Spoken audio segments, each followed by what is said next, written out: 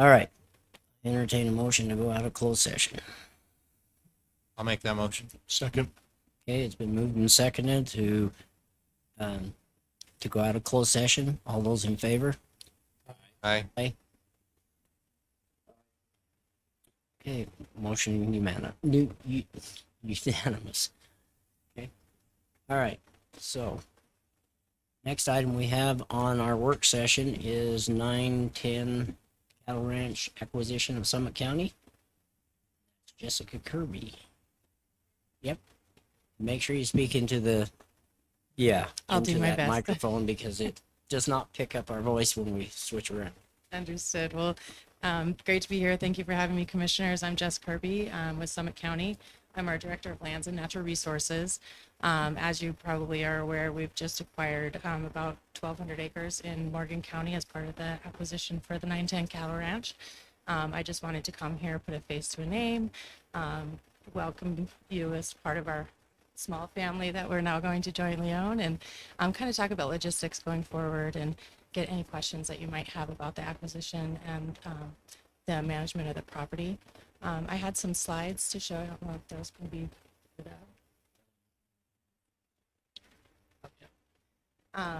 But first and foremost, so we are still under option agreement. We have secured the funding through a Forest Legacy grant, but that will probably take about a year and a half to get that full funding all the way through fruition. So for about the next year, we'll be in our planning phase. Right now, we're meeting with practitioners around the area, different working groups, trying to gather information and intent of different management strategies for wildlife, recreation, watershed protection, restoration, education on the ranch, and how we're going to move forward with those different management plans. As you can see on the slides up there, I'm sure you guys all know it. It's just an incredible piece of property. There's 5 miles of East Canyon Creek that runs through it, and it's nearly 9,000 acres in total. It is the largest land acquisition that Summit County has ever acquired, and can't really see my slide, so I am going to turn my head a little bit here just to keep track. So I'm on track to, the purchase price was $55 million. Our community put a $15 million down payment on that property, and then we received a $40 million grant through that Forest Legacy application.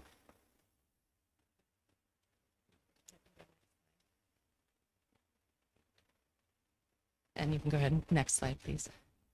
And so the proximity to Salt Lake City is obviously one of our biggest concerns as far as overuse and overlove of this property. And so that is definitely at the forefront of our management strategy, is figuring out a way that we can balance the use and maintain the wilderness feeling and the great natural resources that are out there. This slide just shows that proximity to Great Salt Lake area and in the other protected lands that are around the ranch.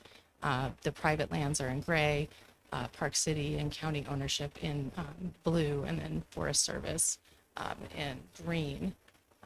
As you guys know, into Morgan County, if we were continued north on that slide, there's a significant amount of already protected Forest Legacy properties that adjoin this, putting almost 52,000 acres into preservation corridor there when you combine them all together.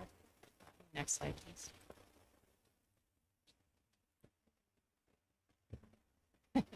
Do you want me to roll it? I think I can. Who was the seller? The owner was David Bernalfo. It was a single individual. And interestingly enough, he has put all of the proceeds from this purchase into a foundation. And the intent of that foundation is to be donated to the University of Utah, whole and in part. So he is a very generous philanthropist here, and he's looking to stretch his wealth that he's receiving from this property and give it back to the community. And I believe he's going to try to build a new Moran Ice Center with those funds. But like that slide there just shows approximately 20% of the property resides in Morgan County. So about 1,600 acres. I think I said 12, but it's a little over 16. So I noticed on your drawing that it goes into the private land. They're on the north side. The red circle. Yeah, the red circle. That's just kind of a Okay, a I just cran. wanted to make sure. Only the purple is part of the ranch. That's all the western portion of Big Mountain, right? Yes. Yes. So It's- Big Mountain's there. It abuts the State ground, isn't yeah, the East Canyon State Park. We do own a very small piece of the campground as well that we're looking to do an exchange with the state park. it? You mean with the Mormon Mormon Flats? Flats. Mormon Flats, you own a little piece of that? Yeah, there's a little triangle in the parking lot that is owned by Okay, because every map that I've seen on our sites is the Mormon Flats or the state of Utah owns all of that. It's Plus a a lot more. yeah, it's a very small Very little corner. And then go ahead. oh no, go ahead. I'm just trying to figure it out because I noticed that you've got property there that is on, it's got the road, and I know that the state property goes through the road and up the road or up that other side, and I'm thinking that somehow or another we've got some GIS problems between where the boundaries are. I would be happy to reach out to your GIS department and do a new survey if we needed to do it just Okay. to shore up that. We did do an extensive title search on the property before we did go into option, and that has all been secured through our title company. So if there is a discrepancy, I would be happy to look into it with you. And again, I apologize that red circle's a little bit That's it's okay. larger I than it's the purple piece. That's the ranch. I was just more bringing attention to the piece that's on our. Because you've also got you've got the Mormon Trail that goes up Jeremy Ranch. What's that? Oh, okay. Anyway, there's the trail that goes up from Mormon Flats all the way up to Big Mountain, and there's church property up near the top, and you've got the state property that's butts up against this property, and so I mean, this almost looks to me like it's not including any of that. I mean, it's taking over all of that from what I'm seeing from it. So anyway, I'd like to do is just sit down with you sometime and go over it. Absolutely, and I have a more detailed plat map that actually shows the plat numbers, individual parcel numbers on it, and we can review that together. That would be Okay. something I'd be happy to do with you. I will need your phone number, or you can call me. Just grab my card back there. Great, and I've got some cards so that I can leave with you all as well.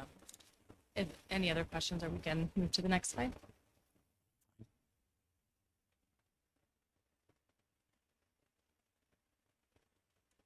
Just again, the financing piece and where we're going with management as far as funding for this opportunity. Right now, we do have met our goal of getting the funding to secure the actual title of the property, but the ongoing management will be our next challenge to fund.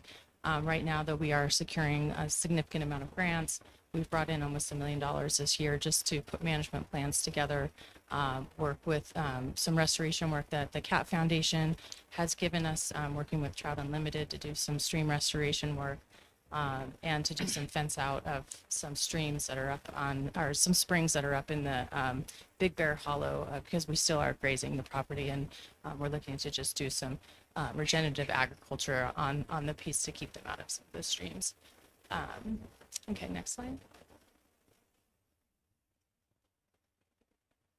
And really, this is just reiterating some of the process and what we've been doing with the updates, with the roundtables, with practitioners, bringing folks to the room, having conversations like this with council members, just bringing light to the conversation, putting my face to the name, or putting my face to the group so you know who to contact. I am the contact for Summit County, our county council as well. I'm sure you know most of them. And just showing the partnerships that we're doing. We're working with capstone students at USU to help inform, recreational fishery opportunities, rangeland management of the properties. So we're reaching out to the community, trying to work with our students, working with a lot of volunteers and a lot of nonprofits in the area who are very interested in not only the property, to get on it and recreate, but to look at it as a opportunity to do a significant restoration of a large stretch of East Canyon Creek that has been a little bit neglected over the years. Next slide. Just our quick timeline, we got the property under option in 2023. We had 4 years to close on it, and we've already met that goal with, we're almost at a year here in August. So we've been moving very quickly, but I think the brakes are getting pumped now because we want to get into a situation where we're doing this right. We only have one opportunity to manage and plan for this property, and we do recognize the impacts of the significant amount of people who are going to want to drive through our the throughway coming through Morgan down through Summit County is now going to be have some eyes on it. It's getting a lot of attention. We are working with neighborhoods and trying to do mitigation. We're trying to keep the media down low, but they always get a hold of the good news, and we want to celebrate as well. But we are really looking at this as a different piece of property. It's it's not going to be another Park City Mountain or Round Valley or thousands of miles of trail. We do hope to look at it very differently and look at wildlife first, restoration first, habitat first, keeping, a sense of wilderness out there that it truly is right now. Oh, and I should just say that the public process has not started on this just yet. We'll start doing holding public meetings in August once folks come back from summer vacations. Did the owner place any stipulations on what could be done with the property? Yeah, good question. So the owner did restrict at closing, or it was a contingency of the agreement of no hunting on the property. That was his big concern. It does pose some handcuffs on us for management. I mean, we do have a large population of wildlife up there that we do need to now figure out how we're going to manage without that tool in our toolbox. So we are working really closely with the wildlife division, figuring out different ways to maybe use people to help move wildlife, but also figuring out where those critical calving areas are and making sure we stay out of them so that we're not moving the wildlife when we don't want to move them. But other than that, it was purely putting it under conservation easement, which this property will be protected in perpetuity, removing development rights from it, so there won't be any additional development as far as subdivision or large structures. There'll be supplemental recreation structures like bathrooms, parking lots, maybe a couple sheds, but no significant development. So, go ahead. What kind of public use will there be beyond what you're saying? Hiking trails, biking trails.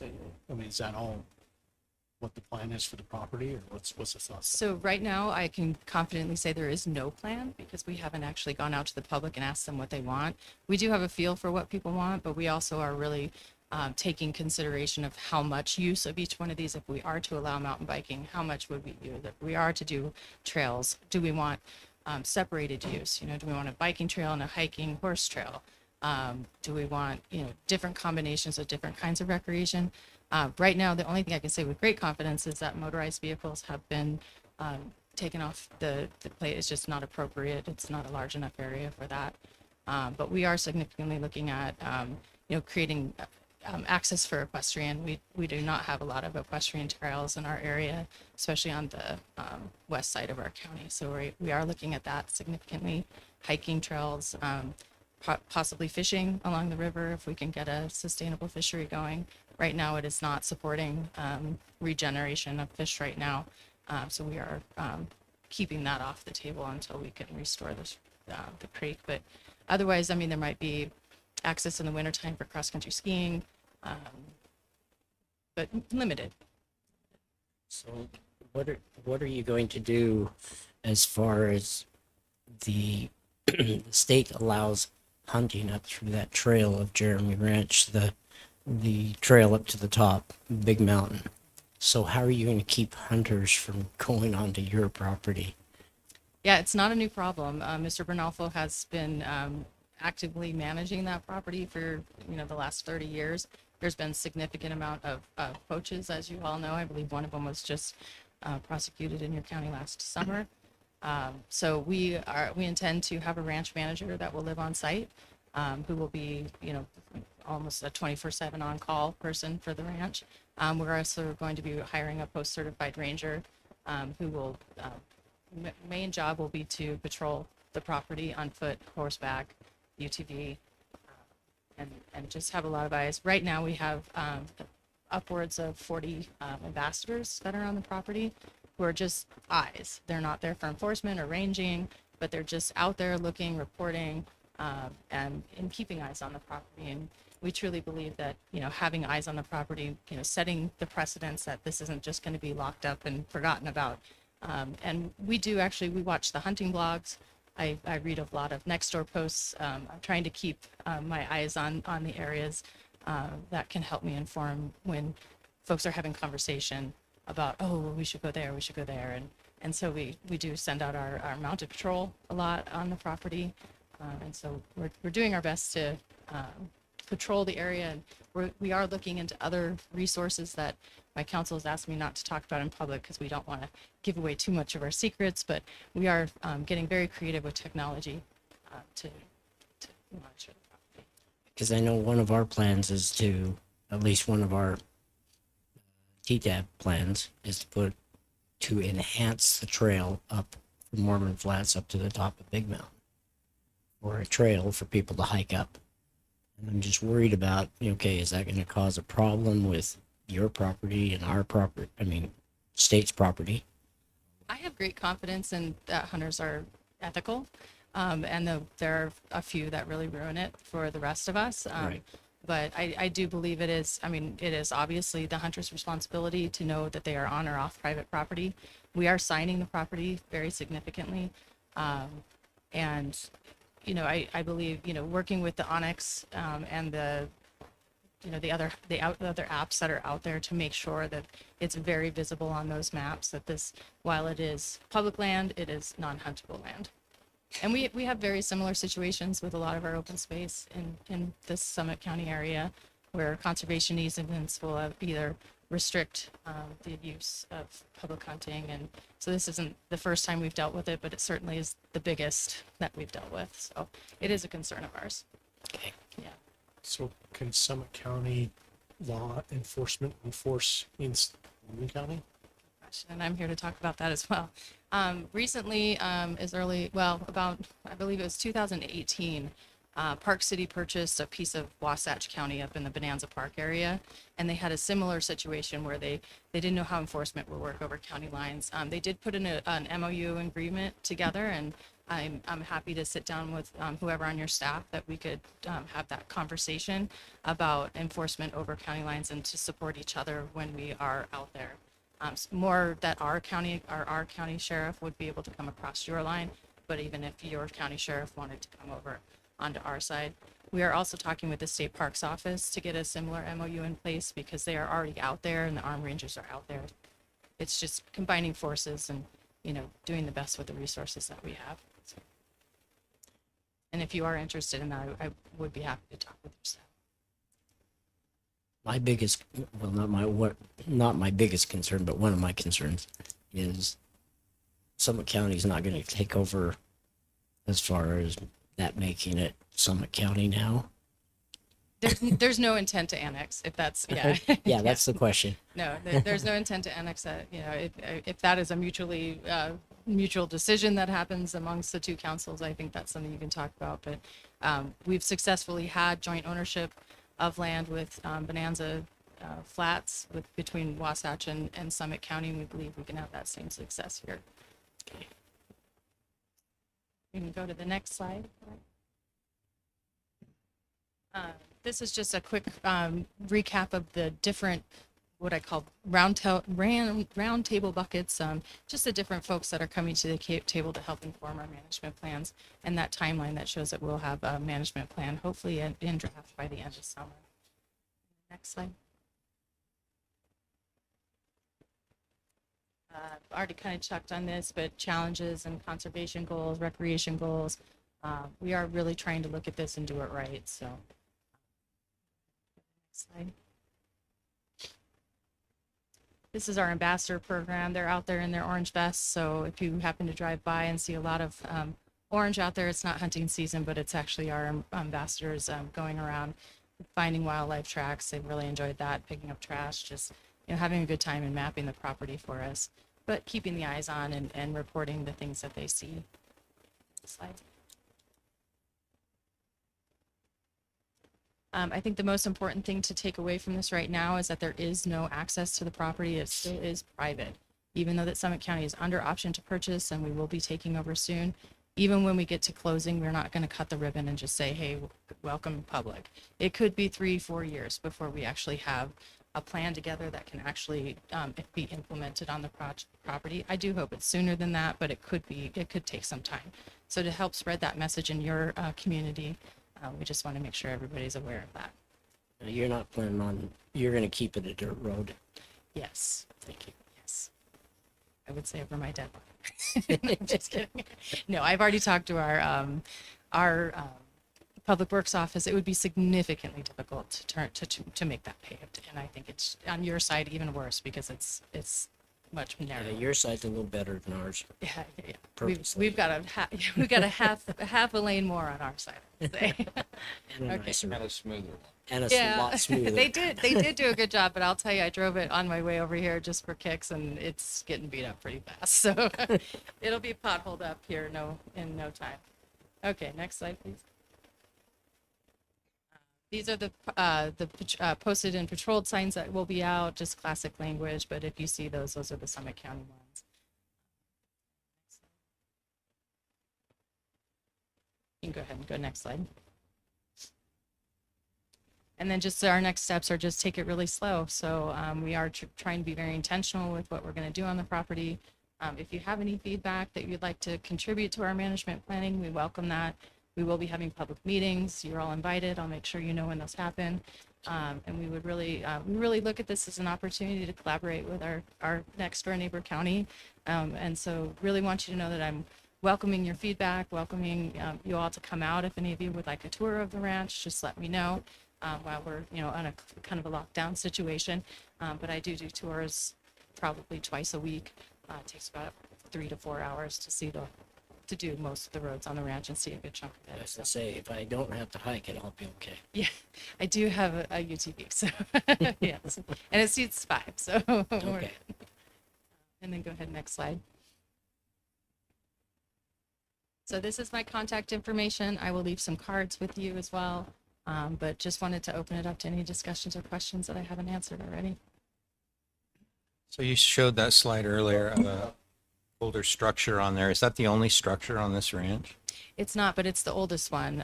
The current story that I'm hearing was the original homestead cabin.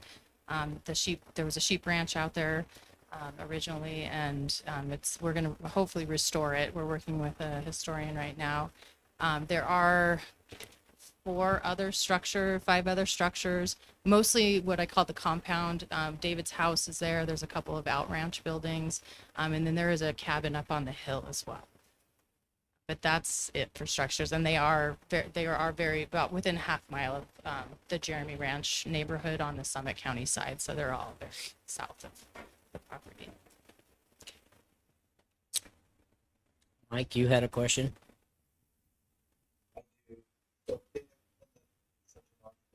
Ranch is located in Morgan County. Play in your management plan process. You invited us to the public comment periods, and that's wonderful, but I think given that so much of the ranch is located in our county, as a county government, we should have some, role in that discussion. So what do you envision in that regard, and what has the Summit County Council discussed in that regard? There hasn't been great discussion around that, and I will take that back to them, but I would envision that it would be treated much like another private property owner that would be in your area.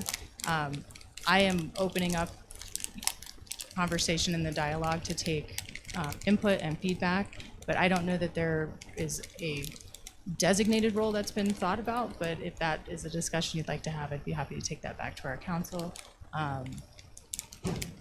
The portion that's in the Morgan County side, Council should consider that.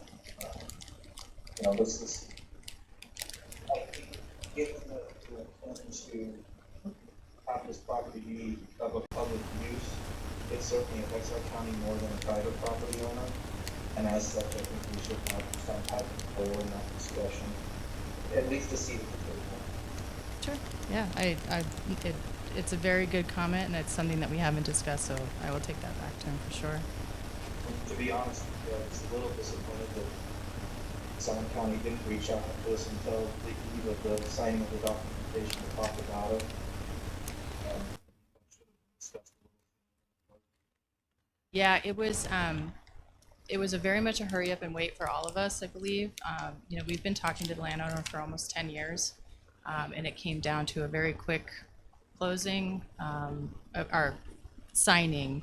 And because of our closed session rules, I believe, you know, we had to be a little tight-lipped about it. And we were very afraid that the more people we brought to the table, it could stop the deal. So it was very intentional, but not intentional to be exclusive. Okay, any other questions? Yeah, keep us informed. That's the biggest thing, is keep us informed and give me a call, make sure.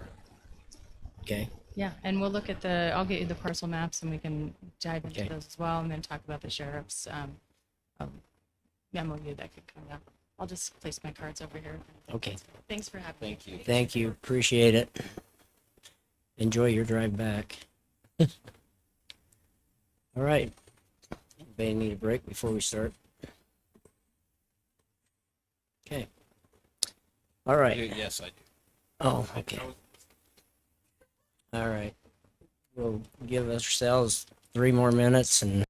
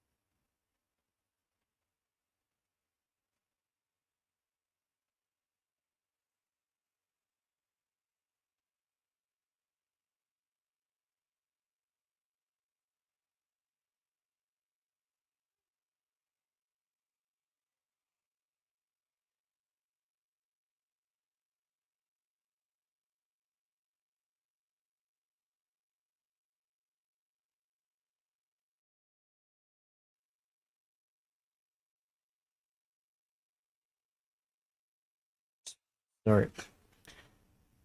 Appreciate everybody coming and showing up today. This is June 4th, 2024. We're going to start the meeting at 5:05. And we've just had a work session that was with 910 Cattle Ranch acquisition, and we also had a closed session during that period of time with Garrett Smith, our attorney. So I've asked Robert or Commissioner Robert McConnell to give the invocation and pledge of allegiance. And I'll turn it over to him. Our Father in heaven, we're grateful at this time for the opportunity that we have to meet with members of our county and the residents here. We're grateful for them and their attendance. We're grateful for this opportunity to meet as a commission and pray that as we do, that we might enjoy the blessings of thy spirit, that we might make decisions that are in the best interest of our county over the long term. We're grateful, Father, for all that thou hast blessed us with, for those who serve our country, and for the freedoms that we enjoy. And we say these things in the name of Jesus Christ. Amen. Amen. Amen. I pledge allegiance to the flag of the United States of America and to the republic for which it stands, one nation, under God, indivisible, with liberty and justice for all. Thank you, Commissioner McConnell. All right. Tonight, before we get started, the consent agenda items, I am requesting, or not, would like to request to put item number 4 and number 5 on the consent agenda under our action items. So just to cover, so that's the COG and the Weber Human Services dissolution. Yes. Do you want synopsis on the rest? What's that? Do you need a synopsis on the rest? It's up to you. I don't, but I've read them all. Okay. I'll entertain a motion. Okay, so I'll make a motion that we move items 4 and 5 to action item agenda. And then to otherwise approve the consent agenda items. I'll second that. Okay, it's been moved by Commissioner McConnell and seconded by Commissioner Wilson to move item number 4 and number 5 to the action agenda and approve the rest of them, 1 through 9, minus 4 and 5. All those in favor? Aye. Aye. Any opposed? Okay, it's unanimous. Okay, Posting number 4 on the screen.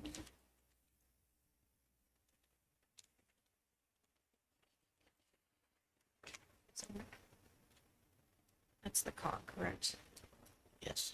Number 4 was the COG and number 5 was the Weber Human Services. Where are the agendas so low?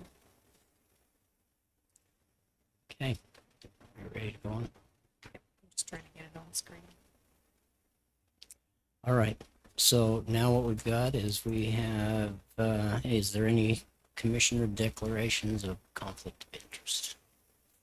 Need the items tonight. With respect to action item 4, which is the matter I put on the agenda, I have a conflict of interest. I am a resident within that community, represent the developer, frankly drafted the amendment.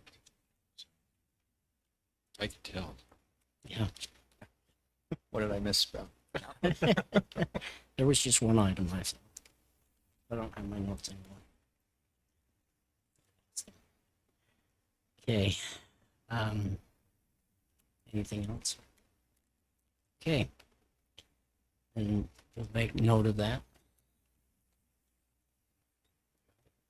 Okay, all right, next item on the agenda, we have, every, Well, it would be action, anything you move from consent agenda. what's that? We can't yet do public comment. Oh, I'm sorry. Yes, you're. Okay, this is an opportunity during public comment time to limit your comments to 3 minutes. If any of the public would like to speak on any matter other than what they get a chance to during public hearing, you are welcome to do so at this time. Good afternoon. My name's Bill Coots. Live in Mountain Green. I'm here representing the Mountain Green Sewer Improvement District. A month ago, I came to you commissioners asking for your help on a self-inflicted wound, something that we had done by not following the processes and procedures. I want to apologize to Josh Cook and his staff for us not working through them before coming to you, commissioners. So I've already talked to Josh over the phone and apologized, but just a bad way for us to do business. Secondly, what I'd like to do is thank the commissioners, and especially Commissioner Anderson, for the $1 million in ARPA funds that we received last week towards the sewer expansion. That $1 million will help towards the $28 million allocated for that expansion in great fashion. So thank you, commissioners, once again for getting that money from the state via grant to us from ARPA. Thank you very much. Thank you. Any others? Okay, hearing none, let's go into the action items of the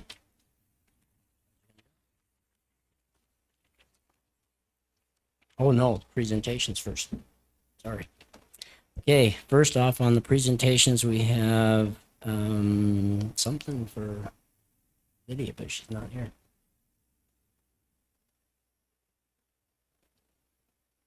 Okay. Wait, we're going to the second one.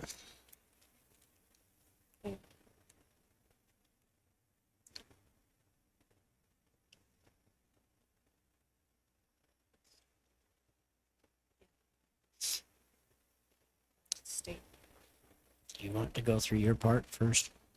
part is not short. So, She's coming? Okay. Then we'll wait for her.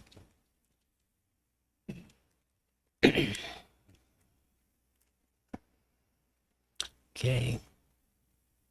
Nope. They're not here? Okay. Yeah. Okay. alrighty. Might be a while. Okay. And what we We'll get we through can one. do, we can put the presentation of her award to later in the action items, and we'll make a break at that time. Okay. All right, so the first thing we wanted to discuss was House Bill 84. House Bill 84 that passed this year is essentially an unfunded mandate that requires school safety officers in every school building. There has been some conversation on whether that's something that needs to be funded by the school district or something that needs to be funded by the county. I do have members of the sheriff's office here if you have any questions on that.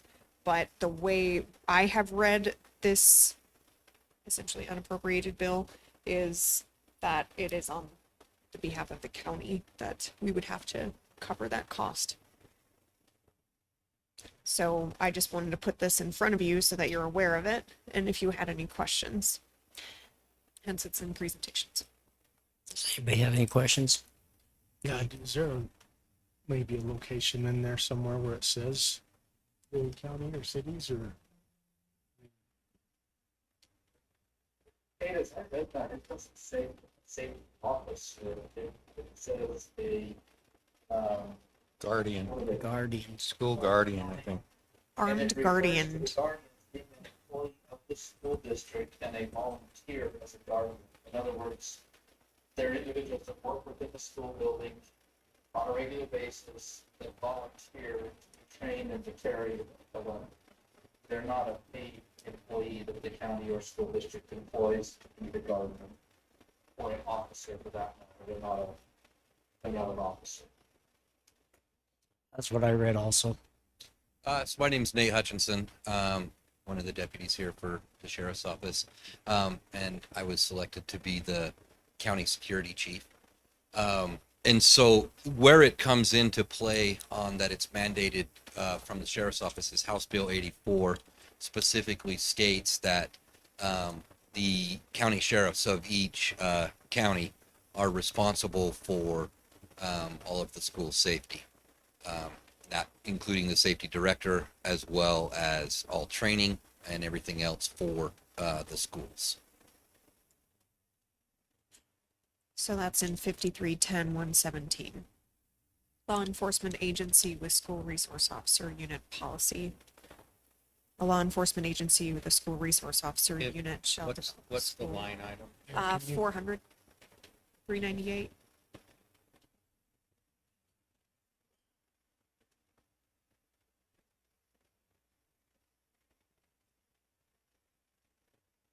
This is one of those. And Yeah, then, it- and it line clearly- 460, They're responsible for training those individuals, those school guardians, and developing a program.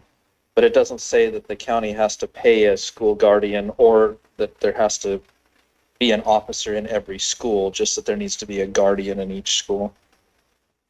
And I think that was our initial concern, was where the funding had to come, where, right? you know, yeah, it doesn't specify exactly who needs to pay. Not the need, by all means. We know there's a need. It was just the funding that we had questions on. And, I mean, from what I understood, and Sheriff can answer it probably, and that is in the discussions that we had, is that they would try to, I mean, if you guys had officers within a vicinity of the schools, and we've already taken care of that problem with two of them, one down in your area and one up here, then the guardians would take care of the rest. Is that true or not true? I think, well, so we're still trying to work through all of the ins and outs of it. I've been having meetings with the state security chief, and frankly, he's trying to figure it out as well. I mean, this is the first time, and this bill is brand new to all of us. In my discussions with him, initially that was the law from last year, was that there had to be a response within 7 minutes, which was the reason that I was selected to come in and work down in Mountain Green. But in talking with him, the elementary and the junior high are too far apart. When we talked about the campuses up here, we talked about how they were close, and I guess the way that the law reads is as if they're connecting parking lots, which he was willing to give us an exemption on if we could connect Morgan Middle School along with Morgan Elementary, but Morgan or Mountain Green Elementary being too far from Mountain Green. Now there is the discussion on the guardians versus an SRO. There is strict guidelines on what the guardians can do and who they can be. A guardian cannot be a school administrator, and it also cannot be a school teacher. So for instance, over at Mountain Green Elementary School, that essentially leaves me with a custodian or a lunch aide, which they're fantastic people, but there's nobody over there right now that I could even remotely believe that's qualified to do that job. And so that's where we're kind of having some issues. So is my understanding, Corey, that you did get with someone and they cleared us that for this campus, we could just do one since we're in a 7-minute call out? Two. And who were you talking to on that? His name's Matt Pennington. He's the state security chief. He works for the Department of Public Safety. And Darren Bushman's in charge of that if you need to get hold of him. I just wanted it. Also in meeting with him on Thursday. Sorry. Yeah, we've set up a meeting with us, the school district, and Director Pennington this Thursday to try to get some more clarification. But I've had these initial meetings with him, and this is kind of the direction that I've been given so far. So with that being said, in a case where the county would have to foot the bill, we'd be looking at one more potential SRO. Yeah, that's correct. That's where there's also another grant out there where the county would actually come up with 25% of that deputy's wage, where the grant would pay 75%. Yeah, I guess, When I was asking, yeah, I'm 100% on board with making sure this works how it's supposed to work. I just want to make sure we understand who's paying for this. I mean, who's paying for it? And where does it specify in this bill? Because I'm looking through the line items too, and I'm not really seeing real well that it says county or school. I guess it'd be one of the two. I don't know who's paying for these officers. like I said, this is all brand new to everybody. We're all just trying to Correct. figure this all out. correct? The COP grant itself is actually specifically written that we have to write that grant. Now, the school does have, I think they say they have $100 million up into throughout the state for grants for them to write. But we have to, if we're going to write that one, we have to write that. I mean, currently, I thought we come up with an agreement or memorandum of understanding for the officers currently? Correct. Correct? The Yes, we schools- do. And the school's paying for that? Correct. Yes. So I think that's kind of what triggered me putting this on the agenda is he wanted to apply for that grant. The issue with the grant, I've been looking into it. It actually closes Thursday. And I've been gathering up because you have to have a Sam's ID, then you have to have a user ID, and typically these take weeks, if not months to get. We have a lot of them. So if we did get approval to pursue that, I have about 48 hours to get that done. Yeah, I don't think any of us were against going after a grant. That's never a bad thing, just who would pay for it and how that would work and who it would go through. Now on the grant, it's very specific that the grant will cover 75%, and then the local agency is mandated to put in 25%. That's for the grant specific. And the reason we were looking at that option is if we had to hire a new full-time, new FTE to cover the schools, that we could use that grant money to supplement that position, so it wouldn't be as big of a burden on the county. That's what Or we're school. looking at. Yeah, or school. Yeah, great. So as far as the 25% that we have to come up with, it can that be like the benefit package or however we have to work that out, we can do that? Yes, that is correct. And that is in the event that we're approved. So step one's applying, step two is getting approved. So yeah, I mean, Sheriff Stark and the chief deputy, we've been looking at all options to try to figure out ways to lessen the blow that this is, because again, no one expected it. So would that take place in this current school year or will it start in January? I believe it could take place this current school year if I was able to get everything submitted and get it approved on time. Like I say, we're kind of behind the eight ball. It's something that normally they start asking for months ago, but we weren't aware of all of this new stuff until recently. So when would they tell us if we get it or not? I believe that they were saying by the end of June, we would have an idea. Because we will have to ask for a budget increase. Well, before we do all of this, we gotta know if in the law it states that we're supposed to be paying for it at the school. If the school needs to be paying for it, then I think we need to jointly work with them and say, hey, we're going after this grant. You'll need to pay 25%, that kind of a thing. But I don't think that I haven't, in everything that I've studied and read on the grant, I don't think it specifies exactly who has to pay for it. It just specifies that it is the responsibility of the county sheriff's office. But it was one of those unfunded mandates. It didn't specify where the funding had to come from, but it said, Sheriff, you're responsible for it. So I guess at the end of the day, we don't know who has to fund it, but the sheriff is by statute now required to take care of it. So before we go way down this road, I think we need to really understand House Bill 84, because I do not read it to say that we have to provide additional SROs. Again, it talks about guardians, and I think we need to do some due diligence as to what that would entail, what it looks like, is that feasible in each of the schools, and et cetera. And in terms of a grant, I think we need to understand, is this an ongoing grant? Is it a one-year deal? Is it a one-time deal? If it's ongoing, how long does it go? We need a lot more details before we start throwing money at any of this. Absolutely. So I believe that we could obviously, if we were awarded the grant, there's the option to say, hey, at the end of it, we decided we didn't want it.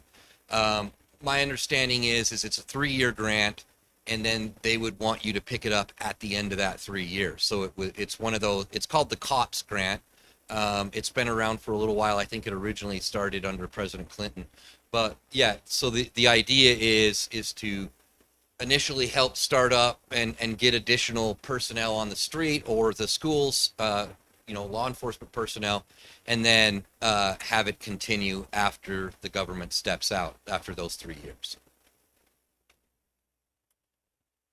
Yeah, it's unfortunate. I mean, Representative Wilcox did an amazing job presenting to us commissioners at UAC. I specifically raised my hand and said, how are we going to pay for this? So, and of course, when we talk to legislators every year, we say, how do we pay for things that you guys mandate us to do? So it's extremely unfortunate that there's something like that wasn't addressed when that was the main concern. The concern is not taking care of our kids and the safety of our kids at all. We all 100% agree with that. So For sure. Well, and from the law enforcement side, I know that we, the state FOP, the Fraternal Order of Police, was also on board. They're on board with protecting the kids, but at the same time, they also were bringing up the concerns to Representative Wilcox, saying, hey, where is the funding going to come from? And, they didn't get far either. So it's not, unfortunately, it's not us. We're just here because now we've been mandated.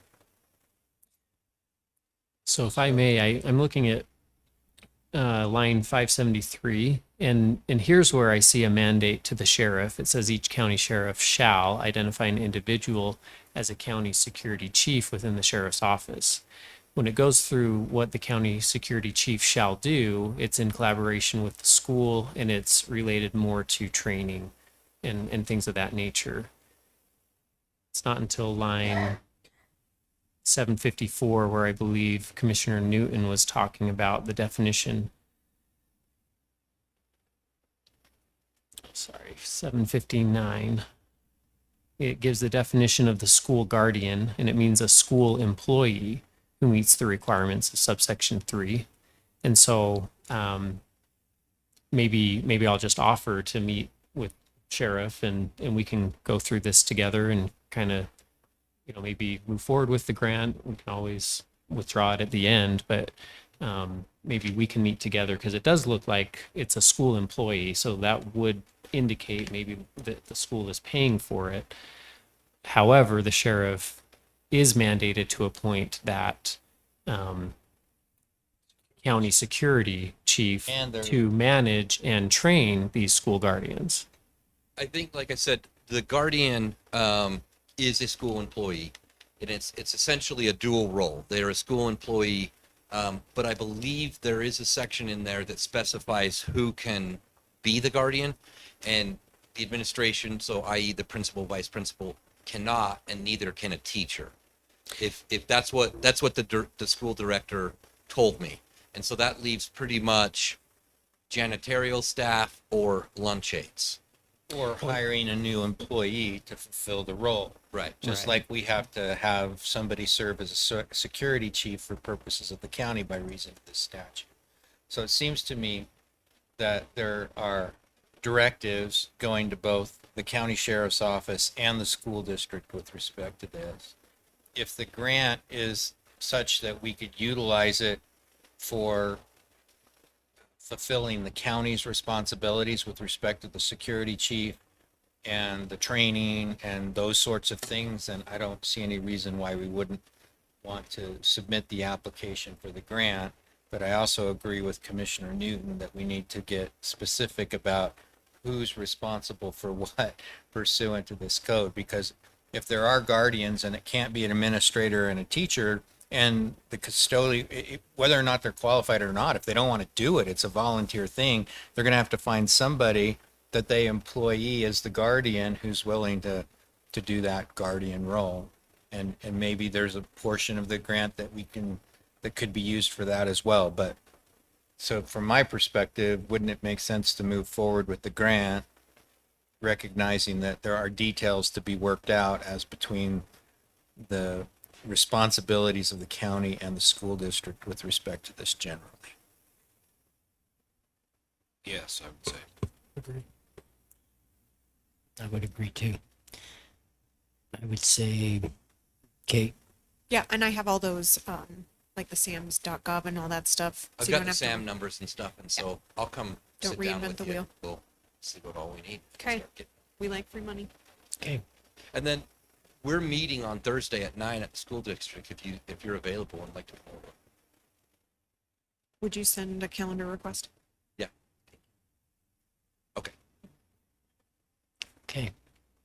Okay, Okay, the second thing, or sorry, are there any other questions on House Bill 84? Not that I understand it even.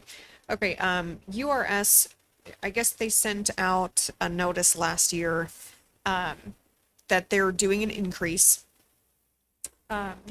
So currently, we as employers pay the contributions to tier 2 employees on the hybrid system up to 10%.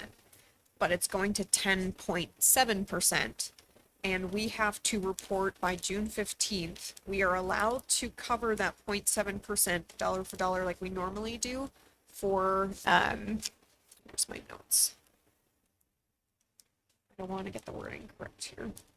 Essentially, there's nothing that allows us to do it for just everyday employees. But we can pick it up for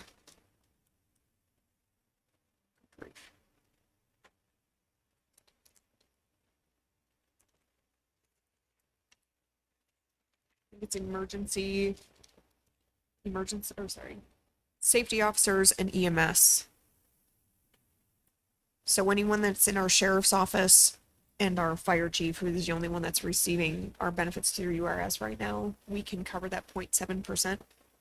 So I need to know and report to the state by June 15th whether we intend to cover that 0.7% like we have, because it was up to a 10% cap, but now it's 10.7%. So that's question one. Question two is it's across the board. So anyone that's on the tier 2 hybrid system, hybrid URS, which is pretty much the majority, we can't cover that 0.7 directly. So there's across the state of Utah, we have cities and counties and other people that are on the URS system. The positions like me are sitting here going, are we going to do a stipend? Are we not going to cover the 0.7? Then it comes out of their checks. So we have to let our employees know that their paychecks are going to be 0.7% less because that's going to their URS now. Are we going to cover it at the end of the year? Once we find out what that allotment is, some are doing a flat fee stipend. Some are just increasing everyone's wages by 0.7%. So I have to report fire and EMS by June 15th. This goes into effect the first pay period in July. And unfortunately, the very important email about this went to our previous HR director on May 5th, and I also got it. So I apologize for the short term round, but that's kind of the topic right now. So legally, we can cover the 0.7%. So if you're good with continuing our match to that, I'll get that reported. so it's a 0.7 that we have to increase. It's a 0.7% increase for anyone on the tier 2 hybrid system, URS. But if they are a sheriff, fire, EMS, we are allowed in the increase. There's no cap on what we can match, but there is a cap of 10% on all other employees. So we can't match dollar for dollar. Like we can't just pay that. So it'll start coming out of their checks regardless. The question is, do we want to, on those employees, compensate them for that in some other way? Do we know what 0.7 looks like on all those that are tier 2? And what that change would be on a monthly or yearly basis? I have our HR person, our HR contractor pulling that data, but I don't have that right now. So if it's $1,000 total a year, that's one thing. If it's 15 grand a year, that's another. And that's why I don't have it in an action item, because I didn't have data for you to make an informed decision. So it's not a choice for us other than possibly to pay for it for them? Is that Or not, yeah. Or their paycheck goes down by 0.7% if they're actively paying into the tier 2 hybrid URS benefit. So it's not, They elected into it. Correct. what if they don't elect into it, then what happens? So if they, like, I think we have some that are on the 401k that one did not go up. So the level, tier 1 did not go up. Tier 1 did not go up. This is tier 2 hybrid only. So for the purpose of EMS and sheriffs, that's the one I need to report by June 15th. And the other one I can bring back for next agenda. So as far as an action item, it's not on that. It's not on action item. I just have to report whether we're gonna continue to match 100% or if we're just gonna leave But it at 10. if we can't match, I mean, we have to match the ones, but we don't have to match. We don't have to match, period. Oh, okay. It's just we always have. The question is, are we going to match at a 10% or 10.7%? Up to, because they may not contribute. Right, it's their election, the election that they made, which if that flyer's right, they made it in year one of their employment. Correct. It's like, wow, give people flexibility throughout their career. Yep. They elected it in tier one of their employment, and they may have chosen anything up to 10%, right? We have on And we payroll match whatever they put 122. in. On payroll, we have 56 FTEs.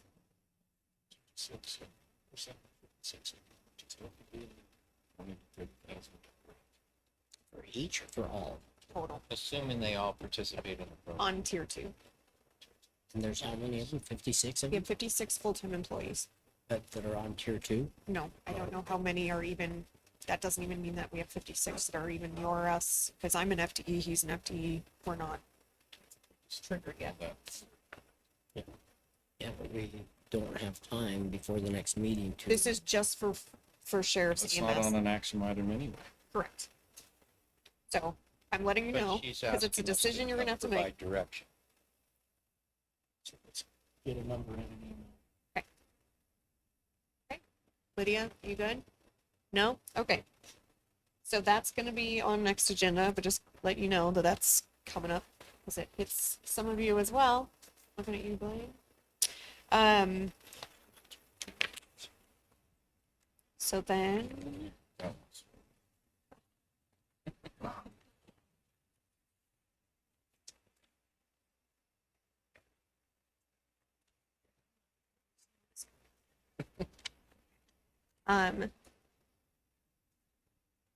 we have a TRT report due. And you're gonna get with me on that? Mhm. Okay. Tomorrow. And we have, so the planning commissioner, I promoted him or demoted him, whichever way you want to look at it, right, Debbie?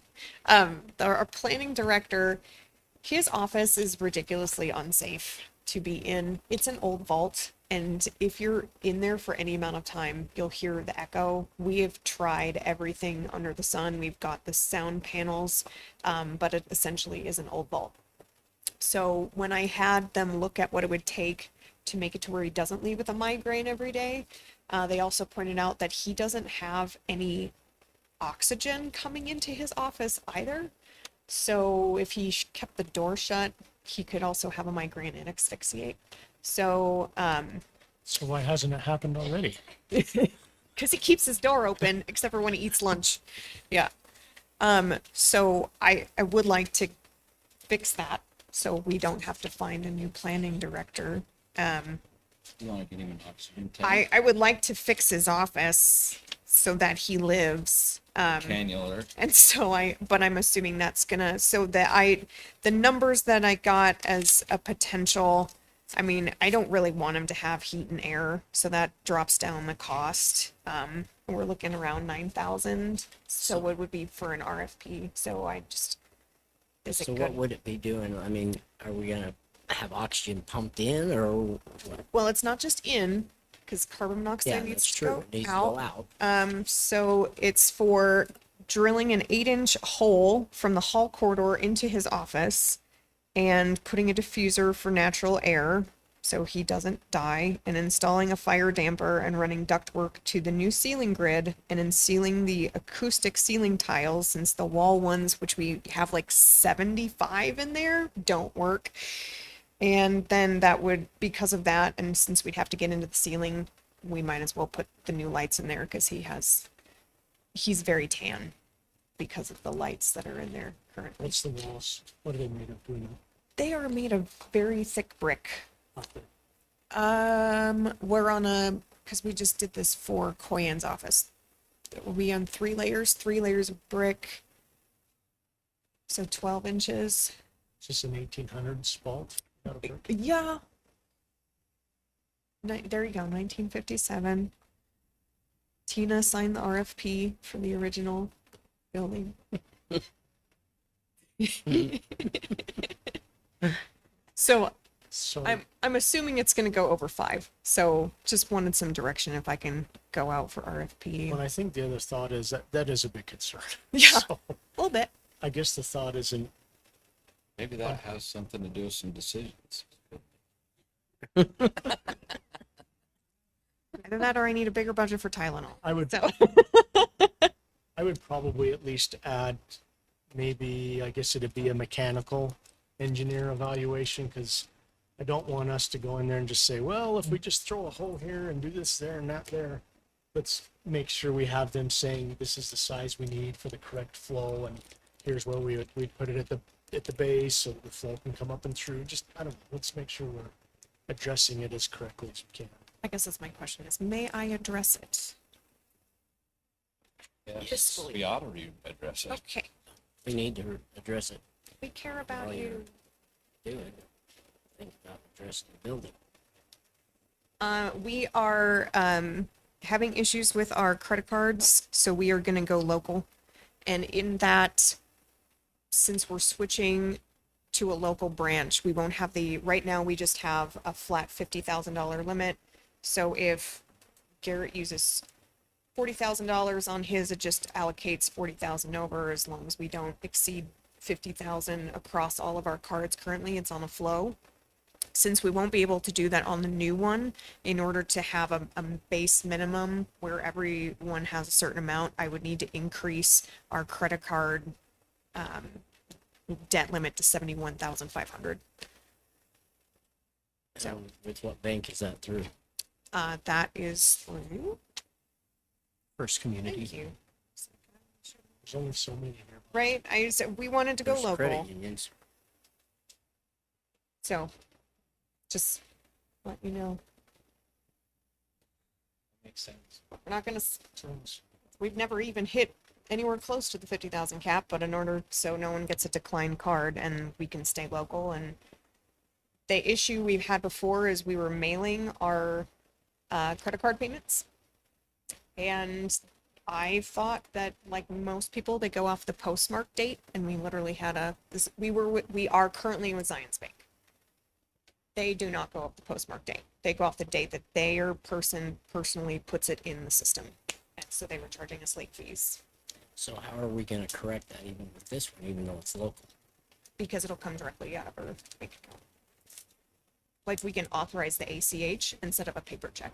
And if we have to do a paper check, we can walk across the street instead of driving downtown Salt Lake. Well, I think we were actually physically driving the check to Layton so that they would stop charging us late fees. So. Okay. Let's see. I got with you about the county fair coordinator position, and we had a whole bunch of applicants for that need response, and I think you're still working on interviews. The referendum has been withdrawn, so you got that notice. So back on the fair person, Yes. we're only 8 weeks away. Is it No, well, we somebody? have one for this year. Oh, okay. This is going forward. Okay, because I had another suggestion. Okay. And then, Utah code changed.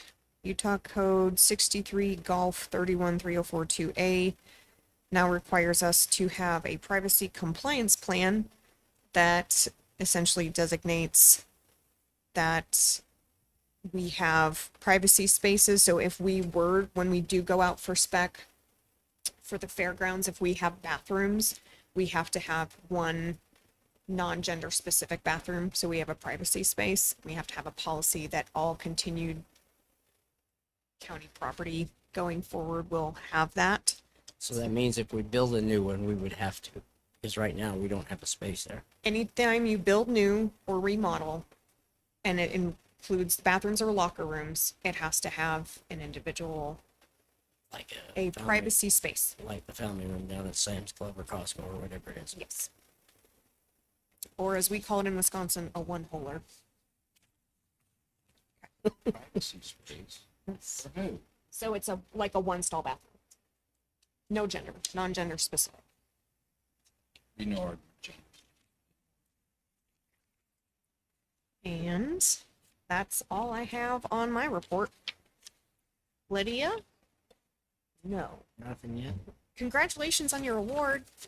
We'll award you eventually. When they get here. Yeah. Okay. Anything else on those? Okay, then let's go into the next section of our agenda. And since we put items number 4 and 5 of the consent agenda over to the action items, they come first. Jeremy, I emailed that to you. And so So the first to one, oh, nope, that's not the right one. first one was So the first one is the creation, the agreement concerning COG. So Council of Governments was created in 2002, but it was not done by resolution. It was only done by agreement. right. So this is essentially me requesting that we do it through resolution. So this one here, the reason why I wanted to put it into an action item was to discuss it.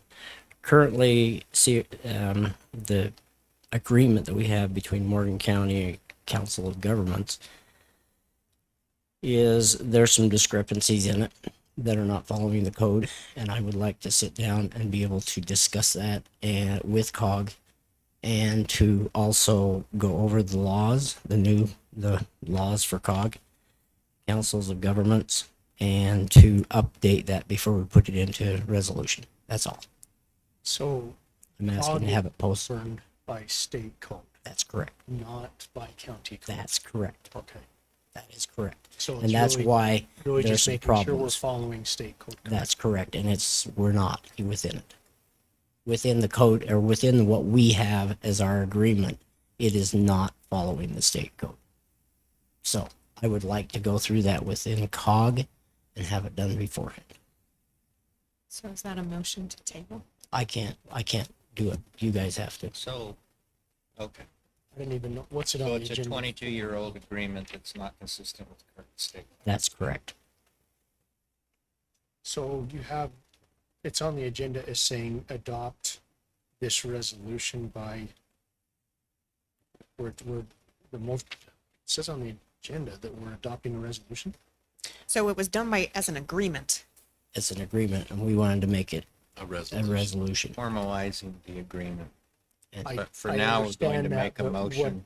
But what I'm reading here is that we're actually saying approving a resolution, but We're not going to So, approve so it. yeah, what we're not gonna approve. Vice Chair Fackrell is saying is he'd like us to postpone it so that he can work out a new agreement that will come back and be approved by resolution. That's correct. So who put it on the agenda? Okay. Because it went to, gave it to COG.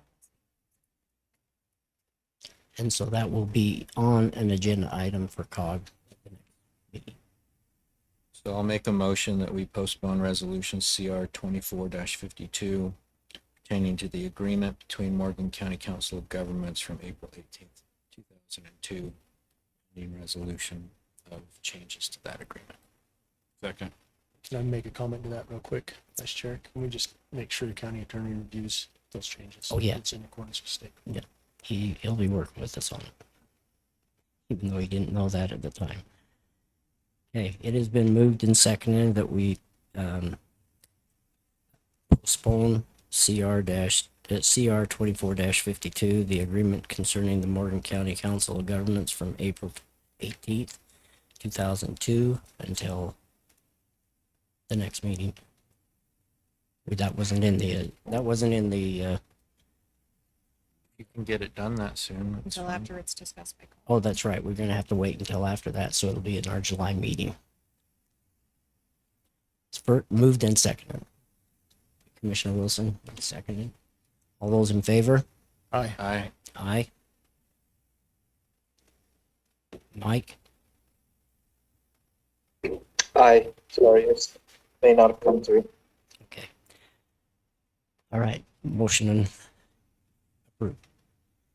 So this next one is a resolution from 2007. We were talking in, remind me, It was in COG or in the the one before RPO. COG. RPO, thank you. RPO. All the initials.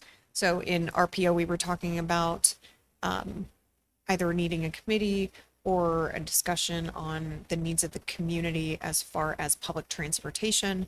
And in that, doing research, this was created, this resolution was created in 2007, designating Weber Human Services as our entity for managing a services transportation planning committee.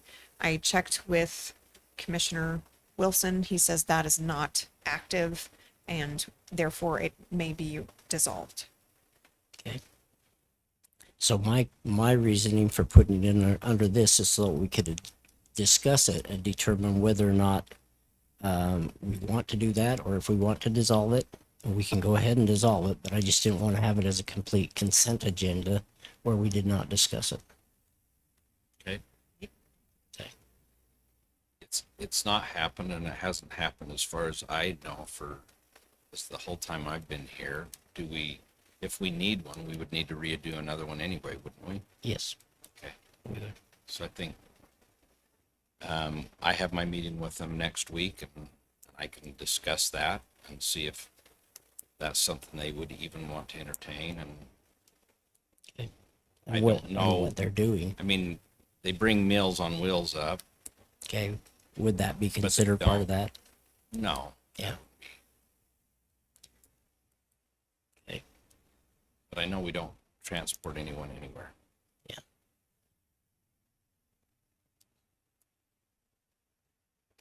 Dissolved. So do we want to dissolve it? Yeah. I'm okay with it if we dissolve it. I just didn't want to dissolve something that was working and we didn't have any information on. I'll make a motion that we dissolve, or that we approve CR 24-53 and dissolving resolution CR 07-13. Second. Okay, it's been moved by Commissioner Wilson, second by Commissioner Anderson to accept CR 24-53 dissolving the resolution CR 07-13. All those in favor? Aye. Aye. Any opposed? Mike, are you opposed or? No, I'm for. Okay, so it was unanimous. Okay, thank you. All right, next item. I think Lydia's ready. Yeah, Vice Chair, Oh, what's that? I think that the representative is here for. Oh, okay. All right. So before we get into action item number 1, we will go ahead and have the presentation by the Utah Recreation and Parks Association.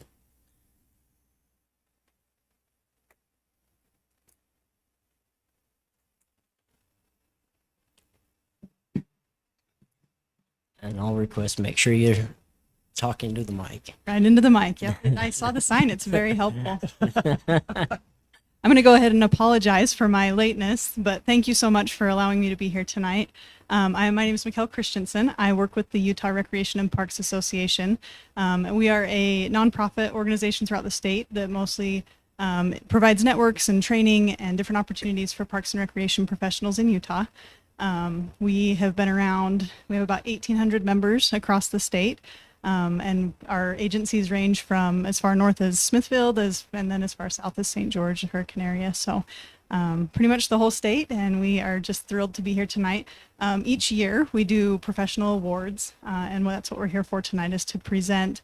Lydia Hebden was our outstanding young professional of the year this year. So we wanted to make sure to come and brag about her just a little bit and make sure she is recognized in your community. So as you know, Lydia is an amazing professional, does a lot for Morgan County and for Parks and Recreation up here, especially in the recreation area. I know that's kind of where her specialty is. And as you know, she's grown a lot of programs and is just an outstanding leader. For URPA, she's participated in Leadership Academy over the last year, which is a group of 12 professionals throughout the course of the year that meet once a month and just learn how to be better leaders. In that group of 12 leaders, Lydia was an outstanding mentor in that group. She was definitely one of the ones who made sure they stayed on task, got their assignments done, was in there just driving really good questions when we went to other facilities and having great conversations across the state, learning all that she could to bring back here to Morgan County. So just a little background on what she's been up to with the URPA in the last year. We also appreciate her as a leader in the North region. We have 4 regions. Morgan County is in our North region, and she has been with you guys, I think, for 4 years, is what I read in the bio. Yep. Okay, perfect. And she, in that time, has been active with our North region and just has done a great job at making sure to be a part of that network and letting everybody know what great things are going on in Morgan and really representing you guys well. So just wanted to brag on that for a minute. And when that happens, and as much as this award is for Lydia, and the outstanding work she's doing, it wouldn't be possible without an outstanding staff and an outstanding support system through the commission. So thank you guys so much as well for supporting Parks and Recreation in your community. So just appreciate that. And we'll go ahead and present her with this plaque. It's really nice looking rock. And then we have both a picture of her Leadership Academy graduate and her award at conference. So okay. Thank you guys so much. Thank you. Thank you. Congratulations.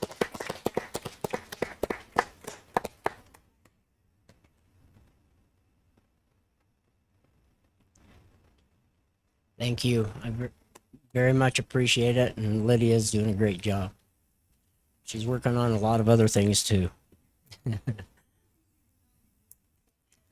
That's very true. Thank you. Okay. I think it's a great accomplishment for Lydia. All right. Next item, number 1 on the agenda, action items. We have I don't know who to turn this over to,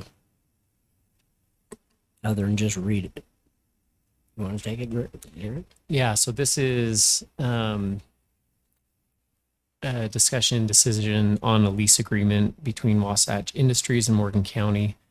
There have been a lot of discussions that have happened over the past couple weeks. I think Commissioner McConnell is probably most apprised as to the details of those discussions, and so I was going to let him speak to that.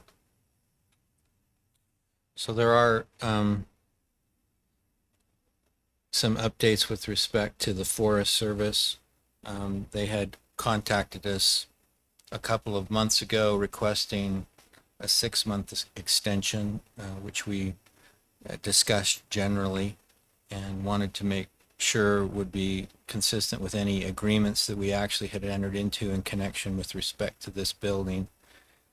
They have since contacted me and said that they want to that they would want it to be between 6 and 8 months to take them to the end of the next fire season, and or a 5-year agreement. And then they actually contacted me after that and spoke to the potential of a 20-year agreement.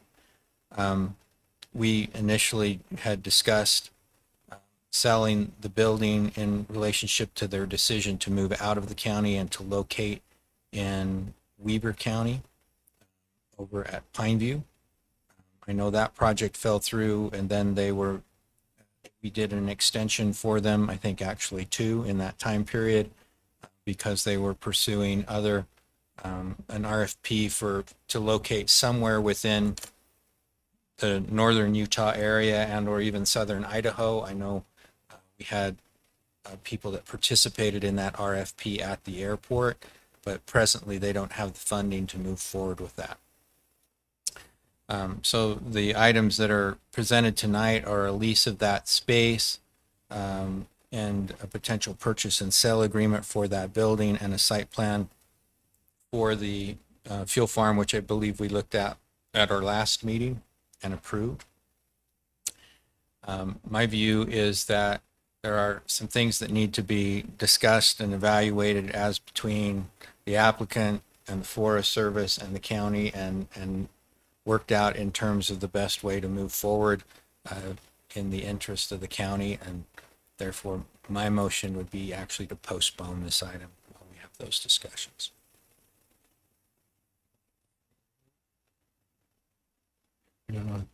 Okay, it's been moved by Commissioner McConnell to postpone item number 1 till a later date. The whole thing, or do you want the fuel farm, or not included, or what? Well, let me make sure. I think that we approved the site plan for the fuel farm at our last meeting. Or did We not? did. I think the applicant is here as well. Part of using the fuel farm, though, was a lease agreement for the hard surface of that. The agreement that I've prepared includes exhibits A, B, and C, which is also the CUP.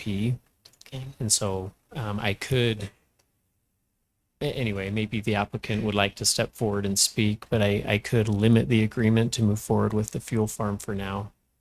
And then we just incorporate the other areas And I as know that- discussions are and I'm had. happy to have Mr. Hayward step forward and speak. And he has indicated to me that he's more than happy to have the Forest Service continue the lease and or do extensions and so forth.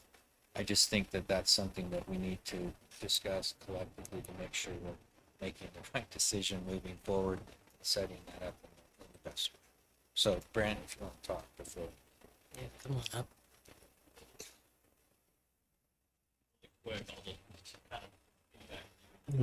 You need to put that closer. There you go. Sorry. To reiterate what you just brought up, yes, I mean, it's always been my intention to work with the Forest Service, you know, if it's, you know, short term or long term, you know, for that building, I'm perfectly fine with that, you know, and putting, you know, the avionics shop kind of on hold while, you know, all of that takes place.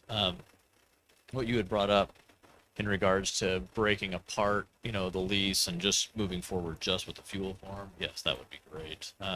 At the last meeting, no, none of that was approved. So yes, if we could, if there was a possibility of of approving the site plan for the fuel farm tonight, that would be fantastic. Okay, I can be, that, I don't have a concern with that. So what, I guess I'll do this in 2 steps then. I will move that we postpone action item F1, A, and B. Okay. Pending discussion and resolution of the agreements as between the county, Mr. Hayward, and the Forest Service. Second. Sorry. It's been moved and seconded that we postpone action item F1, A, and B till a future date, till things can be resolved as to whatever it is we're going to do with it. And all those in favor? Aye. Aye. Aye. Okay. It's And then why don't vote we is just, unanimous. Sorry, I got to say that first. go ahead. Why don't we just bring up the site plan for the fuel farm?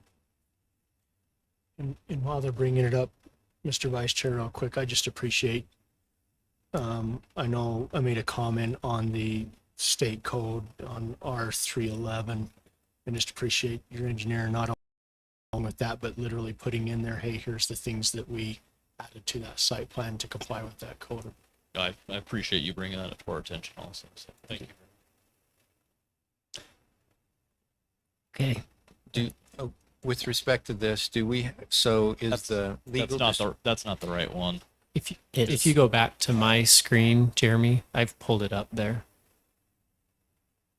so would the lease area be everything within the gray and including the 2, what I believe are the concrete pads for the, Correct, yes. okay. Go ahead. Can I point on?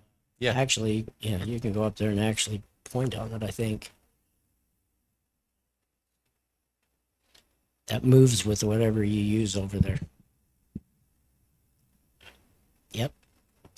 Oh, sorry. So, this.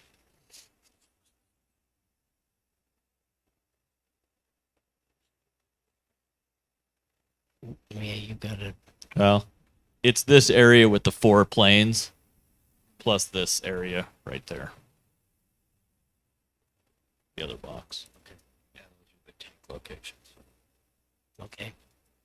And then that lease is just consistent with our standard lease form and square footage rate. Not quite. It's consistent with the one for Nine Line when they for their U.S. Forest Service lease, and so it was a little bit different because the private have a different rate than the commercial rate, and so if I go back to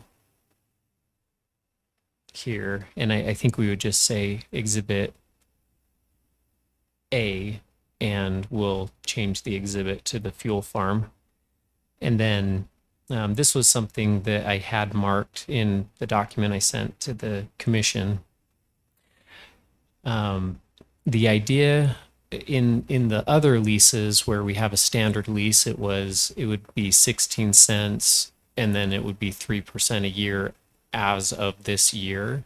In the one that we did specifically for Buster and Nine Line, we didn't have a start year, but the intention of the county commission, from my understanding, was to make sure all commercial rates remained equal to each other, and they want all the private rates to remain equal to each other. So what I've done here is I just took the rates with 2 years of the point or of the 3%, and so and I could remove this because we won't have any building footprint, and so it would just be $8.49 per leasable square foot of hard surface.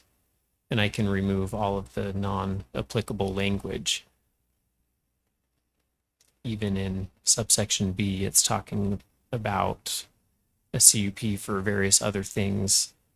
And I could just make it focused on the FBO.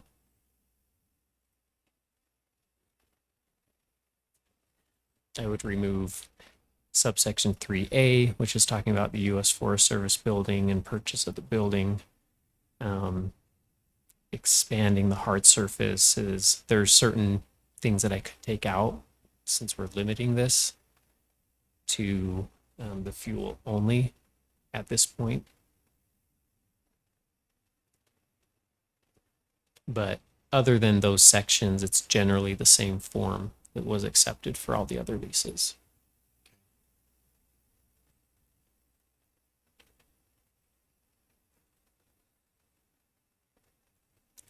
Discussion.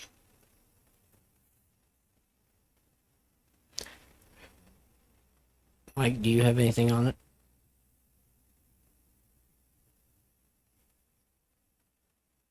No, sir, I'm good.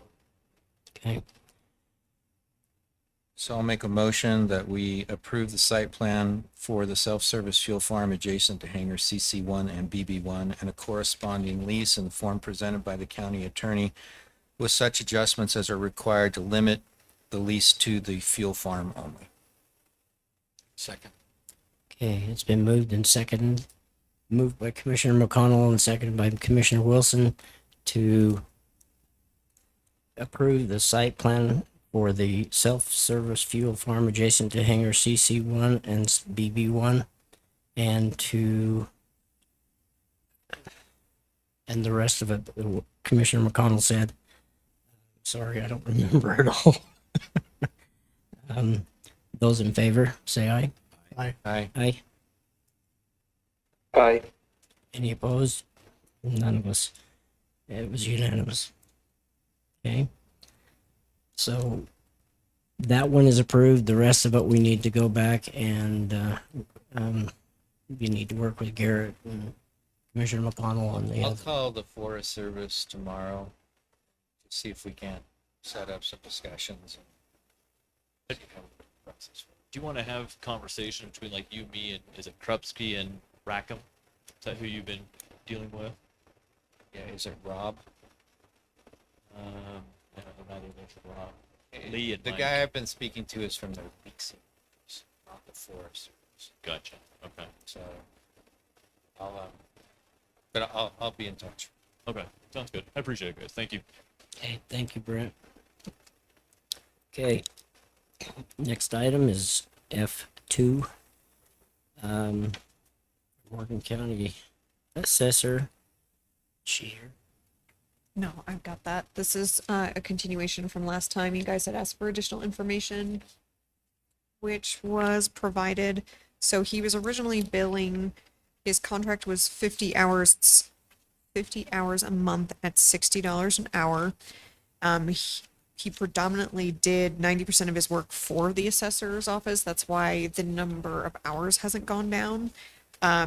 So he is now, his $60 an hour rate has been that for 9 years. So he's increasing that to 75 as his unit price, and then going down to 40 hours. Bless you. And she did include a detail of what all he works on. She does have him working on several projects, and she does say she needs this to get her through while we're in this build out process.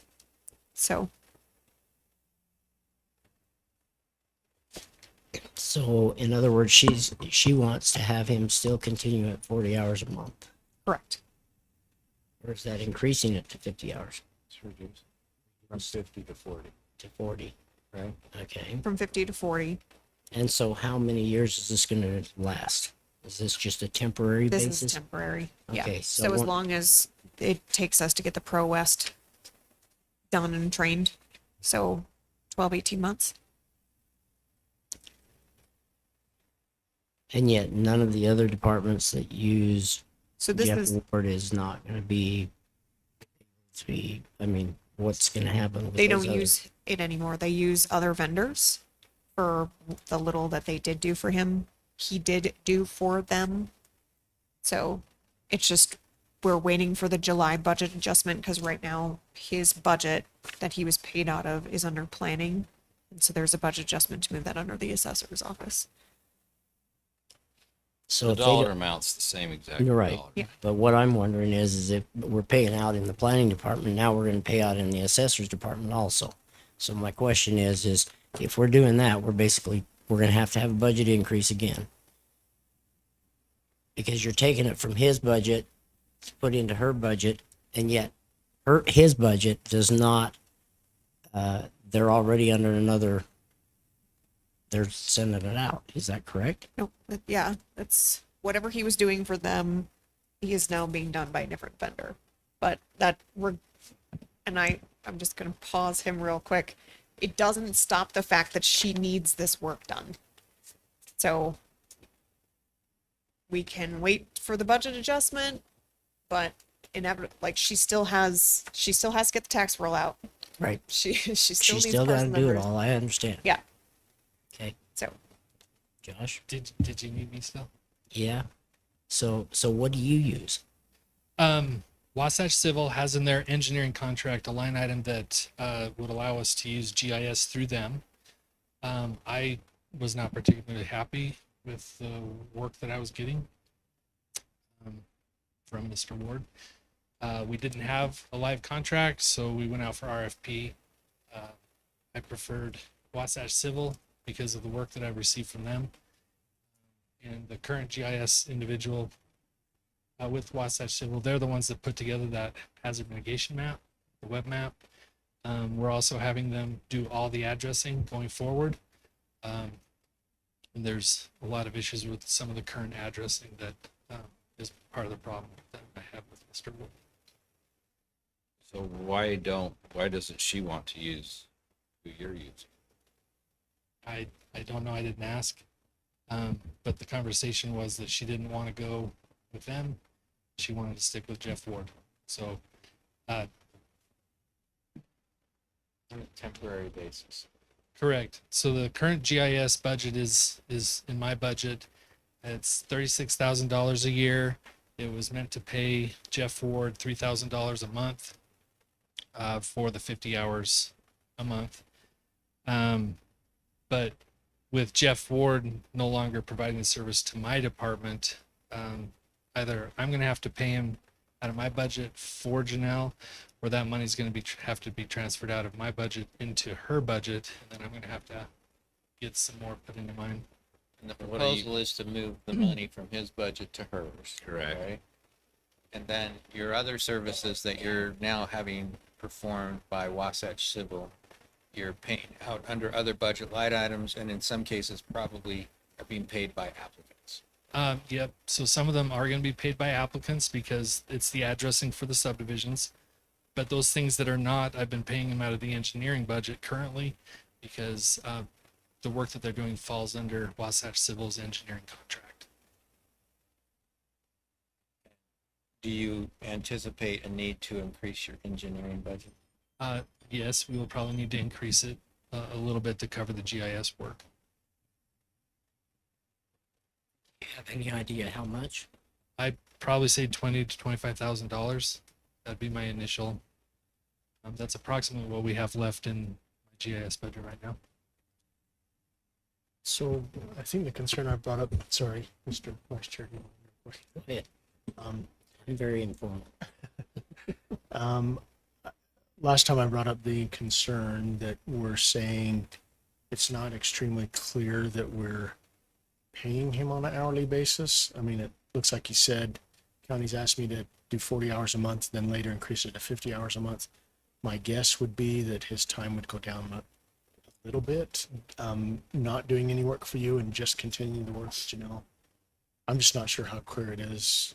I mean, I guess it'd be nice if we would just say it's a hour basis, but So basically, he's saying that he's putting in 10 hours less. He's putting in 40 hours a month now instead of the 50. And he's raising his contract price from $60 a month to $75 a month. So An hour. cost, right. So the cost comes out to exactly the same, $3,000 a month Okay, but so- I thought he was doing him. less work. for him. Yeah. From what I 50 hours to hear, 40. he's doing less work. yeah, so if he's only doing or was within that past contract or past time he was working with you, if he's only doing 10 hours, if that's all he thinks it's going to be less, why are we paying him the same amount? He's raising his rate. Raising his rates He to hasn't raised his 75. rate in 9 years. And what's the rate we pay Wasatch Civil for similar GIS work? I'd have to check. No, it's What's it say? the RFP that they submitted to us was lower. So Yeah, it was $60, I think, Really? it was lower. for that portion if it didn't require a higher level engineer. So I can check the amount and bring it back to you. I told her there was a strong possibility it was getting tabled. I guess I'd like to hear from Janelle, or at least Okay. know that she's saying this is how many hours a week or hours a month that I will need him for. So we can get some kind of better estimate than just saying, whatever you're always paying me, let's adjust my hourly wage to make it. Well, I'd like to know too that why she has a problem with Wasatch if they're doing the same work. How did we fit it all into 36,000 and now it's 56,000? I don't know. Prior to me getting here, his time wasn't tracked. He was paid 2 months in advance. So he was paid $6,000 in advance of any work being done. The time wasn't being tracked. When I took over the contract, I started having him track the hours that he was saying he was working. So I don't have an answer for you. That's what I'm trying to say. Does Wasatch Civil, do they track by hour per project? They submit an invoice to us based on the hours that they've worked on certain projects, and they list out the projects that they've worked, the hours that they've put into it.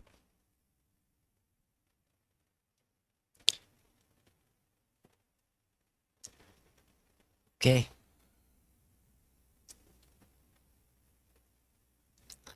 Promotion, if you'd I'll like. make a motion that we table item number F2, Do you want to table resolution it, or CR 24-45, till we have more information. do you want to table it, or do you want to postpone it? Postpone it, Okay. Table it, it's gone. postpone it. Second. Okay, it's been moved by Commissioner Wilson and seconded by Commissioner Anderson to postpone item number F2, CR 24-45, until we can get some further information. All those in favor? Aye. Aye. Aye. Aye. Okay, Motion's approved. Okay. Let's move on to the next item, which is item number 3. Matt? Okay, so I thought we had already resolved this, but it keeps coming back, so we keep having to do this through action. But the hangars are not commercial, but they get put in the commercial bracket, and then we have to come through the commission to get refunds for the hangar owners because they're not commercial. I didn't know we had any commercial operations down there. Is this at the Just airport Nine or Line, where? just Nine Line. But they keep the building permits keep getting billed out at commercial rates. So we don't have, are you talking about the impact fees, like the transportation impact fee? Yep. Okay, so not the actual building permits. The building permits, there's one fee, it's based on the valuation of the project. it's all put in the building permit though. But there's itemized line. Correct. So I can turn it over to Dave and he can tell you how that's calculated. Okay. And then maybe for the transportation impact fee, it might require an ordinance change, but I'll let Dave. kind Well, of this tell you is the how. last two. Okay. We've done the same thing over and over and over again. There will be other commercial. In fact, I know of one that's working out their traffic study to ask for a reduction in the impact fees currently. That's Scotsman Storage. He's spoken to me about it. But basically, the way it works is we have a fee for residential, and it's a per dwelling unit fee. Everything else is it's in the neighborhood of $1,500 per 1,000 square feet of building space, and it doesn't. I guess it says commercial, but I mean, yes, they're not commercial, but they're also not residential. So that's why we've been using the commercial number. I would like to point out that other jurisdictions I've worked, their transportation impact fees are based on use or occupancy of the building. For example, Scotsman Storage and the hangars. Their argument is that they don't generate the trips per day that, say, a restaurant or a grocery store does, but they're paying the same amount regardless. So that's in my opinion, that's the real issue. Probably ought to refine the numbers based on the use, or have them provide estimated trips per day, or however it works. I'm not an expert in how those things are determined, and honestly, I just go by what the table in the book says. So yeah, a couple comments to that also on top of what you're saying. What year is that transportation impact fee? Do you know when it was? 17, I believe. Okay. And maybe we can get a copy yet of that, Kate. It was in last month's packet. Okay. Yeah. And so the other concern I have, because we have a bigger commercial development going in Mountain Green, and we're starting to see some action over there. I think any commercial business owner there could easily say, we will never be on a county road. Easily, right? They just come on and off on the state road. So, and I've helped put together impact fee analysis before, but you got to be very careful legally how you can spend the monies and for what reasons. So my concern also is in a development like that, maybe not the same as what Commissioner Wilson's talking about, but if they're only gonna be using a state road, and the state road manages that road and fixes it and does whatever with it, technically, we could never put those monies to that road. It'd be a road, I don't know, somewhere off grid from what they're using. So that, I'm concerned there also on how we're dictating which commercial people are to pay what fees, what that looks like. And I guess I would add that for the airport, because technically we'd have the road section from the airport as they drive down till they get to, I guess there's a bit of county road they'd be driving on, but so. Yeah, that state-owned portion of Old Highway Road, UDOT has indicated to me on multiple occasions, and this is kind of part of the issue with the peaks that we'll be talking about tomorrow, is that they are planning on turning that over to the county in the So, future at some point. If So, the county's similar to UDOT, and I hope we are, we will never take a road over at all because we don't have the funds to take care of the roads we currently own. no, I would So agree why with would you. we take more roads? I think we'd always say no, and I don't think they'll get anywhere. But my personal thought process. So, Well, that's what my thinking was, but they're the state.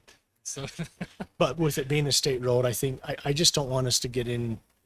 I don't want to say in trouble, but just there's a little bit of risk there when we say, hey, we're taking money from you and we're putting it on a road that your commercial traffic will never use. that's correct. Impact fees typically can only be used to expand infrastructure that benefits the buildings in the area.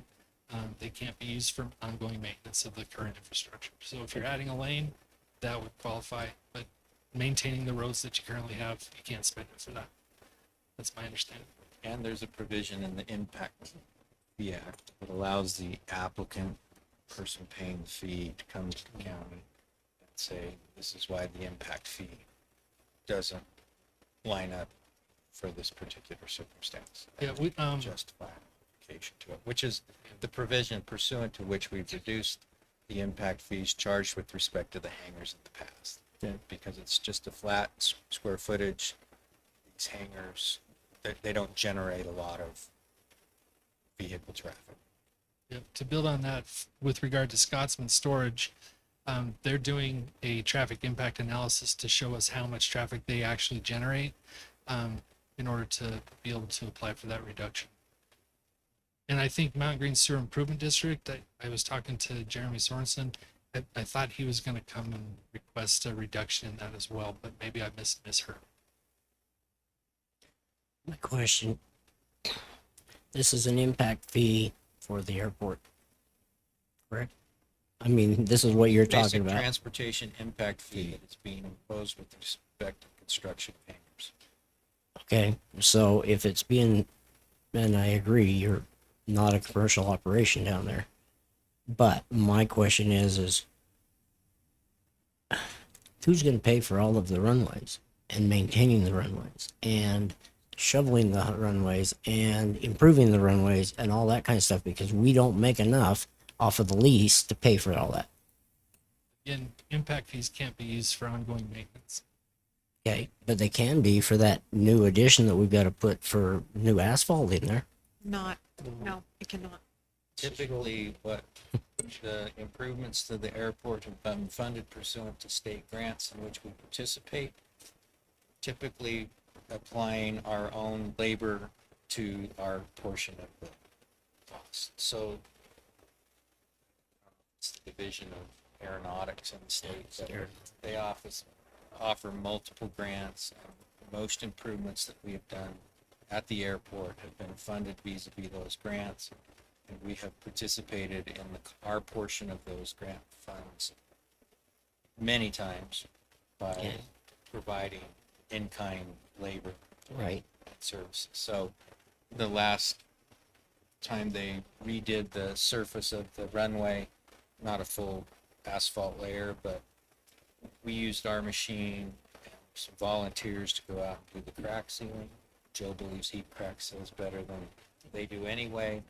And then they came in and their funds were used to pay for the surface. So what about the, Obviously, we budget on an annual basis for maintenance costs at the airport, including the cost of removing.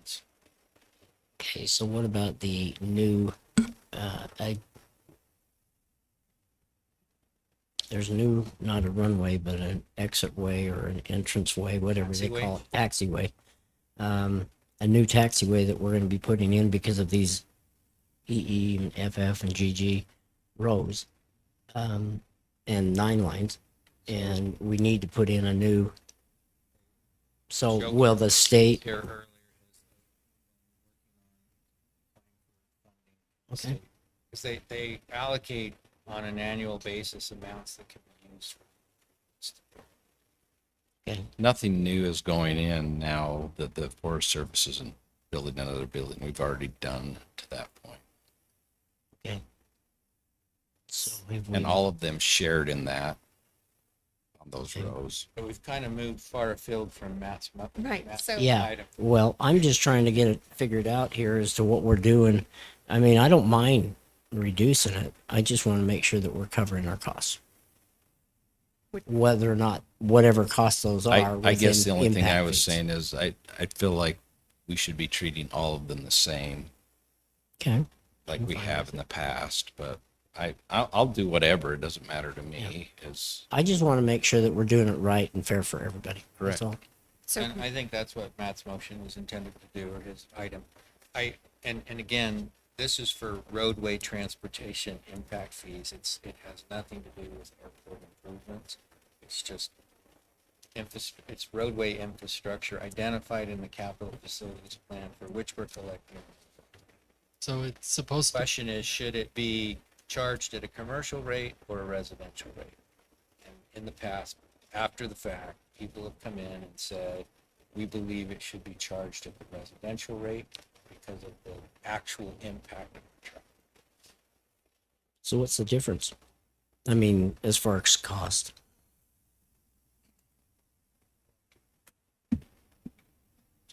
I'm just curious. Curious George asking again. So basically, residential. Dave, can you speak in the mic? Oh, sorry. Thank you. Residential per unit is adjusted to 4.76 daily trips. And the impact fee is $348.50. And then the only other, What's the commercial? the commercial is adjusted to 21.35 daily trips, and the impact fee is $1,563.45 based on that's per 1,000 square feet of building area. So just in terms of typical numbers, in the United States, residential units typically generate about 9 daily trips. Yeah, In Utah, it's more like 13 and a half. Yeah, so the daily trips for residential was 9.52, and they were adjusted by 50%. And the daily trips for commercial is 42.7, and that was adjusted by 50% as well. And like I said, other places I've worked where I've been in charge of collecting the impact fees, I have a list that says if it's an office, it's this much. If it's a grocery store, it's this much. If it's a doctor's office, if it's Yeah, whatever because not it all is. commercial uses generate the same traffic. Right. So basically, what I've been doing since I've been here is if it's a dwelling unit, it gets the 348.57 per unit. If it's not that, and it's a building that has area, I've been using the 63.45 per 1,000 square feet of area. But then, like I said, people come in and on a after the fact basis say this impact fee is too high based upon the actual traffic counts, right? Which I agree with because, you know, they may generate, if you've got two owners in the hangar. They fly twice a week. Yeah, max. they generate. Now there may be some exceptions to that, but on average, I can't imagine they generate even the what do we reduce it down to? 4.3? 4.76. 4.76. I can't even A imagine day. they do that.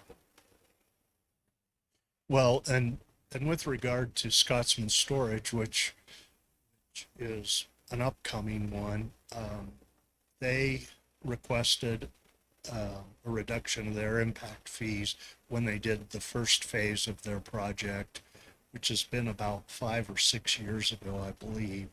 And I don't recall what the fee was reduced to, but they about fell over when they saw that the impact fee based on our chart was over $80,000. So, Now, I don't know, when you say it's reduced, so our adopted impact fee act reduces from the daily count. They cut everything by 50%. that is correct, and I don't know why. I have a copy of the study that was done, and I've glanced at it, but you know, I just haven't had that much interest in reading the whole thing, to be honest with you. So I don't know why they reduced it, and this impact fee, this is let's see what this is. Morgan County Ordinance number CO 1728. This is the fee schedule that was in place when I started employment here, and I believe we did. I don't remember if it was this specific one or if it was another one. We have updated the building permit fee schedule since I've been here, and that's the same ordinance that adopts the current codes. So the impact fees are based off the impact fee study. We have to base it off of the commission is going to spend those impact fees on, and we have discussed before about going out for RFP for another impact fee analysis. Is that something, it's sounding like that's needs to happen sooner rather than later? I would say it needs to happen sooner than later. It does, and as part of that, we will need to identify the capital facility that we intend to, that's correct, to construct utilizing those fees. So have that in mind as part of that discussion process, because we can't just collect it because we think there's a generalized impact. We have to identify what roads we're going to build. Frequently, most of the roads, newly constructed roads in the county are project improvements put in by developers that do the development. But if there's something that we think we need to do as a traffic improvement, we ought to put it in. And there is, on the last page of the transportation impact fee, there is a list of roads. I'm a little surprised that 2 of the roads are state roads, sections of state roads, because we can't manage a state road. One is But we could bill it for them. Yeah. So one is SR 167, and then the other one is SR 66. But that section of road, I believe anyways, what would it be from the intersection of Trappers Loop Road down to the freeway is not listed in this. But it makes it, I think, also fairly difficult for every time somebody comes in, you guys have to pull it up. And maybe there's a mechanism when we redo these to say, man, it'd be nice to have GIS again come in and say, hey, if you're on this lot, then it kicks in. If you're not, it doesn't kick in. That'd be very helpful, I think. No, I think you have to be careful on that. I mean, the fact that your project is located, fronts a state road, doesn't excuse you from paying impact fees in the county general transportation. Yeah, Unless and I you think can I think I was discussing more from a commercial standpoint. Yeah, unless you can show me that all of your traffic only comes in on that road. I would 100% agree on a commercial property. I don't see any commercial traffic coming in on the road in that location. I don't know. It would depend on the nature of the establishment, right? Sure. You know, because even, and if you think about even that section, you get off on the Peterson exit to come from it, you're gonna drive on county roads to get there. If you get off Yeah. coming from the other direction, could stay exclusively on a state road. So, I mean, that's a fairly detailed traffic analysis, so Yeah, I think somebody might be willing to do it, and we'd have to consider it. yeah. I Good honestly, point. for a major road like that, I can't remember any type of traffic study that I've read that zeroed out one direction altogether. There's always a percentage that goes the other way in their analysis. And sometimes there's multiple analyses in those traffic impact statements or studies, but I've never seen one on a situation like that where they would zero out the other direction altogether. I just Yeah, don't. and I guess from a commercial standpoint, it's one thing, but if you're a resident or just a resident coming from the other direction, you'd still use those roads, right? Yeah, you would use both directions, whether you're going into the canyon or down to Morgan, you're going to use both directions. And I think the main thought process might be back to Commissioner Wilson is commercial. I mean, commercial is going to be heavier traffic, more traffic. It's going to be charged, as we saw, a bit more. So, Well, with the way traffic is going, signalization might be something that we would look at as opposed to widening the road or whatnot. But it's not just the roadway; it's traffic related. Something that Yeah, we could, yeah. yeah. Part of our impact fee could go to putting in a semaphore. So for an action for number F3, would it be to, let's build out an RFP for impact fee analysis, and in that have a more detailed commercial rate for transportation impact fee based off of traffic count, and then a separate chunk for air hangers, or not for the air hangers? Yeah, no, I think if we're gonna base it upon usage types, Correct. hangar is certainly a usage type. But you would still code that under commercial. Yeah, it's not a residential Okay. structure.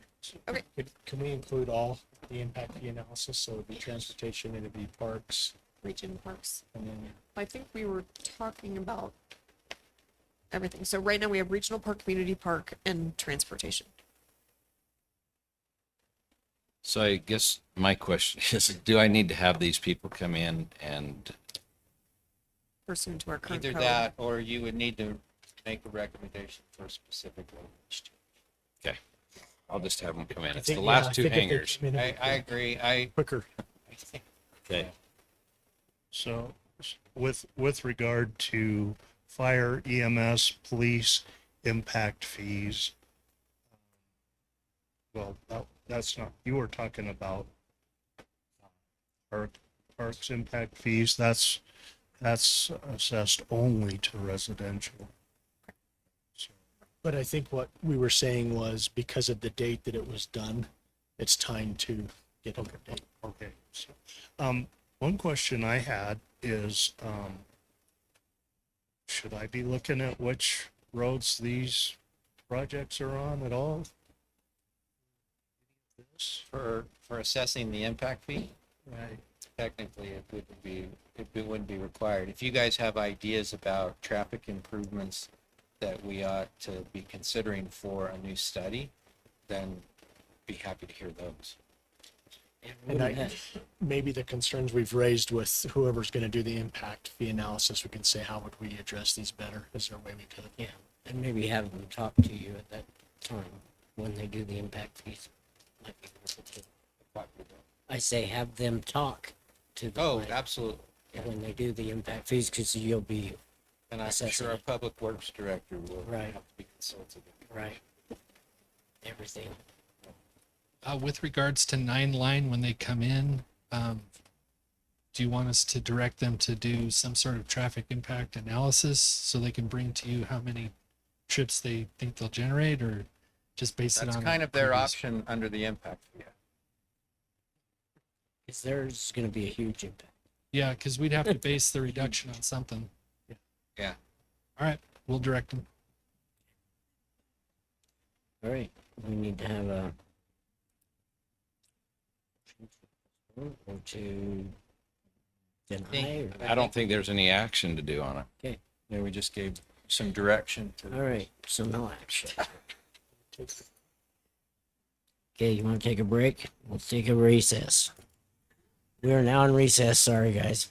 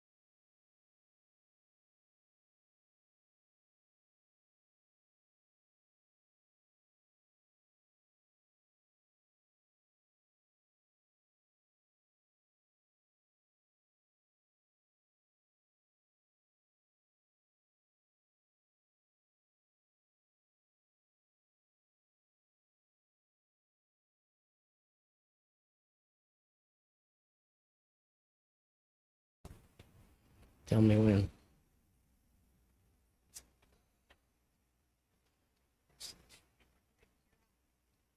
I'm on? Okay. All right. I don't know how you come back from a recess, but we're back. All right. Item number 4, F4. Commissioner McConnell, that's you. So we've discussed this in part a couple of different times, but this is an amendment to the development agreement for the Cottonwoods. The parties are Gardner Cottonwood Creek, which was the original developer, Cottonwoods at Mountain Green Master Association, Inc., and the county. There's reference to the agreement in the recitals, and it particularly pertains to the paved trail adjacent to Silverleaf Road. It's a trail that is owned by the county.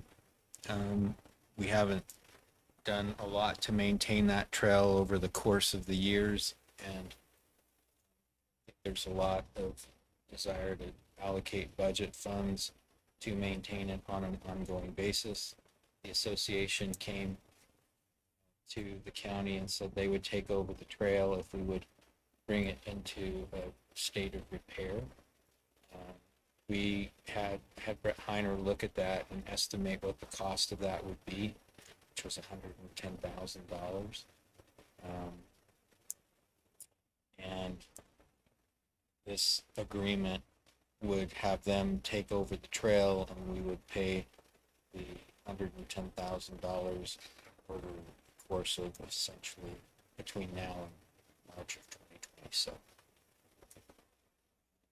It still requires use of the trails by the public pursuant to section 2.62 of the development agreement. Section 5 essentially ratifies the other terms of the development agreement that are affected by the city.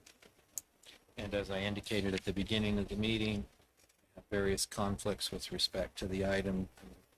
The resident of the Cottonwoods, so the association that would be receiving title to the trail and taking over its maintenance going forward, is an association that I pay dues into. I represent the developer, and I did draft it. Okay. Any discussion? So the Master Association, or Cottonwoods and Mountain Green Master Association, they would be receiving this check, that $27,500 for the next 3 years, as specified in the agreement. Yes. I think it's so worth it. We've been asked by many people to get that done, and we've not done it. So I think we need to. It was an agreement we signed, and I think we need to make it right. And if they'll take care of it, I'm all for that. I appreciate we have a commissioner that's on the back and discussed to be able to put it into an agreement. I agree. Do we have a fund that's gonna be paid out of? Mike suggested that it was the fund balance, general fund balance. And then one last question. So the developer's also signing it, but are they even Yeah, why is this just to FYI, or? They're just signing it as, because the provision of the development agreement requires the amendments to be signed by the developer. Now, there are other phases that are owned by other parties, and pursuant to settlement agreements with those, the original other party, they should sign and assume with respect to those phases. I don't know that that's always been followed, but these phases and this improvement was put in by the master developer, so that's why I put the party to it. And the other thing I would say is this requires completion of, they're gonna do the improvements, the repairs to this trail, and it has a September 30th, 2024 completion date. But I haven't actually seen the Exhibit A plan, so I think we can approve it, sign it, and then whoever you want to take a look at the repair plan. So, If you want this done by resolution, we have the resolution book as well. okay. Yeah, we would have to, wouldn't we? Since we're spending money, do we not? It was right after the agreement, right? We don't have a number for it. We don't even have a resolution. Well, actually, we do. Oh, actually, no, that's the planning commission. Katie, what's the next resolution number?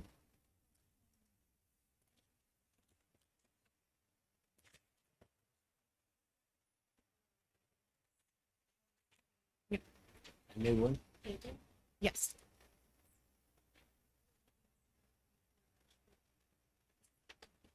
CR 24-59.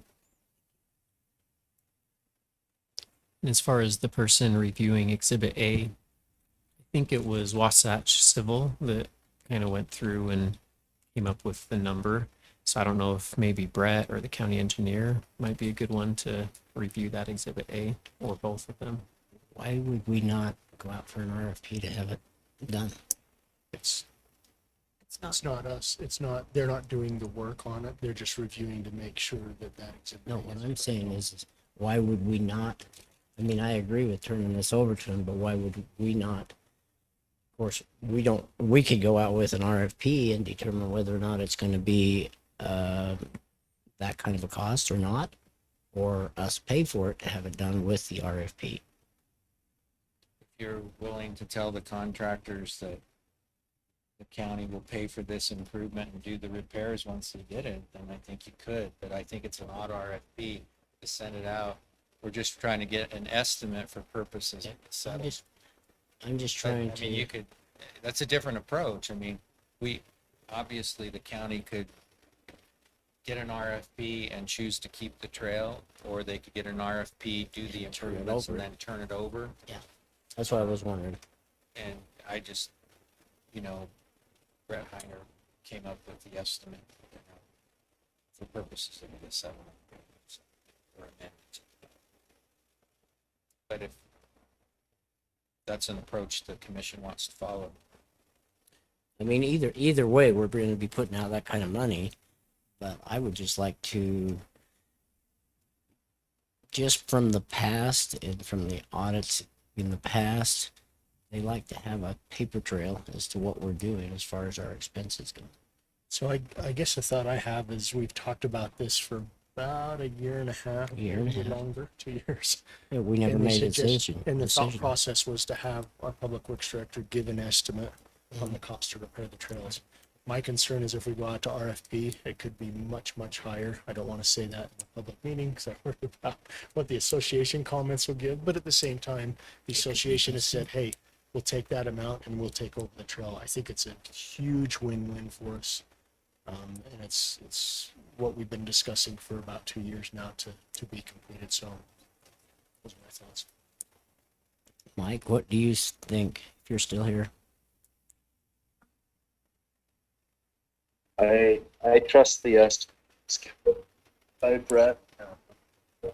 I think the only other way to look at that would maybe be to have Wasatch Civil do an engineer's estimate on it. But I certainly wouldn't suggest going to an RFP unless the county intends to cover the cost up front.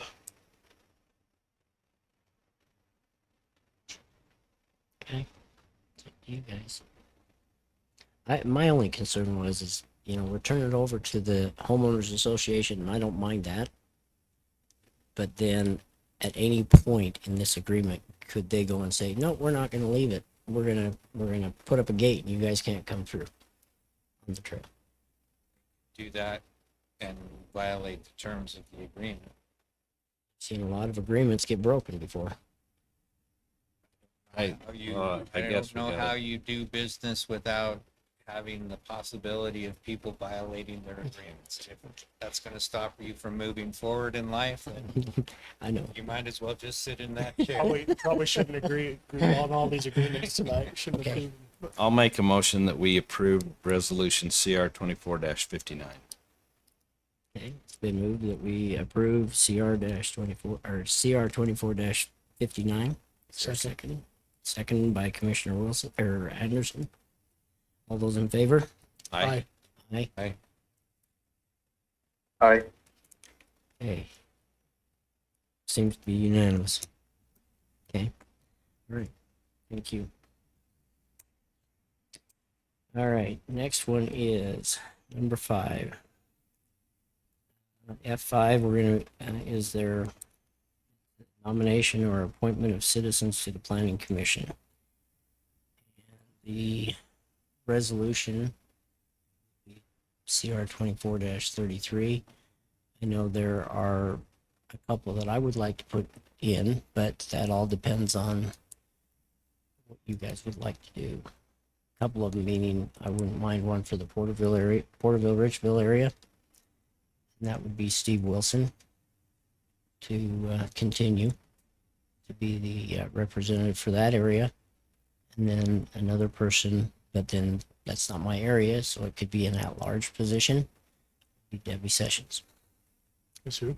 As Debbie Sessions as an at-large, or Peterson Enterprise, but that's your, if we go following what Mike suggested we do, is that you have the Petersons Milton. and Matt, and I mean, Jared would have a Peterson Enterprise area. Matt would have the Milton Stoddard area, and I would have the Richville area. And Robert, you've already done yours. And Mike wants Dustin Little to remain as the Croydon area. And that would make us still short 2 areas. That's you 2. And 1 at large. Well, depends on how you put Debbie in. If you do. But that's my nominations and Mike's. And I would just say that that was merely a suggestion in terms of areas. We just need to assign an area for each commissioner to nominate from. So feel free to change that up however you see fit. But certainly. Mike, is it still your intent to nominate Dustin Little? It is, Thank yes. I will have my nomination done by next. And if you want to do Steve Wilson, then I'll still go out and look for the other one because I've got I've got somebody out there too. I've been working on it, so. Okay. All right. Okay. Jared. Yeah. Peterson Enterprise. Peterson Enterprise. Do you have anybody, or do you want to? I'm also working on it. I'll see if I can't get somebody by next meeting. Okay. Does that mean And we that have leaves one open? or one no? open, One at large? one at large? So all of us could come to an agreement on that and submit it, or we can bring in all of our nominations and then pick. Is that correct? You can do whatever you want. So I have As some long as it's ideas within for the at-large, but understanding who's filling the other positions Yeah. is important to me as well. So I think, do we have enough to meet the requirements of the Planning Commission quorum requirements presently? Chair Sessions. Okay, then I'm willing to put it off another meeting, because I'd like to know who's being, because I've got a couple of ideas. We had some people apply that I think could do a good job, and like some input on the at-large positions, but it's important to me. So, Commissioner Newton, for exercise of today, did you want to identify those areas, or were those already identified? I thought they were already identified. The areas are identified in the text amendment, but not assigned to a specific commissioner. And so I think that was Commissioner Newton's desire, was to say, okay, who's going to appoint from which area? And what was also in that is Jared, and the reason it came up is because Jared is over 3 of those areas. And instead of having all 3 of them come from one commissioner, Mike and I talked about it, and he, yeah, because see, you're over the Peterson Enterprise area, you're also over the Richfield Porterville area, you're also over the Milton Stoddard area. That's your district. Yeah, and you and Matt are over all of them. So. Yes, and Matt and I are over all of them. So that was the reasoning, and we don't have to do it that way. I'm just putting the nominations out there, and you guys we can decide upon them. So, however you want to fulfill that. I think it's great how we just did it. We need to. Yeah. So, okay, so. So do we want to I add, made a nomination for Mountain Green. Maybe that was slightly presumptive on my part, but I think that's. That's because we didn't have anything different. That was Mike? great. Mike? Okay. Great. And then Mike is taking Croydon. Croydon, Right. You're taking, I can take any area you want. Porterville, I can take Porterville or I can take Melton, Mountain Green. Peterson Enterprise. So okay. me? And then the have- two at large. I want to say, Madam Chair, but if we have Debbie Sessions that wants to keep going, and we're agreeing on that, and she's from the Peterson Enterprise area. I don't know why we don't say let's Yeah. allow that, and then that way that gives that at large available for all of us to discuss more. I mean, we've got a person that wants to do it from that area. I don't know why we don't have Debbie. That's up to you. Well, I just yeah, but put it if forward. that's your nomination, then that's the nomination I'm interested in hearing. So if you're doing Peterson Enterprise, because that's the area you're nominating. Yeah, then I will nominate Debbie Sessions from the Enterprise Peterson area. Okay. May I Yeah. make a recommendation Mhm. that this be added to the area for nomination be added to portfolio so that it does have the opportunity to change every year should you have a commissioner that wants to be over a specific area? Okay, that's fine. Is that fine? Great. So then I will, And then put the for at next- large, or at large positions would be all five of us. so I'll just add to consent agenda next month, the addition to the portfolios of these areas for appointment. That's great. It's And fine. then- That's good. I could probably make my at-large now, but let's just go ahead and wait Let's wait. until next week. Okay. Post. So. So we need- that essentially tip would though with placing Dustin and Debbie officially in those positions. And Steve. And Steve, if that's the nomination from the Porterville area. It is. So that would be my suggestion. You've got nominations from four of us now, because Robert did his. Now three more commissioners have made their nomination. We just need a nomination at a later point from Commissioner Wilson, correct? And then And an two at at-large. large. And then out. So, okay, so I could then make a motion to nominate and or appoint Steve Wilson, Debbie Sessions, and Dustin Little as members of the Morgan County Planning Commission. Second?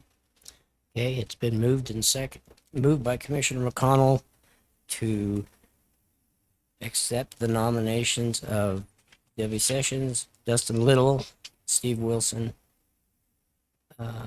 as members of the Planning Commission Can I just add to that with their respective areas as discussed? with their respective areas. Is that okay? Yep. And seconded by Commissioner Wilson, was it? Did you second it? Yes, Okay. I did. I'm putting it So in a Wil- note to you. Steve Wilson was Porterville, Debbie Session, Peterson Enterprise, Dustin Little from the Croydon area.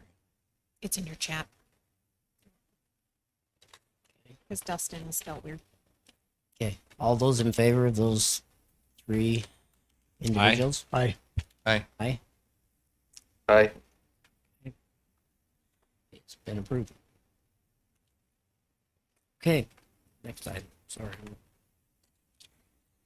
Okay, and then for the next meeting, we will try to bring before the group the last three people, correct? And we can discuss it by email, we can't approve them by email anymore. Okay? Any questions?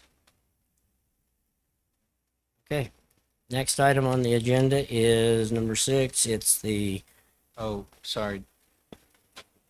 Did we need to make that motion as resolution Oh, CR-24-33?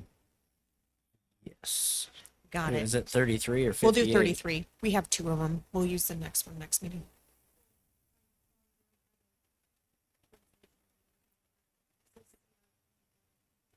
But we haven't used 33.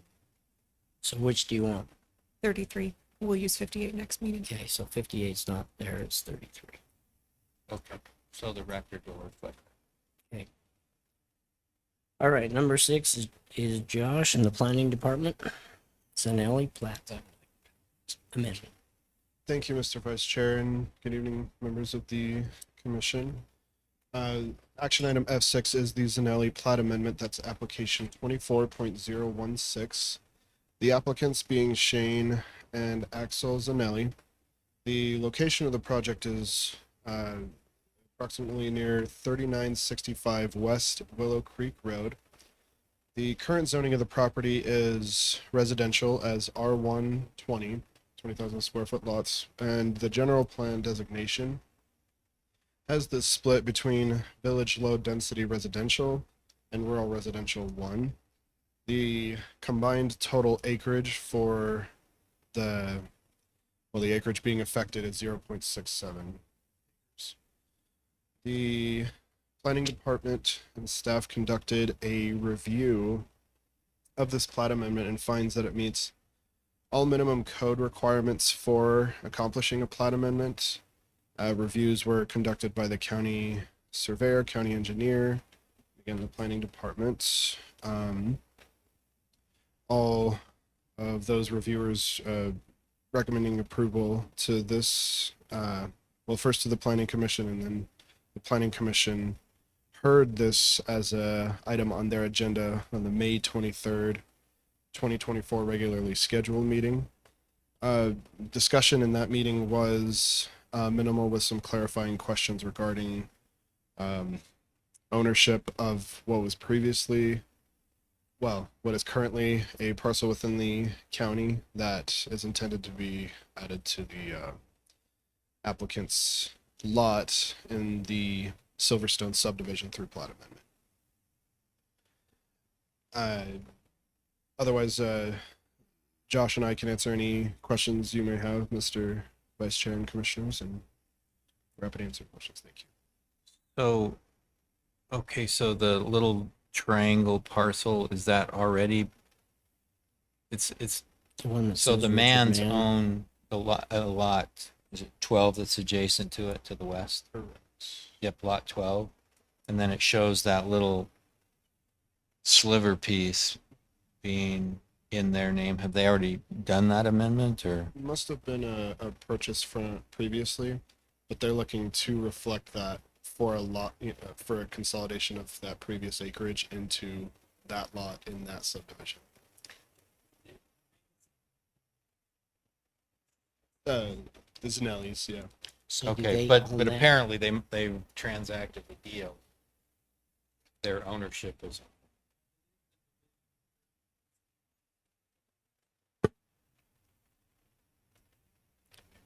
So did it take in that lower triangular area there that's in lot number 4?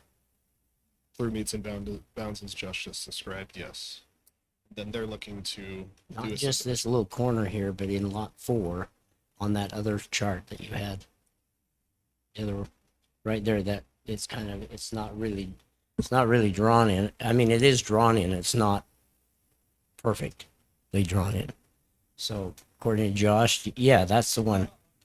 Lot 4, but what is this triangular drawing? Showing description, those 2 points. It looks like somebody just wrote in pen there and made that a rectangle. Yeah. That's why I was wondering if it was. It says, I can't. Can't either. So plat amendment requires that adjacent lots show ownership. So the Manns own lot 12 to the south and west. They also own that little triangle piece. Lot 4 is south of that. It's not part of this plat amendment. Lot 5 or lots. It's the rebar and I know. cap. Oh, Yeah, okay, it's- the rebar and cap. There you go. Okay. Yeah. Thank you. I see what he's questioning. Yeah, that was the part I was questioning. Those are probably notations for the point of basis or basis of bearing, how they did their survey. The only thing affected is that odd quadrangle portion is being added into lot 13. That's it. And through our review, they've met all our code requirements for a plat amendment, and so we brought it forward. They've received conditional approval from the surveyor, and the engineer had no additional changes or comments. Okay, question I have is this little piece part of the open space for that subdivision? That they have a requirement? There was a development agreement. I don't know what it was back then. No, it's not part of the open space. Because you've got the I next think two it's items. formally part of Mike and Laura Babcock's property. That would be correct. Okay, formally, so they've already bought the property. It was divided through meets and bounds, which you can go into the recorder and you can record a division through meets and bounds. It doesn't transfer any developability, but it's allowed. You're allowed to do that. Right now, they're combining it to get rid of the property line. Yeah, the only comment that I know of from the surveyor was that they need to submit an updated draft that shows the public utility easement that goes along the back of their existing, because this plat will not vacate that easement. But that will be done before recordation, and I didn't feel like that was enough to hold them up from coming forward to get. And that's included in the findings. Yeah, well, the surveyor isn't going to sign it without that, so.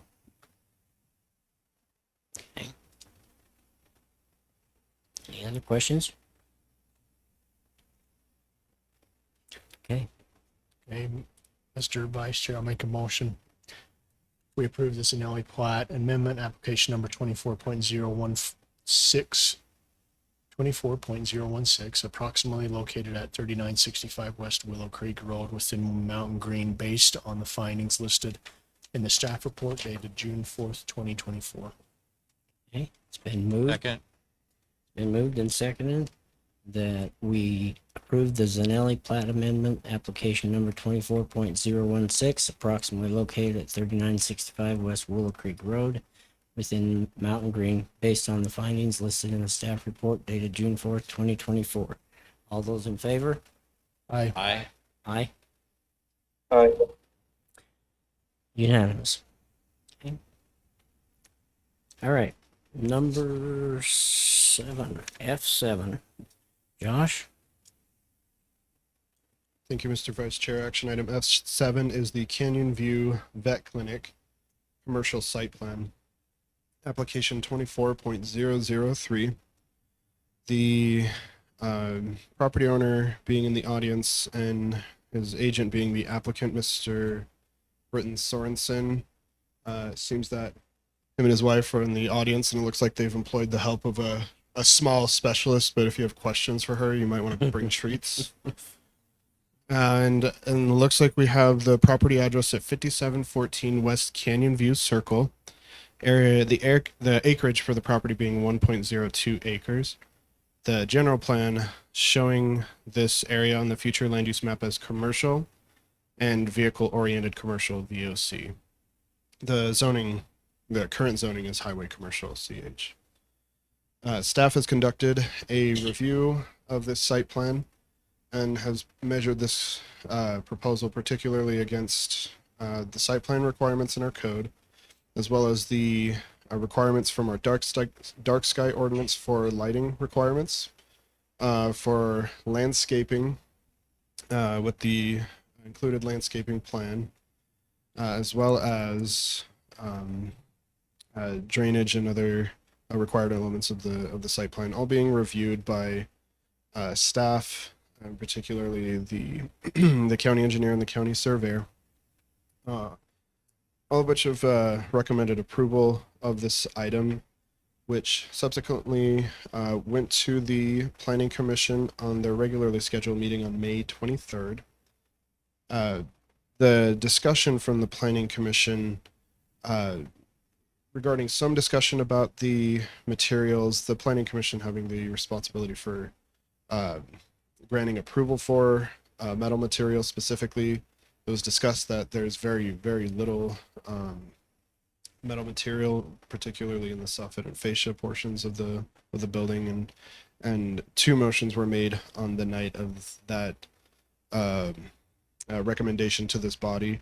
The first being to unanimously recommend approval of this application, and the second, the planning commission approved unanimously a conditional use permit that covered both the metal material and the increased parking setbacks due to the county right of way present that's fronted there. Staff, Josh and I are happy to answer any questions you may have. Thank you, Mr. Chair. Mr. Vice Chair. So was the CUP just a planning commission approval? We don't need to Correct, take and, any and so action. not coming to this body, it was just an approval that was made by their approval authority. Any questions? And just all discussion? Okay.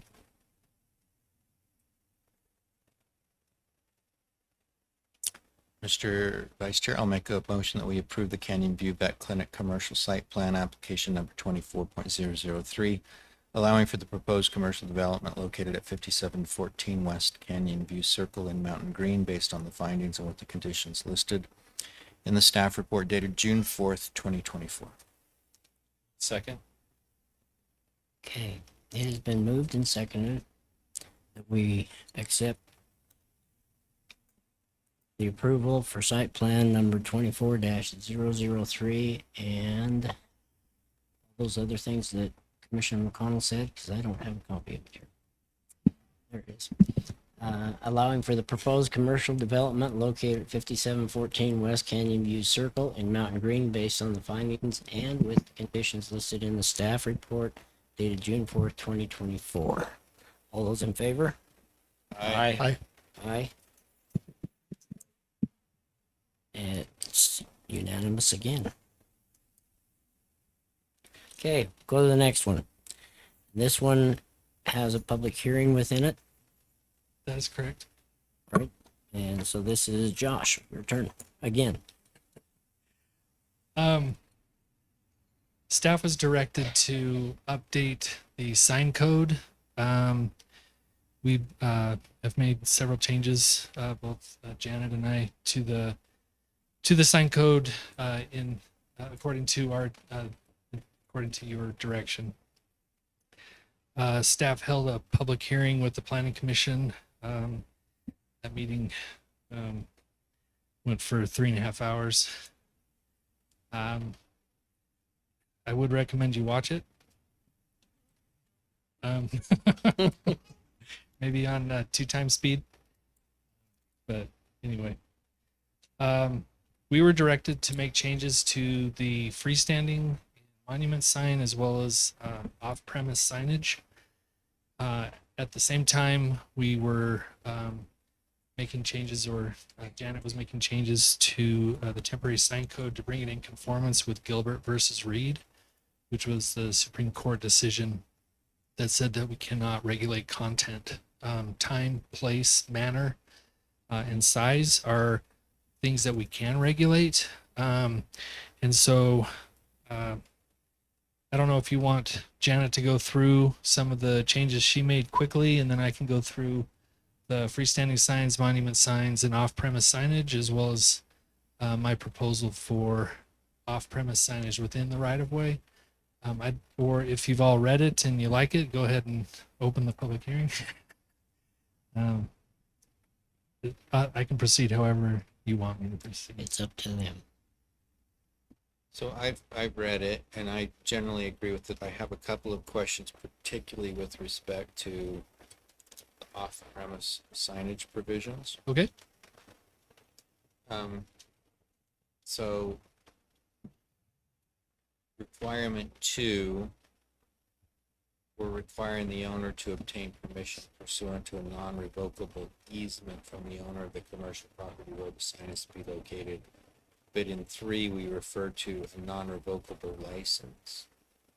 Is that just an inconsistency, or? Yeah, I didn't catch that. It should just be the agreement. So I think I would probably refer to it as a license. Okay. Because if we got if the owners preferred an easement, they could do that and it would satisfy the requirements of a license from my perspective. where, and not all sign agreements become easements, particularly if you're just doing a panel. Like, so if there's a monument sign on commercial parcel 1 that has signage for parcels 1, 2, 3, 4, and 5, 2, 3, and 4, and 5 may simply have a license to have 1 or 2 panels on the sign. Right. So that's the way I'd go with that with the license. Okay. And then I guess I'm okay with the language. It says a specific time limit or expiration date for the license. I guess if we're just saying we want to know its term, so that if they've only got a 3-month license agreement, we may not approve their sign, you know, Yeah. in particular, but can we actually regulate what's on their sign? No, that's regulating content. not the content. I'm That- just talking about how long their license agreement needs to be. We haven't set a specific time as a minimum, so I'm kind of wondering what our interest is in that time. But, Well, since this is an agreement between property owners as opposed to really an agreement with us, that would have to be worked out between them. The goal though is to protect both business owners so that if one business owner gets a license to locate a sign on an off-premise sign, that other business owner can't just nullify it and remove the sign. no, I agree with that, and they need to be careful about it. And that's when it could be that they want the easement, because licenses are generally viewed as revocable, except I've also done perpetual license agreements that only allow termination by mutual agreement. And then if we have that agreement, I'm now on item number 4. So let's say we have an easement and or a license agreement. It specifies that they have the ability to have a sign on the adjoining commercial owner's property. We're still going to require them to get the signature of the owner of that property. Why wouldn't we just rely on We would rely on the agreement. That would be the signature that they'd submit to us, but they're still going to be required to get a sign permit from us so that we can verify total square footage and sign location. and okay. So we want to have a essentially double signature requirement. I'm okay One with on a the single. easement or the license, and one on the permit as well. All of our permits require a signature of the owner in order for us to move forward with an agreement. If the commission likes just the one signature for the business, the license, then I'm okay proceeding with that. But based on our Well, code, so- when they come in for a sign permit, they're required to get the owner's Yeah, affidavit. no, and I understand. I'm just trying to talk it through to make sure Yeah. that it makes sense, because if you're trying to protect both parties, they enter into a license agreement in 2023. The party that receives the benefit of the license applies in 2024 for a sign, and the owner says, I'm not going to sign the permit. Now, brings up your breach of contract notion, so they'd have to sue on that. But as a county, do we want to require that owner's signature as a fail-safe? That's just an issue to think of. Yeah, I would imagine that whatever agreement they make is not going to be a free agreement. I would imagine there's going to be some monetary exchange. So there would probably be some impetus on the business owner accepting the sign on his property or her property to follow what they agreed to or what they're going to get paid. But I guess that's The number 6, off-premise signage shall not be allowed on vacant property. Yep. So let's say we're talking the commercial center down there, and the best location for the pylon sign for the shopping center is Lot A, but that's an outbuilding parcel, and they haven't found a tenant for it yet, so it's vacant. Are we going to say that the other owners can't have a sign on the pylon sign designated parcel until they get that. My recommendation would be no, you wouldn't. Reason for that is if they're looking to sell that parcel to a business to come in, then that business is obviously going to have their architectural design standards. The sign that is constructed should mirror that architectural design standard. And if somebody is purchasing a right to build a freestanding sign already there, then Well, see, okay, so let's say I'm the developer of the commercial center and I have CCNRs in place for my architectural standards. And then they obviously have to meet the county's requirements as well, because we're down there in the commercial district.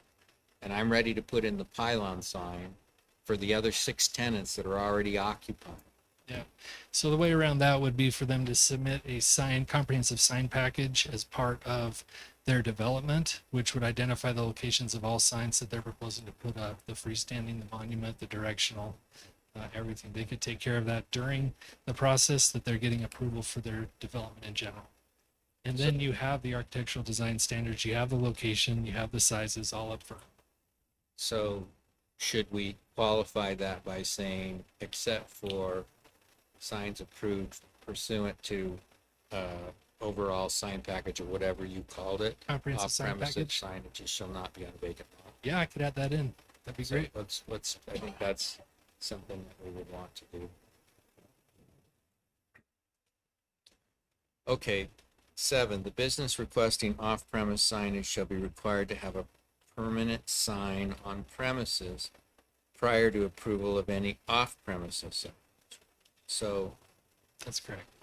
so can that be any signage? So let's say they have storefront signage, parapet of the building. Does that satisfy the requirement? If it's a permanent sign that's been installed by a contractor and they've gotten a sign permit for it, then that would qualify because it's permanent on-site signage. What this is supposed to do is if a business comes in, they're opening up, they put a banner up because they don't have their permanent sign, but then they want to locate an off-premise sign at the same time. So I would say not until your permanent sign, whether it's a monument sign, freestanding sign, or a wall sign on your place of business is up. Once that's done, then you could apply for off-premise signage. So how does this apply to an office building? Well, the office building, if somebody's locating in the office building with multiple tenants, then typically that office building would have their monument sign up, identifying the development. Yeah, but what if, when you do a development like this and you have, there's a monument sign up on the vacant lot, approved pursuant to the overall signage package, and you're someone like the Boyer Company, for example, that doesn't like signage on their office buildings for their tenants. Okay. And they say, you get panel A out on monument sign, out on the lot. The monument sign was already approved, it's there, you're just doing panel A. Do we require a separate permit for each panel, or is it just? So our sign code is sorely lacking. There's nothing in our current sign code that requires individual permits for the panels that go in as the tenant signage. In fact, my additions to freestanding and monument signs would add in the ability to do tenant signage because there currently isn't an allowance for that. If they can show with a picture that they've put up their panel in that existing monument sign, then I'd consider that permanent signage because it's going to be. Well, that would be, let's say that's the only sign they get. So all I'm saying is this one says they can't have one off premises until they have one on premises. Now, that would they be may an have on-premise on sign. premises interior on premise signage. So they're on the 4th floor and they're suite 308, and on their suite they have a sign that says Farm Around Guillen Levels. Okay. But when it comes to the monument sign, which is off premises, they won't have an exterior sign on the office building that's within the project. But according to your example, they would have a sign within the monument sign on premise that would identify their business there. So my point though is the business requesting off premises signage shall be, this is to get a permit, right? To put a sign up. The business requesting off premises signage shall be required to have a permanent sign on premises prior to approval of any off premises signage. And I'm saying in an office building, they may never have any exterior on premise signage. Okay. So, and if the, also we're talking about is monument signs that identify some of the tenants in an office building that's back in the project, and the only permit required is the permit to put in the monument, and we don't regulate the panels, then it's probably fine, just the way it is. On the other hand, if they are putting in that off-premises sign, let's say they didn't get the overall sign package, they would have potentially two problems. One, it could be a vacant lot, and two, they don't have exterior facing on-premises signage because it's an office building. They want to just have the address, and they don't want to show preference to any particular. Right, I can understand that. So that's the only situation I'm trying to talk through. Is there a different way you would word it? Well, I guess I'm wondering, I mean, I think I understand your explanation for wanting on-premises signage before they start putting one off premises, because it's like, we've got the opportunity for building signage. And that makes sense, except when they don't.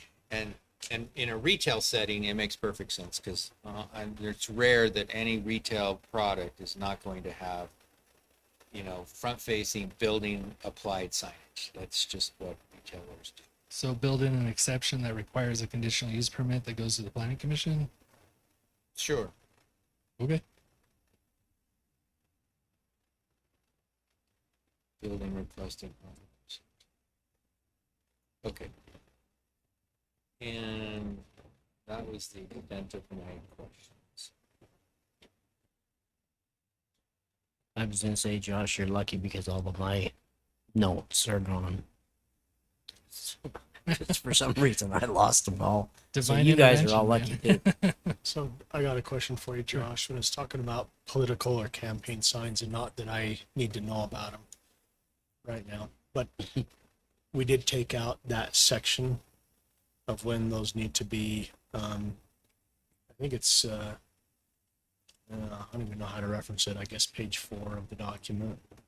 We didn't take it out completely. What we did is we expanded the number of days that political signs or all temporary signage can be up.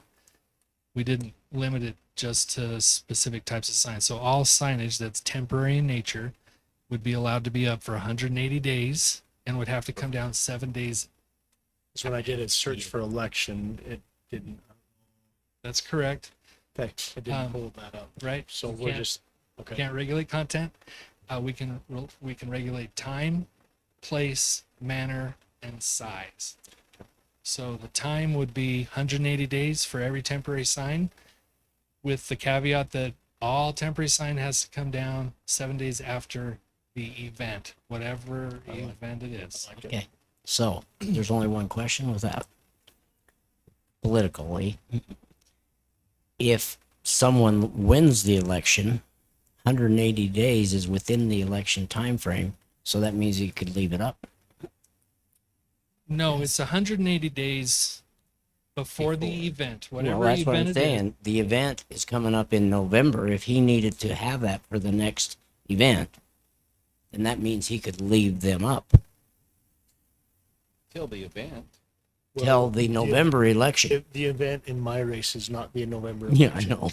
My race is June. It's 25th. June 25th. So then it'd be 7 days after June 25th, because that would technically be the event. I have this. Whatever event that is, 7 days after. Okay.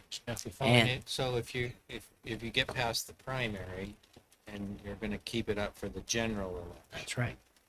Then you could keep it up. Yeah. Yeah. But that would- Otherwise, you take it out and you put it right back in. But that would apply to both opponents. That's right. It applies to any temporary sign, and Right. that was the main issue with the code, and I think Janet was, trying to address that as well, is that any content, you can't discriminate against content, and so time, place, and manner is fine as long as it's not content-based restrictions. And I think it is important to identify that we're clarifying in the code that it's not okay to put any signs on county property or right of way. And I That saw where it includes was state too. was Right. that That's any public right of way, not just county. that's right. Yeah. And it does say public. It doesn't Right. say county. It just says public. And we did have someone come and put a bunch of flags up on the property, the county property, and they were political in nature. And we just can't have any signs on public property. It's not because it was political or not, but as a county, we have to maintain neutrality. Right. Yeah. So, I mean, that, I know that is a problem with everybody, and we've had that discussion, Josh and I, that everyone that has put up a sign out there, most everyone, for the political races, they're all in the public. Majority of them are in the public right away. And I think it hasn't been enforced in the past, and so Right. those are just the Well, actually, it standard was 2 years places. ago. Well, I don't know. Stacy used the pile sign. Oh, yeah. And I picked some up of mine. that's true. So I guess, but then they get put right back, or He likes doing it too. I guess I've seen them throughout my life living in the county where they go up and then maybe some are taken down and some go back up, and it's a constant battle that way. Now, from what I've also heard, within the city boundaries, that's not a law. I mean, they can put them on the public or out there, except in our specific government area. I don't believe that's accurate because I did, and it does go beyond the discussion a little bit because we're just focused on I'm the just- county. I mean, But could be a dog catcher or dog provider. So I do like the 180 day, just doing a quick calculation from the November election. It actually ends up being on May 6th, first week of May. So if the early ballots come out today, tomorrow, that's actually a month before. So I think that's a way better ordinance than 30 days before, because that would have only given us basically a week to have our signs up before ballots are out. So Right. I like it better. and it's better. for all temporary signs. It's not just for political signs. They just fall under that category. Got it. All right. I don't have anything other than it took a lot to make this fit with Gilbert. And Josh and I have talked about this too. Sign code really needs to be completely revised. And I mean, for instance, under prohibited signs, it had temporary signs. And then you go down and it's temporary signs allowed per permit and temporary signs just allowed. So I took that out of there. So it needs some work. So this is a temporary Band-Aid. I'm not saying this is perfect, but I think this gets us constitutional for now. Yeah, that's what I was going to suggest, is that after this, if it's approved, that we go back to the drawing board and actually make a smaller signage code, or a better, or however to make it so that it's not so wordy. There is a way to simplify a sign code, which makes it easy to interpret, easy to enforce. I've written a couple in my career. Some of the changes that I'm proposing for freestanding monument sign came from the code that I wrote. So there is a way to simplify it. Like Janet said, I think what we're proposing is more of a Band-Aid as opposed to a long-term fix.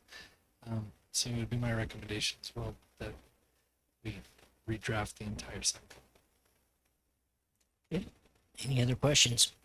Okay, then we go in public hearing. I'll make a motion that we open the public hearing on this one. Second. It's been moved and seconded to go into public hearing on this matter. those in favor? Aye. Aye. Mike's not here. Sorry, aye.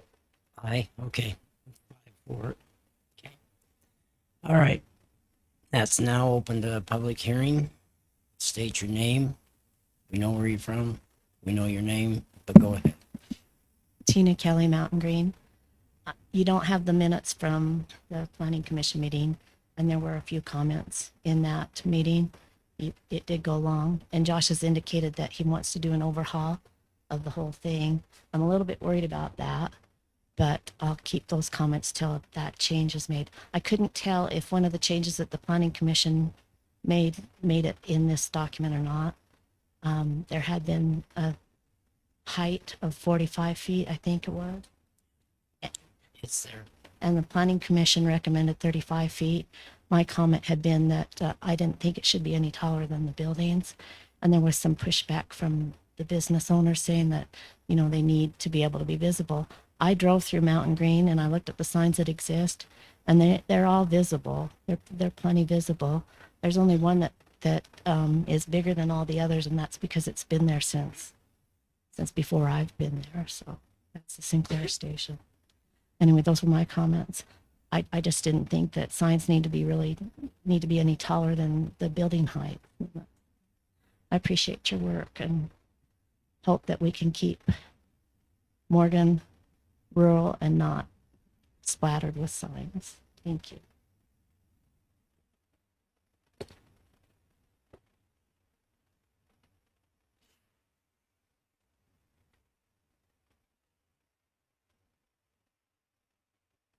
Hi, Lilia Allen, Mountain Green. I would like to recommend that political signs do be on county property. Because as I've helped a few of you put signs in quite a few, it's really difficult. It's really difficult finding good spots, and we really put a lot of wear on some certain homeowners, especially in my area. You know, it's just right there on Old Highway. They get used and abused. So that's my recommendation. And as I'm trying to think of other counties, I don't exactly know what they do, but I'm thinking about spots that seems like they might be. So that's my recommendation. Anyone else? Person in the audience. Okay. Hearing no more of the public hearing, need to move to. I'll make that motion. Second. Okay, it's been moved and seconded to close public hearing. All those in favor, say aye. Aye. Aye. There were, Now we're back in the regular meeting. thanks. As was mentioned in the public hearing comment and is reflected in the text that I provided to you, staff recommended 45 feet, planning commission recommends 35 feet. They also recommended increasing the allowable tenant signage from 24 square feet up to 36 square feet. I was proposing 24.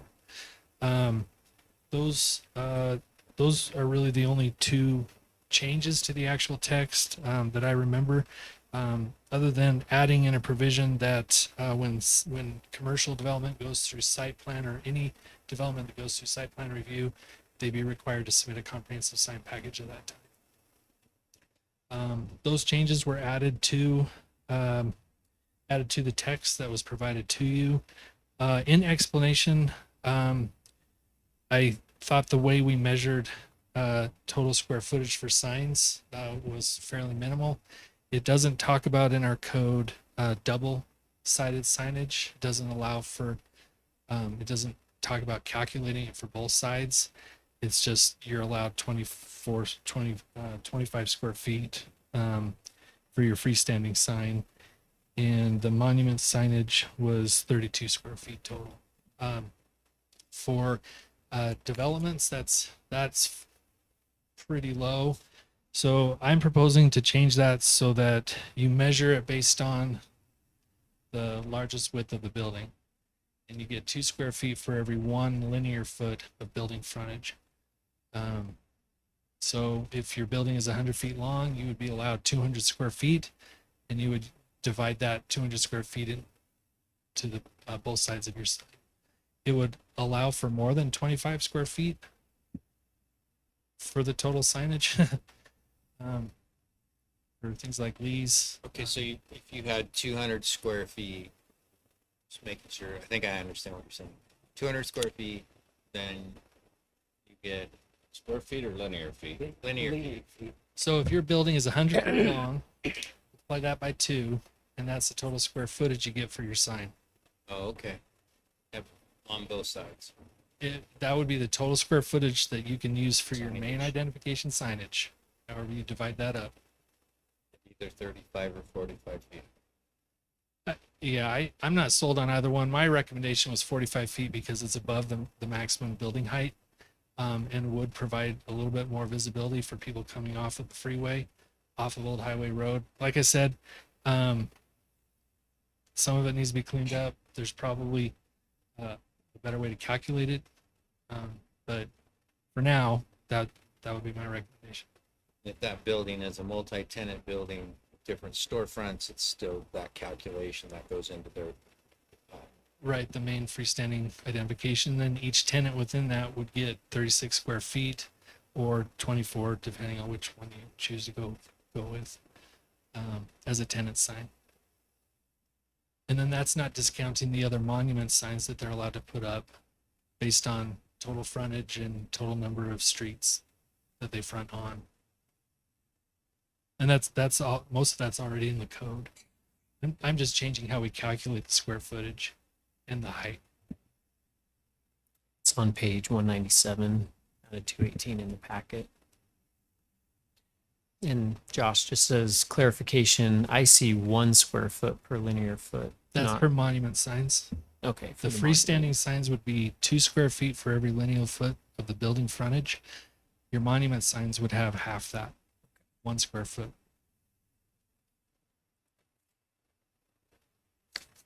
Then on height,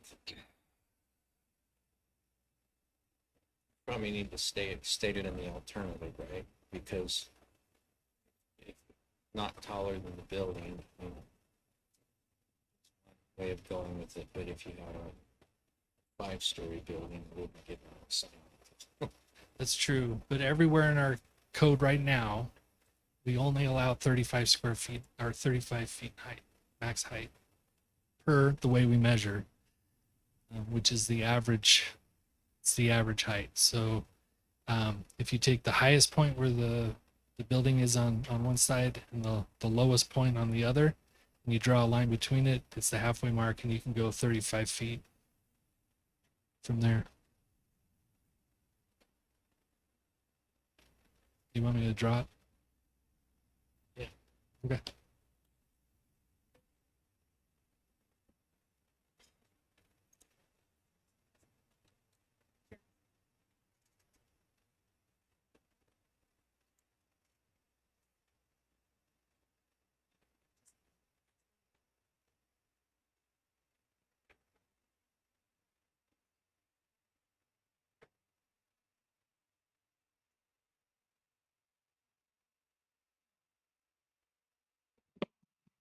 So the way we calculate building height per our code, and I'll exaggerate it. You have a slope like that, and the building like that. You take this point, you take that point, you go to the midline, and this is allowed to be 35 feet. Well, that didn't come out. So this is the building height. Okay. Not that. Or that. It's the average between the two building points that touch the ground, 35 feet above that. Okay. So if your sign's on the uphill side, then it's going to be taller than the building. If it's on the downhill side, it's going to be shorter than it. That is correct. Assuming the sign height in the building will be the same. Yeah. So, as far as temporary signage, I was trying to find in the new stuff that you were putting in here, how the size of it. is there a size on temporary signage? Each type of temporary sign, I believe, has a square footage Okay, size. so what was it? Because when I was looking at it before, it did not make sense because that's the total including the backside. So Which the means we're in violation now. well, I guess it's how you interpret. Every other code that I've either written or enforced has included provisions for two-sided signage and how they divide it, where they measure. They are very specific. Okay, so what is it? This Because is I cannot find it right this second. H is where temporary signs were moved, and it talks about temporary signs requiring a permit. And then I thought there were square footages in there. Yeah.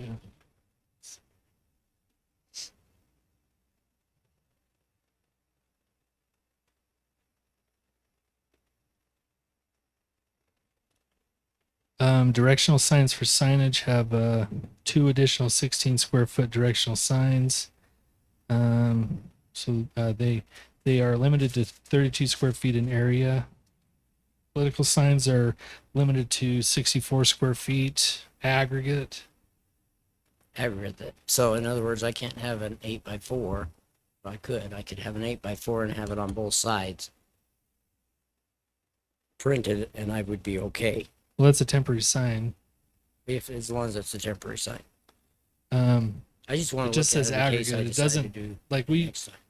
when this is rewritten, we really should divide it out into single-sided signs and double-sided signs.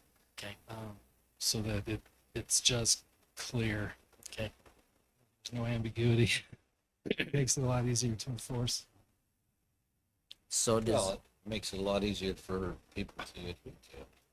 That's correct. You know Yeah. what they can do and can't do. a lot easier.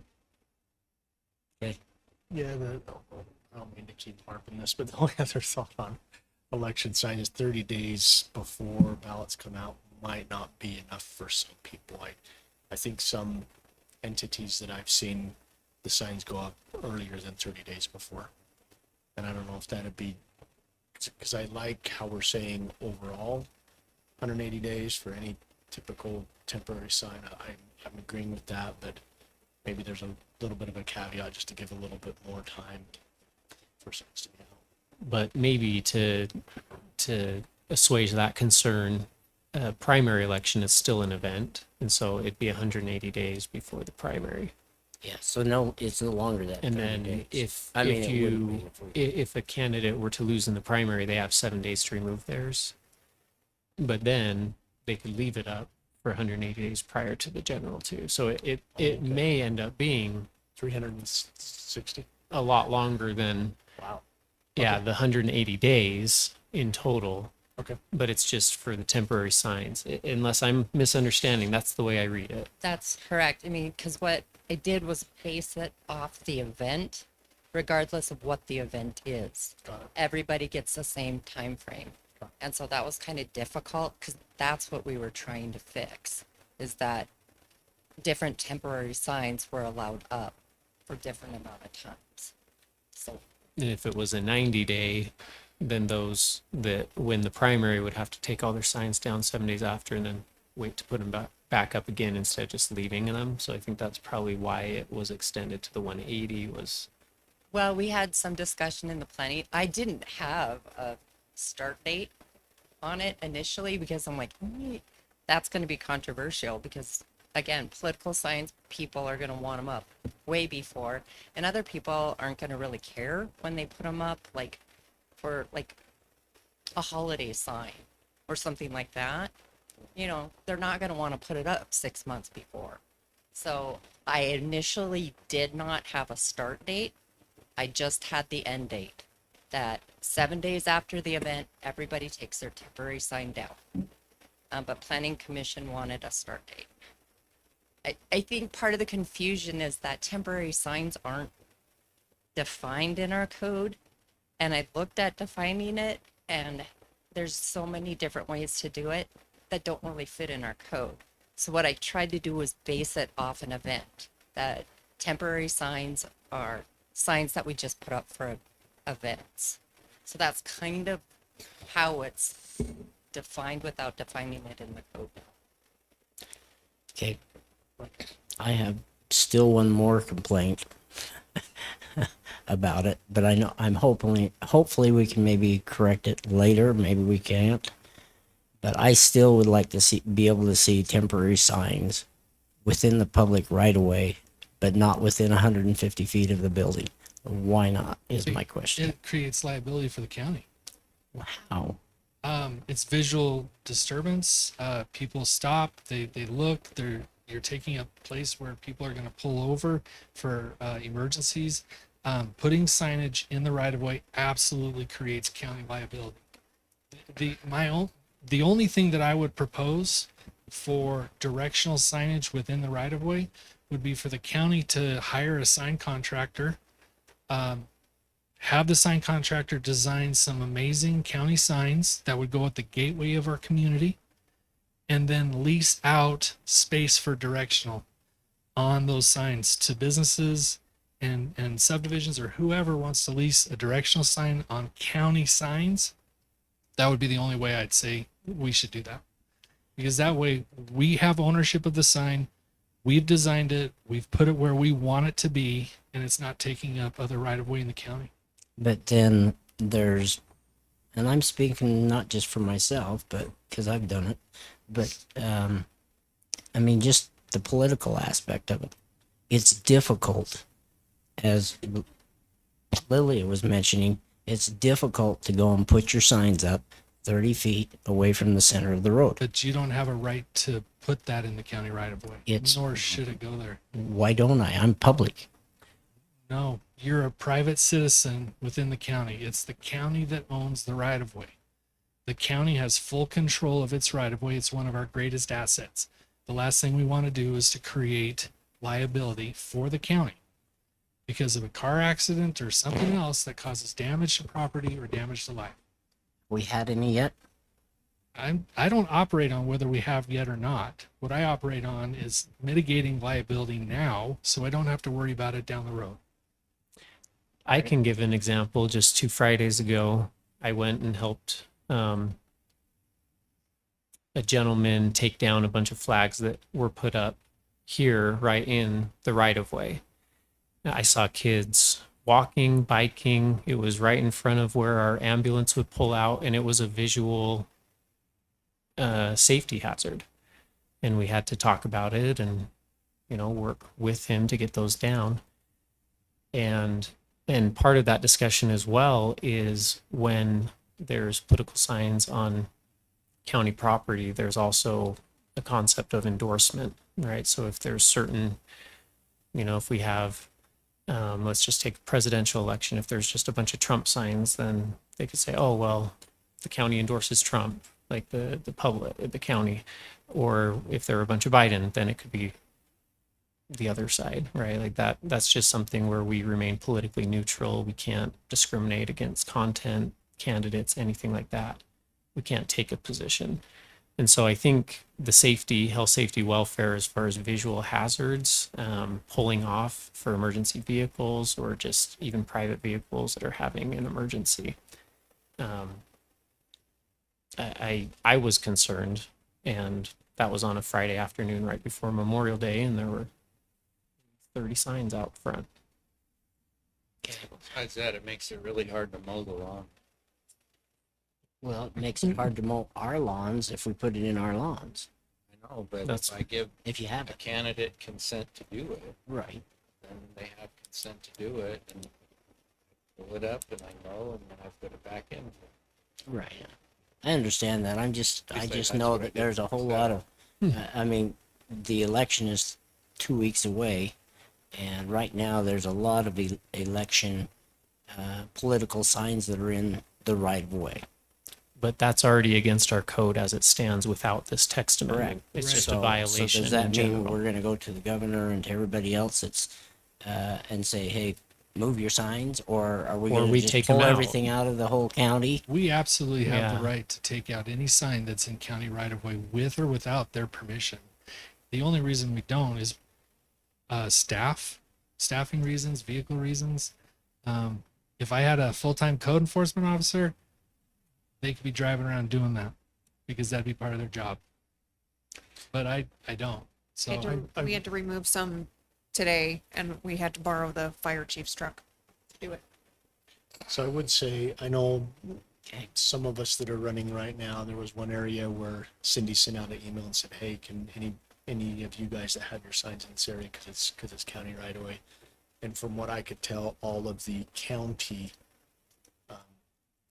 residents that were running for a position within 2 days, 3 days, all took their signs out. Now, there's still signs from outside of our county there, but just appreciative. At least I think that's way more working with those of us that are running for political positions like that is way easier than just, hey guys, take your signs out of the same areas. So, And we also I'm don't okay want to with have where those that are following our code are disadvantaged. Right. Because that is also a concern that I have is, okay, those that are Why? That's listening my to that reasoning. email and taking down their sign now are at a disadvantage to those that are ignoring the emails and not taking down their signs. Right. Well, I agree. I agree 100%. I mean, we're currently under the old code, so every one of them should be following that code. But if it's going to be if we enact it tonight, it's it's going to be a code violation for a few people. so I've got another. But it's already a code violation Yes, that's before true. this enactment tonight is the point I That's was true. making. That's true. So I've got another. Do we want to try and beat 3 hours or? I've got another thought that I've seen driving on the freeway, coming towards going under Stoddard Bridge. I know that's a very great spot to put signs from a visual standpoint. And I think maybe county sponsored events, I've seen signs, and some of them I think can be considered maybe not county sponsored, but on county grounds. Anyways, I've seen signs there. So the concern I have is if it's fully county sponsored, are we okay with that? If it's a partially not county sponsored, are we okay with that? And then I actually do have a concern of those signs falling because I think talking about safety, if you're going down the freeway and one of those big signs fall, good luck. So yeah, it is a safety issue. I would say if it's a county agency that has put up the signs advertising a government event, that we technically, based on case law that I've read and attorneys about, not beholden to follow our own. So we can put up signs in the public right of way because one, it's our public right of way, and two, technically we don't have to follow our own rules. and are we okay with that safety hazard? And I think that is a good question to ask because if we're allowing that, then we're assuming the liability, That's correct. and maybe we don't want to assume that liability. And setting precedents.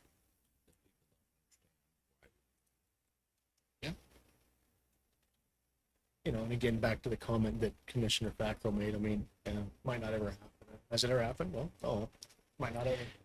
But if there was something like Josh was suggesting that there were signs that were, or sign areas that were designated, that were designed properly to avoid that banner just fell on someone driving 75 miles on 84, right? If it was designed in a way that they could, rent that space or the county could use that space, that might be, it's not like right away necessarily, but it might be something to consider because then there wouldn't be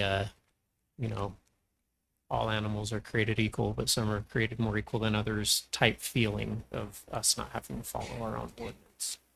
So when we remove signs like political signs like they did today, why aren't they removing temporary signs too? They should be. If they're on county Yeah. property They right remove the away. political Technically, ones, yeah. but they don't remove the. Technically, they could be doing it. They should. They're going to Yeah. remove one. They should remove the other. I think it depends on the department though, because Yeah. our sign code official is out specifically enforcing the election. I think Josh would be the department that would have to enforce the non-election stuff. So if we put the dog catcher under you, he could do it. Code enforcement officer. If you want to do that. While he's then- driving around looking for dogs, he can throw a sign. Yep, and I can have them deliver code enforcement letters and everything else if that's the route you want to go.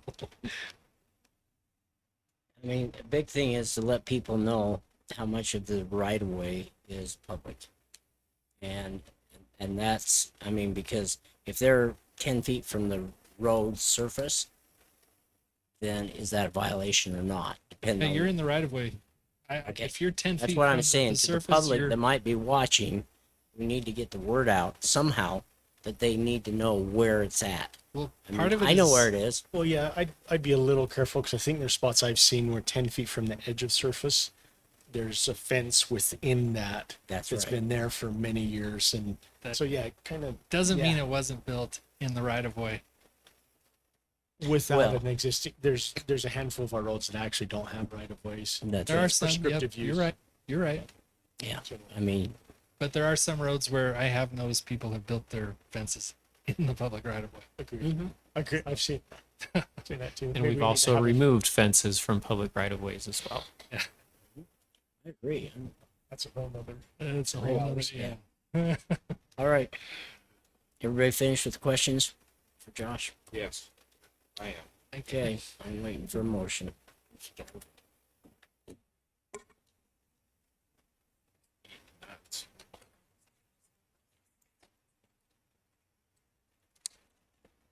Okay, anybody wanna do one?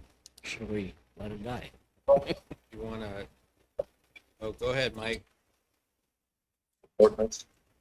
What about signage for count or free signage for such an event, like the car show or the county fair or other events that are county sponsored? How do we feel about those being in the right of way, and will this ordinance affect that?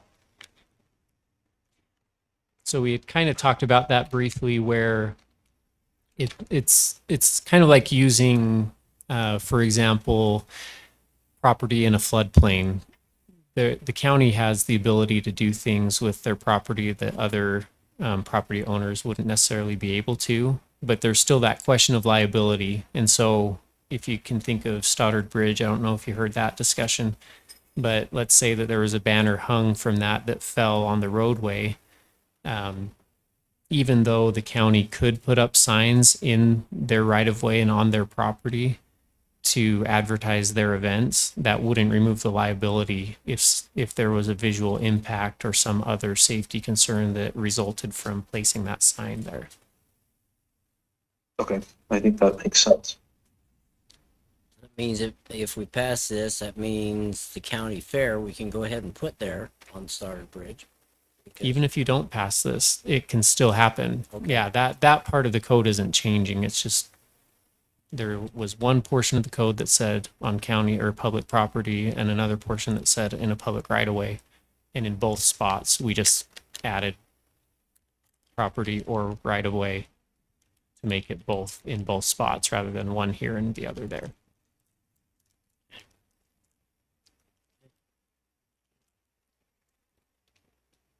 And state code already prohibits people from putting anything within a right of way. Yet our own lid. And we can, and the highway authority, Public Works, can remove anything in the public right of way without providing no notice. If they want to bill them for the cost of removal, then you have to provide at least 10 days notice, and that's just state statute. All right. Wait for a motion.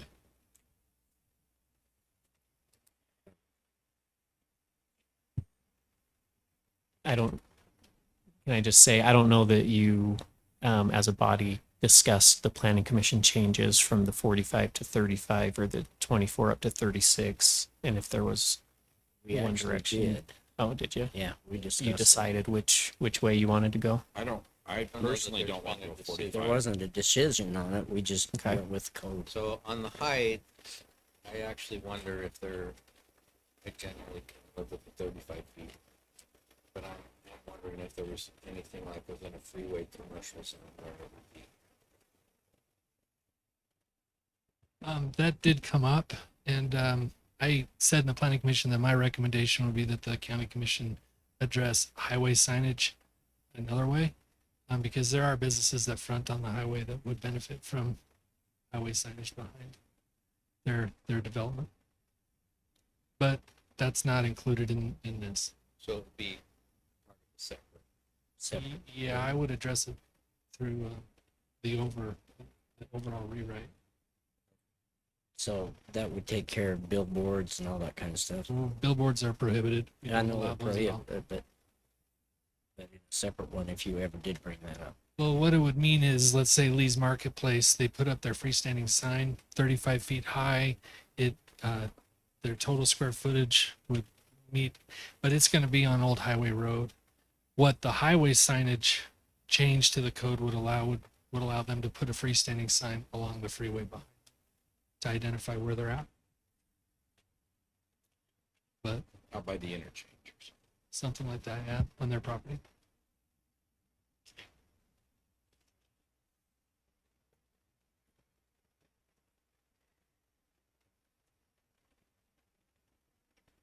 Okay, I'll make a motion that we approve ordinance CO 24-15 to modify Morgan County Code MCC in reference to signage. Okay. And are you going with the 35-foot height limit? 30, I thought that's what it was in. Yeah, that's what it says in the code. Was it? I think it was 45. The planning commission recommended 35, but I don't know. So what the I text put says. 45 in there, but I crossed it out because that was my original recommendation. And then I put in 36 because that was the planning commission recommendation. But Okay. I left the 45 in there, struck out as a conversation. Okay. All right, so 36 With the feet. planning commission recommendation. Second. Okay, it's been moved by Commissioner Wilson, seconded by Commissioner McConnell to approve the text amendment for ordinance number CO 24-15 to modify Morgan County Code in reference to signage with the modification of the height. All And those, square footage. oh, and square Square footage. footage to the tenant signs. Yeah. And square footage to the what? The tenant signs, that Oh, was the the ten- increase from okay. 24 to 36. Okay, so the tenant signs from 24 to 36. Also, all those in favor? Aye. Aye. Aye. Okay, I hate to ask, but did it also include the changes to the off-premise signage that were recommended by Commissioner? it was whatever you had in this code. The exception, Yeah, there were 3 minor changes to the off-premise signage. yes. Second stands. Okay, does the vote stand? My vote stands as well. Okay, Thank you. okay, it's unanimous. Aye. All right. Okay. All right, and I would like to personally request that we make sure that we try to work on making this the Band-Aid and let's work on a signage. I can send you all a copy of a sign code I wrote, which simplifies things. Yeah. I'm make not it saying simpler. copy it over straight, but to give you an example of how you can clean it up. Sounds good. Okay. Thank you. Okay, next item. F9, Morgan County, let's see. Commissioner McConnell. So this is just a request that as a commission, we direct the staff to evaluate the fee schedule for business licenses and short-term rentals. Came as a recommendation from a staff member indicating that they hadn't been reviewed in a considerable amount of time. So inclined to suggest that we have them evaluate it, look at it in other communities and update as necessary. Okay, I know that I have asked both the attorneys to work and our manager to work on the STRs and the ordinances with the STRs. So to go along with that, business licenses, I would like to see that happen too. So we don't have to have a motion, just a No, we just need recommendation. a recommendation. Any concerns with doing that from? No. I have none. short meeting about it today. Do you want to speak to that? There is some ambiguity in the zoning portion of the short-term rentals. I was wondering if you might direct staff to make some changes there as well. Yes, to all of it. I agree. Anything else? And is the change to the business license fee related only or for the business license code as well? Because my understanding is it wasn't just the fees that Right, it was for both. it was for both. It Is was that for both. That was my request, All was right. to have it for both, because we need to have a short-term rental, something to manage our short-term rentals, because we are losing money on it right now. Because we're not collecting the tax on it, and we kind of need the tax. And it's not our county residents that are paying that tax. So, that is the reasoning. So, and overall, it helps the whole county with that tax that people come here and use our area. And it gives us some more funds. At one point I had heard there was someone who had developed a method for tracking a lot of that in Utah. I think it was somebody in Cache County, their staff level. It was either Cache County or Logan. We actually just stole that person as an employee, and they start June 26th. Did you? Yep. Good job. we recruited them. We recruited them because we have a positive county commission that doesn't stir off good staff. Good. So that might assist in that review. Yes. Okay, the last item, F10. Kate, you want to go over? Or do you want me Yes. to? So we got an update of Yeah, another from cost. Jory from Wasatch Civil.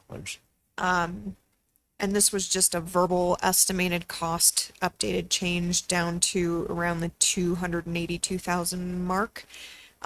So I had talked to a couple of you, and I just need some direction because it sounds like we still need to go out for RFP if we're going to complete this project, but I still don't know where the funding is coming from. Okay, let me go over it. Okay, I've got some changes that I would like to propose with all of this. And that is that I've talked to our Public Works Department. They will do all of the excavation, and we can do that. We can do all the excavation, the trenching, and everything. And Brett thinks he can do that within 2 days. Okay, so that means the only thing we would need is the foundation, structural part of the foundation. And if we're going to go ahead with the proposal that I have, it would be less.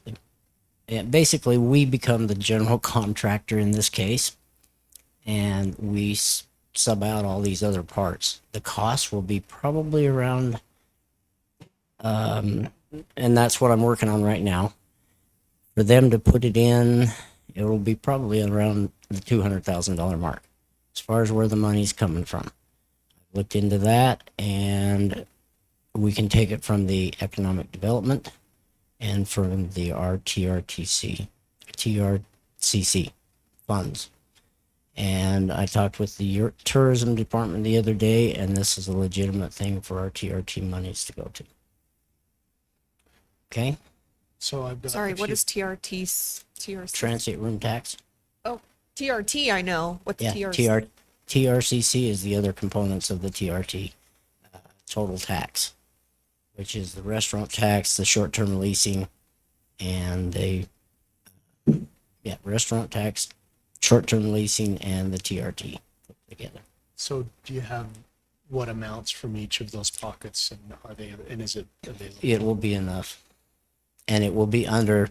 You Yeah. just need to know what they are, I guess. Well, and I don't know yet. There's because- several people that I've discussed this with that are interested in bidding, putting. Okay, and that's what I would like on. to have somebody bid again. We had one that bid that was good, and but the problem is the cost. The dollar cost was too high. It's way higher than what I even imagined. When we first did it, it was going to be 100,000 more than what we've already put into it. And now it's 200,000 more. And it could be inflation that caused that, or just, I don't know what. It was or an just incorrect original estimate. incorrect Way off. original. And because of that, we are So now we've got footing, foundation. actually we flat won't work. have to. We won't have. It will be a completely different kind of a system. And what we're going to need is we're going to need. If you would read the information, or did you guys get the information? You're talking about the foam? I'm talking the foam. Yes. So okay. Can I've I got finish just it? some And then different flags that pop up for me, and not Okay, that, that's all right. so just I know you're the engineer. Let me finish it though. Okay. This is by the foam design will take care of number one, insulation. Because right now you get those huts up there, or the, whatever they call them, the yurts. They have zero insulation in them except on the outside. They don't have anything underneath. So it's going to get completely cold in the winter. We're trying to use this as a year-round event. So what we can do is we could go in and we can have the foam put in there for a lot less cost than what, I mean, to take care of the insulation problem, the utility, if we want the radiant heating, which if we've got a unit, and it doesn't mean we have to have radiant heating. We could have something No, else. radiant heat's ridiculously in cost. Yes. And so if we go with a mini splits or whatever, or a big split or whatever they call them, the problem is there's noise. There's noise. And if you're having a conference in there, in this event, you're not going to have, I mean, you would have noise, at least a partial time. But the mini splits would also give you air conditioning where radiant heating is not. So I'm open for changing. I would really like to have the foam part of it because of the insulation factor, and we don't have to use as much concrete. Okay, those are the main reasons. And when you're doing this foam, and maybe Jared's not familiar with the foam. I am. Okay, so this foam is I mean, they built the freeway out of it in many locations throughout the state. And they built Provo City Temple out of it. I mean, it's sitting on foam. The parking lot's in foam. And it's got a smaller amount of concrete that has to be over it. And then what I was talking with an engineer that does this, the foam, is you would put the foam in. You don't have to have footings for foam. You don't have to at all. You've got to get it measured, put in there as exact, you know, you've got to have everything lasered and all that kind of stuff, landscaped correctly. Put that in there. You put the foam in, a crew, they'd come in a half a day, have it done. Now, then, I mean, I'm just trying to think of ways we can save the costs. They'll come in, they'll put it in, and then we have somebody come in and put the concrete over it because they don't do the concrete stuff. They put in just the foam itself. The concrete will come in, you'll put the concrete in, and then you have another piece of on the edge, and Jory has gone and talked to them, Wasatch Civil, and he knows what's going on with it in the bidding and all that. Anyway, you put another, you've got in the bid it says that there's a 8-inch 8-inch concrete on the outside. Then it has foam on outside of that, just a smaller amount of foam, and the dirt's put up against it so that way it protects that concrete even more. And up there at East Canyon, it's going to be colder. So, and then from there, I mean, the one bid that we had, they gave us a price of $25,000 to put the building in. With Matt and his crew, if we wanted to do it that way, Matt and his crew or somebody else could go up there and actually I could actually put the dome in, because all it is bolting things together. All we need to do is lift it up and put it on the thing and then anchor it in. That's how easy it is. I'm just thinking of ways in which we can save money, get it built, get the dry utilities brought to the place, because there's not going to be anything there except electrical to begin with. And then we can go from there with it. They said they were taking care of the utilities. Yeah, they are. They are. So that's where that cost of that $282,000 that she was looking at, that $282 included the utilities. Well, the state parks are going to take care of that part for us. but we can dig the trenches for them since our machinery is up there. So there's a lot of differences, and I'm just wondering if what we can do is we can go about it in that manner, as us being maybe the general contractors ask for contractors to do the concrete work. Go ahead. I'm done. You ready? I just wanted to explain the process of what I'm thinking of now. So on the electrical real quick, from what I'm reading on the 282, they're only including $3,000 for connections for sewer and coronary water to the front of the structure. Mhm. So they're not Well, there's including, more than that. they're not including, no, it's the 282 dated May 22nd, 2024. Okay. 182,000. So I guess the thought I have with the utilities is they're not including utilities running wherever they're coming from or going Right. to. It's just the stub work. I have so back to the county doing some of the work.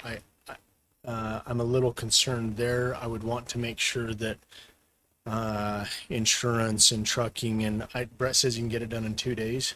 He says he could go up there and do it in 2 days. The excavation. I would be absolutely floored if a contractor and engineer has estimated $100,000 for that, that Brett can do it in 2 days.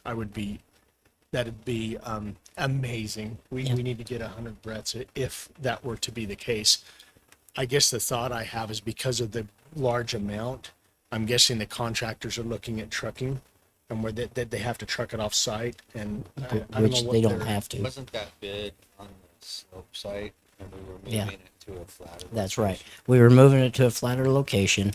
The materials that we're taking out has to go just to So we don't need foam then if it's a flat location. no, it will need to be foam on it still.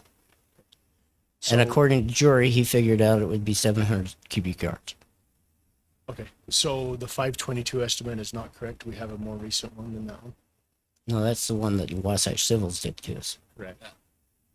Do we have a more recent one? Okay. No. So I guess I'm just thinking real quickly, but $100,000, I don't think Brett can do that in 2 days. I just don't. Now, whatever that includes, if that includes trucking, an excavator, a few trucks going back and forth dumping this material, maybe the contractor saying, hey, we got to dump it 20 miles away.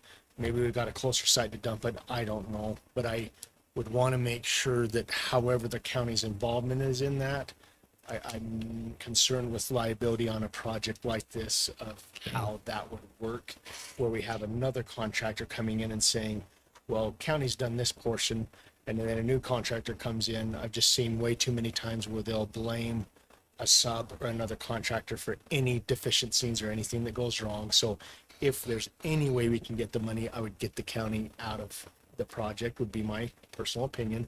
The second thought process on the foam fill, I'm not interested at all in how it works or what it looks like or concrete or anything like that, as much as give us that option. So when we're putting it out to bid, we can say either you can do foam and make sure you're following all state and federal and local guidelines on how you do install it, or you can do it your normal method of fill, whatever you want to say. So I just want to make sure that's an option, and if it is cheaper, it'll show true. If foam was the way to go, we would never have fill with material ever, and that's Yeah, we would. not the case. There's some circumstances, like you've said, Commissioner Fackrell, where foam works better. So I would just want to put that as an option and see which one comes in. That's fine as long as we can have the insulation factors also. Because I want a warm building in the winter. An insulation And- factor from the ground. From the ground. Yeah, because you're not going to be in the ground that far.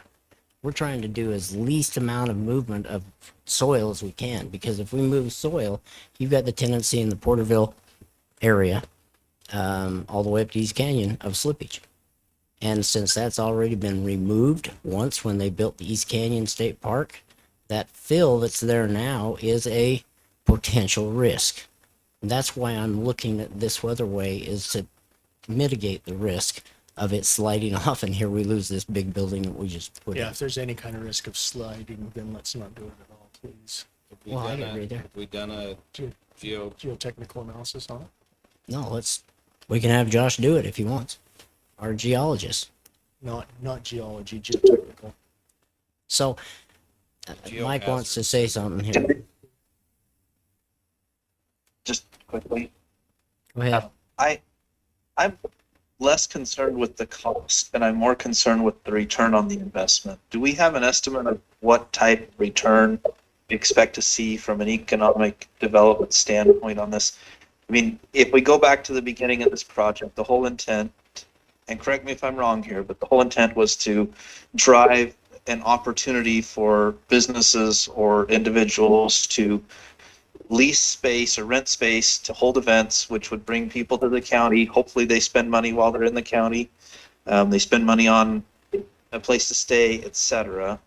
Do we have any kind of estimate on what we think this project at completion will bring in terms of a return on that investment? Because look, if the return is $1 million in tax revenue over the next 10 years, I'm not concerned about spending $250,000-$300,000 to do the project. But if the return is $80,000 over the next 10 years, then I'm not sure that we proceed. And I think that's what we need to really look at, regardless of how we do it or whether we can shave 10 or 20 or $50,000 off the cost. I think we need to look at what's the return. How do we do that? I don't know how we do it. The person we had that was doing it is no longer with us. And I don't know how we would do that other than potential revenue that I could sit down and figure out maybe someday.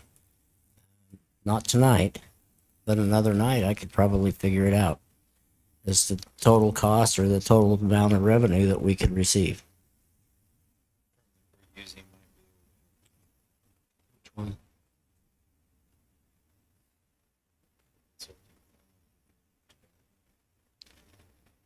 Are we using them? Justin uses group. Oh, Justin's group. Yeah, we could do that. Yeah. Okay. I'll call him. It's out of their scope, but I'll call and ask. See, Especially when I cut their funding. they're aware of the project. Yeah. They know about it. They might be able to provide a rough estimate with respect. Okay. All right. Sounds like we need to do an RFP to get a better number. Well, am I taking something out of the RFP now? Well, I guess let's make sure. That's the question. That Okay, said, there are so- people that want to bid on the project. Backing up. So my original question is, show me the money. So I'm hearing the $98,000 that's left in Fund 33, which is the GOEO money. How much? 98 after the 50,000 in And which one? SBA's. GOEO Yeah, Fund okay. 33. Okay. And then the rest to come from Fund 35, which is tourism. Mm-hmm. Okay. It's fund balance. I don't think we should even where funding is coming from until we determine what our return is on this. If there's not an adequate return, it's not worth investing the money. Let's invest the money someplace else where there is a good. Are you willing There to give back? Let's invest it. Are you willing to give back and take from the coffers of the county the amount of money we spent? Yeah, I would rather give back $100,000 than spend another $300. Well, I'm And not not planning get a on re- spending 300,000. But I agree with you. I can agree totally with you on that. Let's figure out the return. I mean, if the And- return is great, then let's, by all means, let's invest it here. I don't have an issue with that, but if the return is minimal, let's invest it where it's going to do the most good. Okay. And I'm happy to action whatever you guys want me to action. I just feel like my directions are going back and forth here because this will be the third version of technically the fourth version of the RFP. We still don't have designated funding. I still don't have five people that agree how or if this is going to get built. That's right. And I had a great conversation with Jared last week, so thank you for that, about projects like this, because I didn't even know we had a NICA project, a NICA grant that we had applied for that we have to finish in 28 months. Yep. And we don't have funds designated. Yeah, we do. Okay. So, all right, I will get with tourism and we'll get a ROI. Thank you. What do you guys want to do? You want her to do that or not?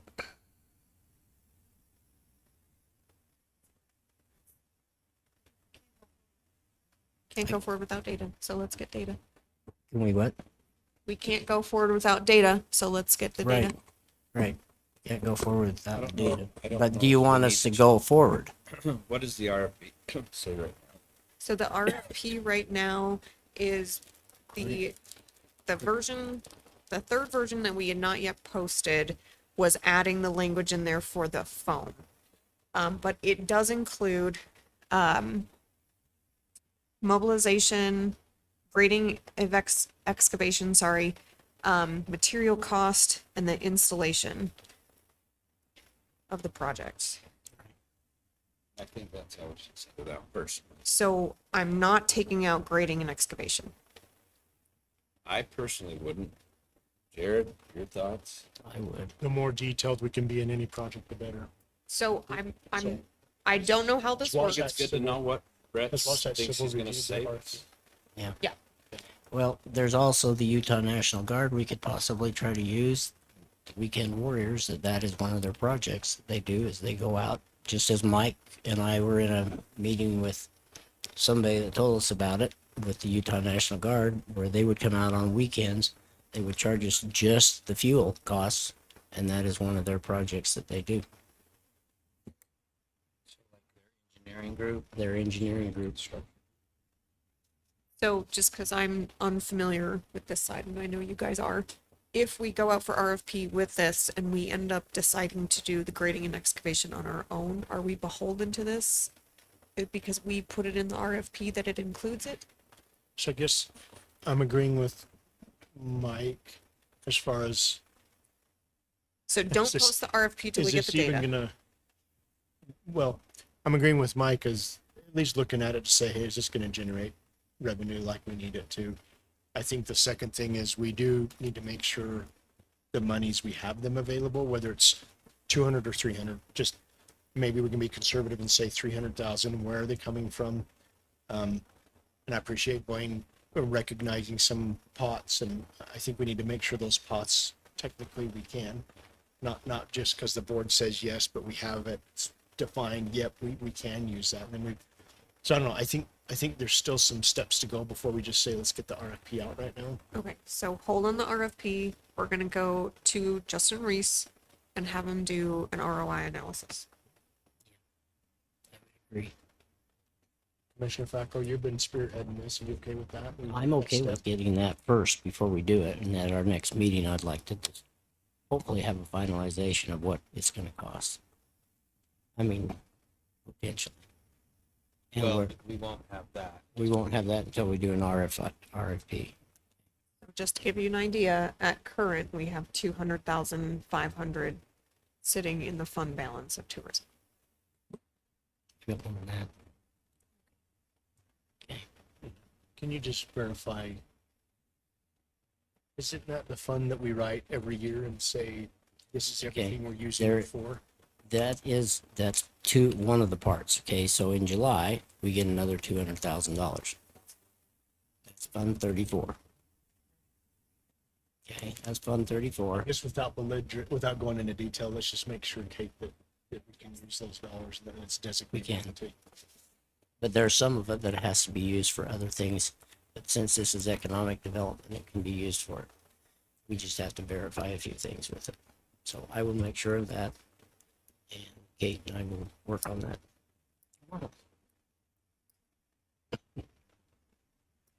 Okay. Anything else? If we have Justin Reese's group do it, then they need to give us an estimate of what it's going to cost for us to approve. So I guess that might be the action item. Okay. So I will have that. Okay. Got it. So because we're changing the scope, now my action is to RFP for Justin? No. Not yet. You and I will talk tomorrow on it. Not a- we just give We're it- gonna do an ROI, rate of return. Similar Rate to of- Mike's comment.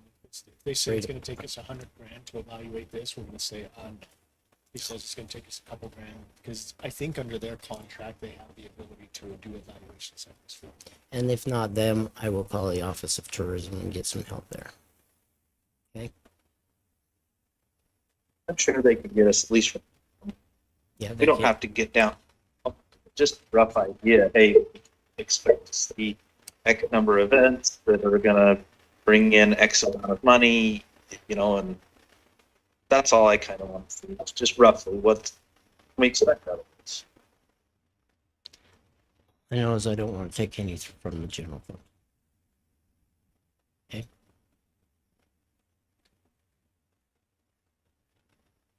All right. Any other discussion on it? We're done. Okay, we're to the commissioner comments. Commissioner Anderson. I don't have a lot, just thankful for those who all attended the FEMA floodplain kickoff meeting today. I know 3 of us commissioners were there, and by the sounds, bless you, by the sounds of it, it'll be a good process to go through. I think they said 5 to 7 years for final completion, but we should get some good updates on data in the first year. So that's kind of what I gleaned from that meeting. I think I have a few other things, but we'll wait till next time. So I'm good. Okay. Commissioner Newton. Is Josh still in the room? Yeah.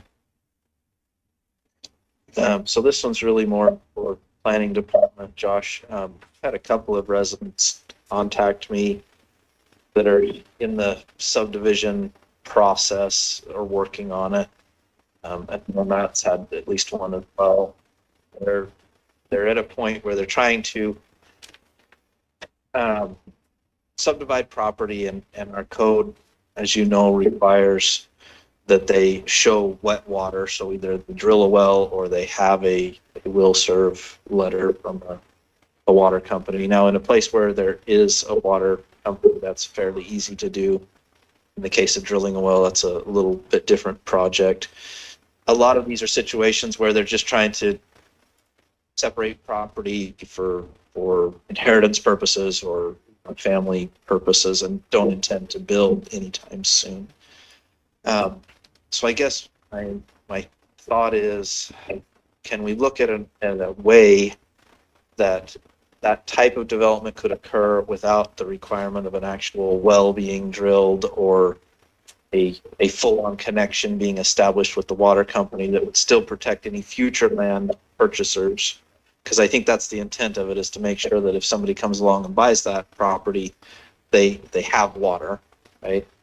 But maybe doesn't place that burden on the developer of the property. And again, I'm talking about situations where they're small subdivisions, a couple of lots typically, and it's generally, hey, we're going to separate this out for our kids to build a house on their own.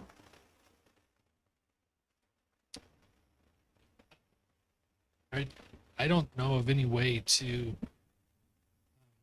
allow people to divide land and make it buildable for the next people.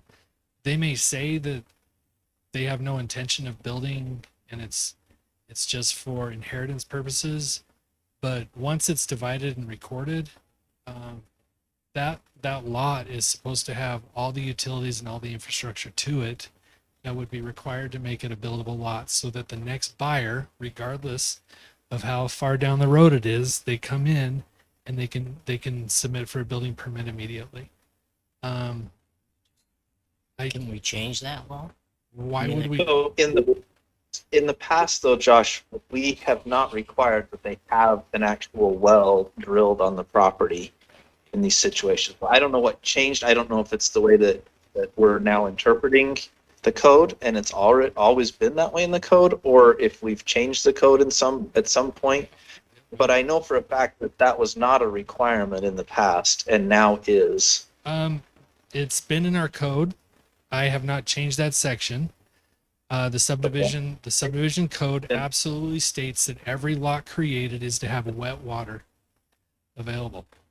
And whether you're putting in a water system or connecting to an existing water system, it is assumed that you're paying the connection fees, the developer is paying the connection fees and stubbing the infrastructure to that lot as part of that. If you're putting in wells, then the next property owner has the right to come in and have wet water available on that lot, because we're recording it. And when you record that lot, you're stating that they meet all of the code requirements and that there is wet water, there is capacity for sewer, that it can percolate, that you have a building envelope of at least 5,000 square feet designed as part of that plat. All of that is in our code right now. I didn't change any of that. And Mike, I think part of that was the issue with the Heather Meadows subdivision that the county perhaps has learned from, and we're still in litigation on that. And so I think that, you know, maybe the code wasn't strictly applied or enforced at that point, but that is the exact same issue that has led to that multiple years long litigation. So then why would we require them to split out into lots? Because Nobody's requiring them. They're I mean, asking because to. if you're going to have, I'm just looking at the 9 lots that we did up on Richville Lane just recently.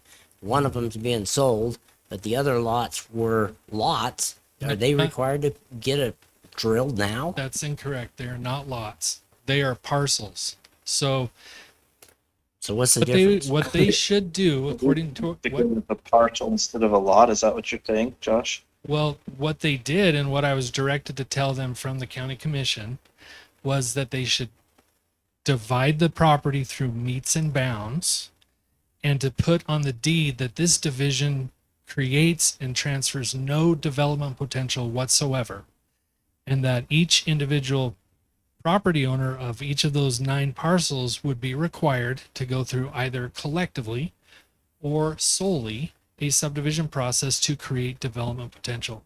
And part of that subdivision process for each of those lots, it would probably be cheaper if they had done it all together.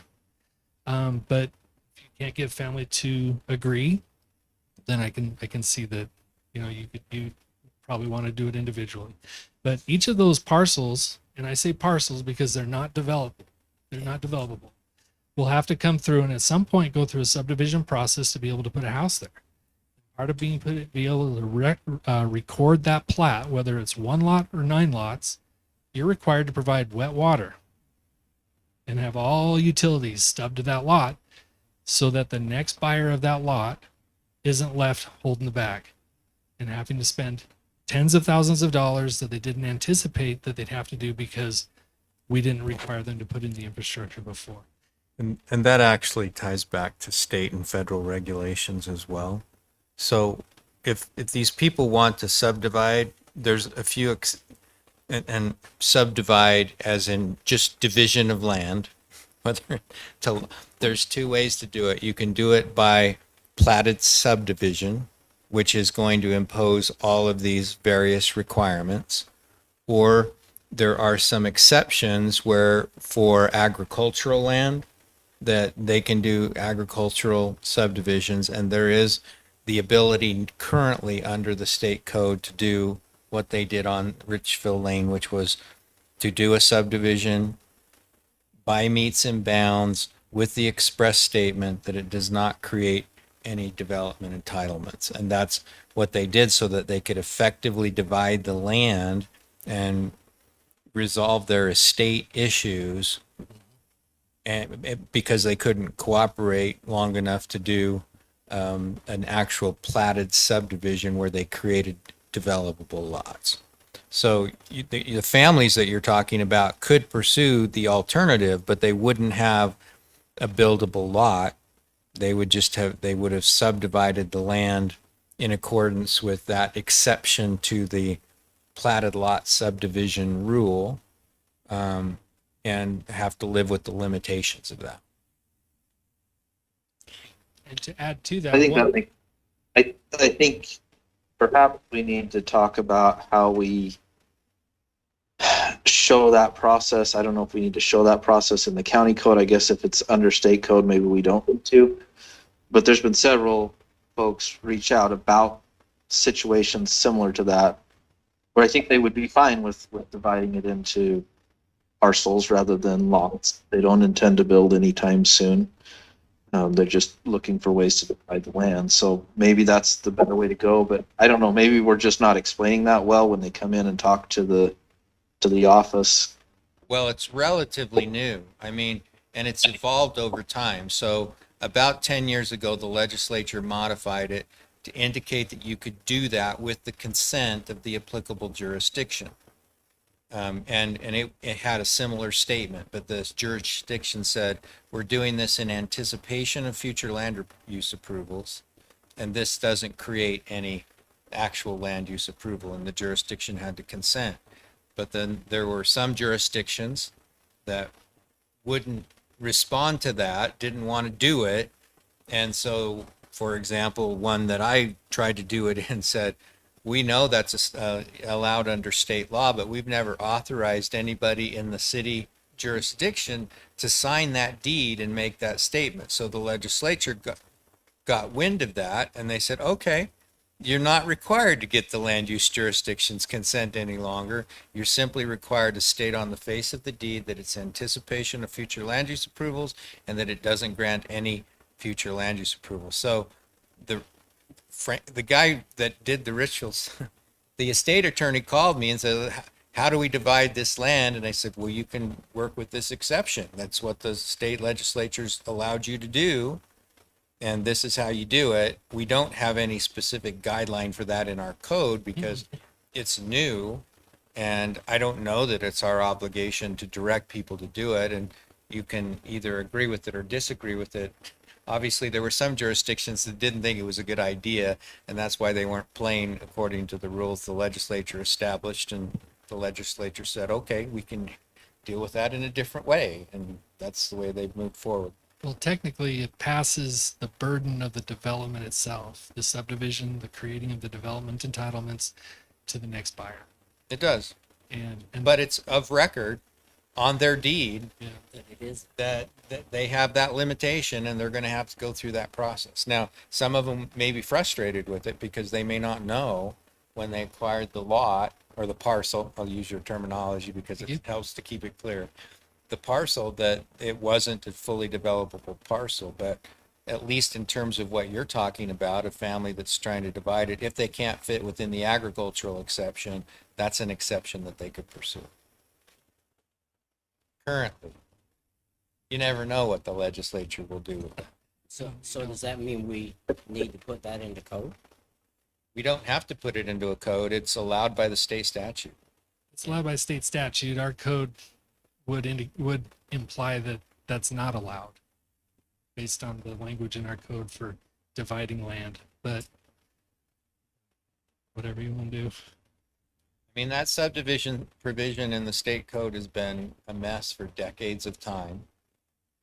I mean, if you read it literally, you couldn't sublet a premises within a building without violating the Subdivision Act when I first started practicing. We did it all the time, but I mean, it was a misdemeanor when my clients would do it. But I mean, it was literally, subdivision was any division of land, even if you're just demising premises. No one ever enforced that one. And I've only had one occasion where a jurisdiction's enforced the illegal subdivision provision, and that was a politically motivated decision. So anyway, Mike, does that answer your question? Yeah, that's great. Sorry to take up a lot of time in that discussion, but that's helpful. Okay. I think you brought up a great point because I've had the question for a long time. So I appreciate it, Mike. Anything else, Mike?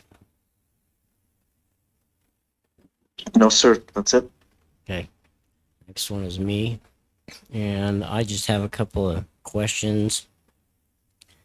Already done that one. Is there a way that I can have you guys, I would like to go and see about doing a different code instead of having RR1, change that to where we no longer have RR1, but have RR2, 3, 4, 5, and then A10. Well, we can't, in our county, we can't put in a home on a 1 acre lot. Well, unless there's a service provider for sewers. Okay, but I'm saying in the rural area that does not have a sewer or sewer or water. Just as an additional part of our code So to at least what have a that- 2 acre or 3 acre RR1. So what you would do in that circumstance, you would still have the IR1, you just wouldn't apply that zone outside of a sewer service district. Yeah. So I just need to know whether or not we can remand it to the development. I brought this up years ago when I was on the planning commission and asked that we look at doing an RR2 and an RR3 zone. And I brought it up again when I got on the county council at the time. I would support that 100%. There wasn't a lot of support from the planning commission at the time, but things have changed since then.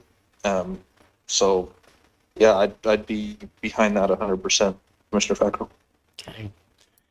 So it's up to you three, One of us three.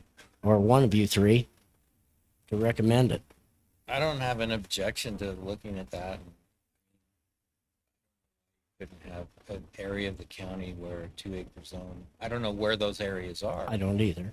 But having the possibility so that's going to implicate both the text change to create zones that allow for that minimum acreage size, and then ultimately, before it's applied anywhere, we would have to modify our zoning map, presumably in accordance with our general and area plans. I'd just kind of like to get it done before you leave. I'm really glad Josh has time to do something like this. Yeah. Okay. Okay. If we have a 1 and a 5, would it be, you split the difference? Do you 3. just do a 2? Do you want to do a 2.5? I'd like to do a 2 and a 3. Still.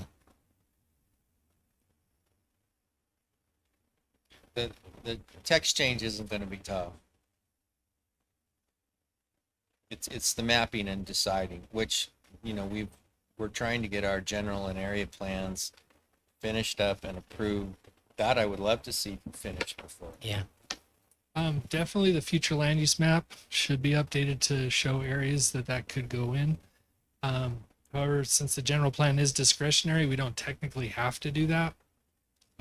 We wouldn't have to update the zoning map either unless we wanted to rezone property as a county and change the entitlements of people currently enjoying RR1 or A20 or whatever. So the text amendment technically is the only thing we'd have to do up front, but it would give individuals an opportunity to propose that going forward, and then they would do their own zoning map change as well as a future land use map change. So I guess we could tackle it two ways. Like Commissioner McConnell said, the text amendment side of things wouldn't take that much. Wouldn't take a lot of time. I would like to see it done. Mike would like to see it done. I need another one. Like I said, I don't have an objection. It's a big jump from 1 to 5. Yeah, it's huge jump. Could have taken care of the situation last time. We would have had an R2 or 3. Anyway. Or split the difference and just do a 2.5. Yeah. And then I would like to have us follow up with all of our contracts or whatever we have with the Weber Morgan Health Department or the Weber Morgan services that we have, health services, and to see what it is that we do and why and what kind of resolutions we've had working on that. Because I'd like to see a little bit more detail as to why we're doing a donation to our own building to a department that is not ours. What are you referring to again? I'm referring to the Senior Citizen Center. We are doing donations all the time to do this, get a new blanket, get a new washer, get a new microwave, whatever it might be. And I would just like to see the agreements that we have with Weber Morgan Health Department in those lines and find out what it is, because if that's all it is, why don't we just take it over ourselves and take care of it? Take over the senior center. Yeah, We can't by state statute. why not? Because we are not a population over 120,000. So all the funding goes through the Council on Aging, and that's done regionally in the state of Utah unless your population is over 120,000. Cache County can't even do it. So, well, I'm just curious as to what's going on, because I mean, I'm happy to do we that. just I'm happy to dissolved task we just dissolved the transportation thing. I would like to know what the rest of it is before we go and start dissolving everything, or we don't dissolve anything. I mean, it'd just be nice to know what they're supposed to be serving us with, and what we're putting into it. I mean, Do you have access to the existing agreement? I do. And I'm working on a project right now back to 2002 on every agreement resolution that we have, what needs to be dissolved. We have to renumber a bunch of stuff. So we'll this was do all of back in that. 1996. Yep. So. So I'm back to 2002. Send some reading material. Oh, I've already been reading the code. Jeez. So yeah, On everything. I am working on Review that, the not just agreements, for, Review the agreements. Okay, It's well, for I know, Robert I've got to know City. where they are, so, Well, she's gonna send them to you. okay. And then the other, oh, that was all I had. Oh, the other thing I had was just a update. We had the Utah Office of Tourism. We had 4 members of the Utah Office of Tourism came up here last Thursday, went out with us on a visit of our county. They were very impressed with what we actually have to offer in this county, which most people do not know what we have to offer. And they says this is exactly like what the tourism plan was that we had from Carraggio, and the closeness that we are to Salt Lake, yet with the serenity of what we want to keep in Morgan County. And so they had a great day. They were here till 8 o'clock that night or 9 o'clock. And so there was a lot accomplished that day. They will be helping us with a lot more funding when it comes to tourism. Just gonna ask, so that means you're giving us more money. Yes, it does mean it, and they're going to also give us more help in other ways. So it was a good day. I can just say that it was a great day. And also, if any of you can be on any of the legislative committees for UAC, it would be great. Policy steering committees. I can only take on 3 or 4 of them. So there's still some more that need to be done. If somebody can join with those, I'd appreciate it. And I'm doing a lot with the revenue and taxation one. I'm doing a lot, guys. My turn. Yep, your turn.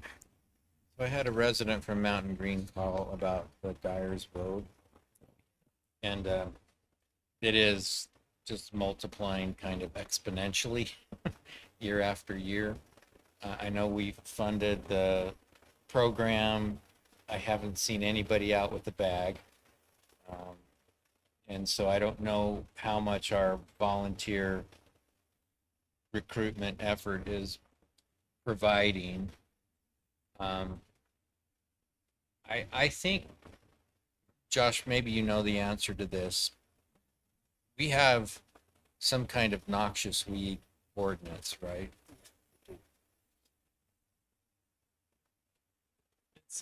It's a yard ordinance which talks about weeds and maintaining yards and things like that.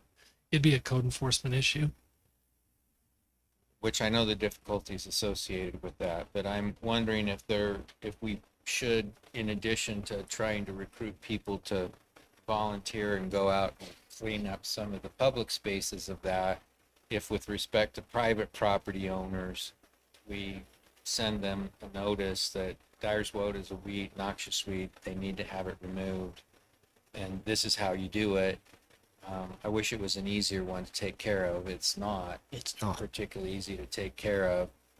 I mean, this gentleman's complaint was he works hard to keep it off of his property, but his neighbor takes no steps at all to control it, and it's just constantly moving, trying to migrate to his property. You know, we've got some very, areas that are ultimately, I think, going to be disked and paved over, and it'll go away then with respect to them, but even those owners should be responsible for trying to maintain it, as well as they can. And I know we have a difficult issue. I just wanted to raise that and see if there's any desire to push the enforcement of that. It seemed to originate in the canyon. It's moved both directions, east and west. I don't see a And lot south. of, action on the other side to take care of it either, but it is moving, and it'll move through, the Mountain Green area and keep moving through our whole county, the way it seems to me, if we don't do something about it. The other thing we could do is, I don't know if there's a way to hire a contractor to come in and try to take care of some of these things. Yeah.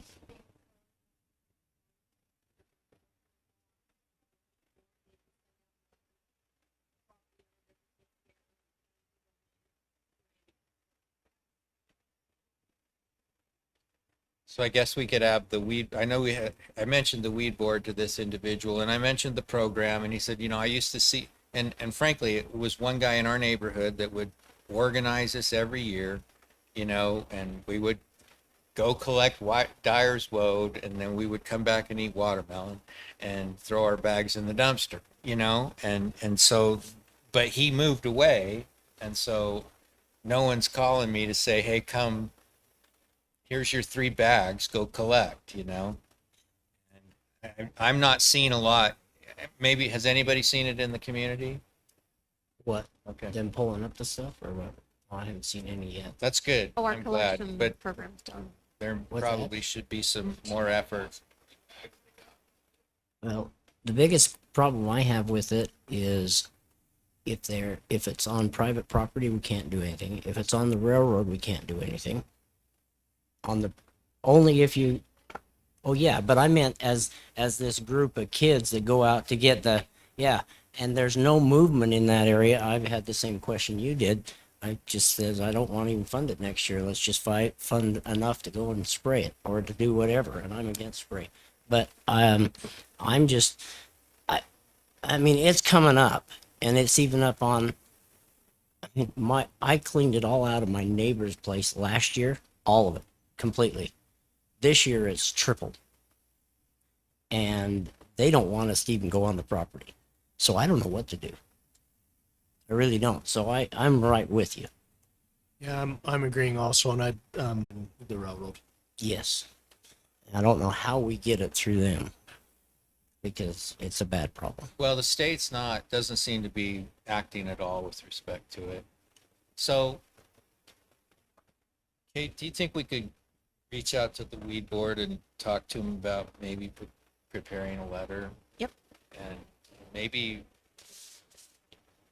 the volunteer effort isn't to go dig the stuff out. It's to go around and identify the properties where we need to send the letters and say, you're going to have to dig this out. And if you can get the youth group to come help you, that's wonderful for you. But, we need to, it's just getting to be, it's just keeping. I can promise you next year it's going to be 10 times what we see this year. Because no action. And right now the seeds are there. The seeds are already starting to form in the lower end of the valley in your area.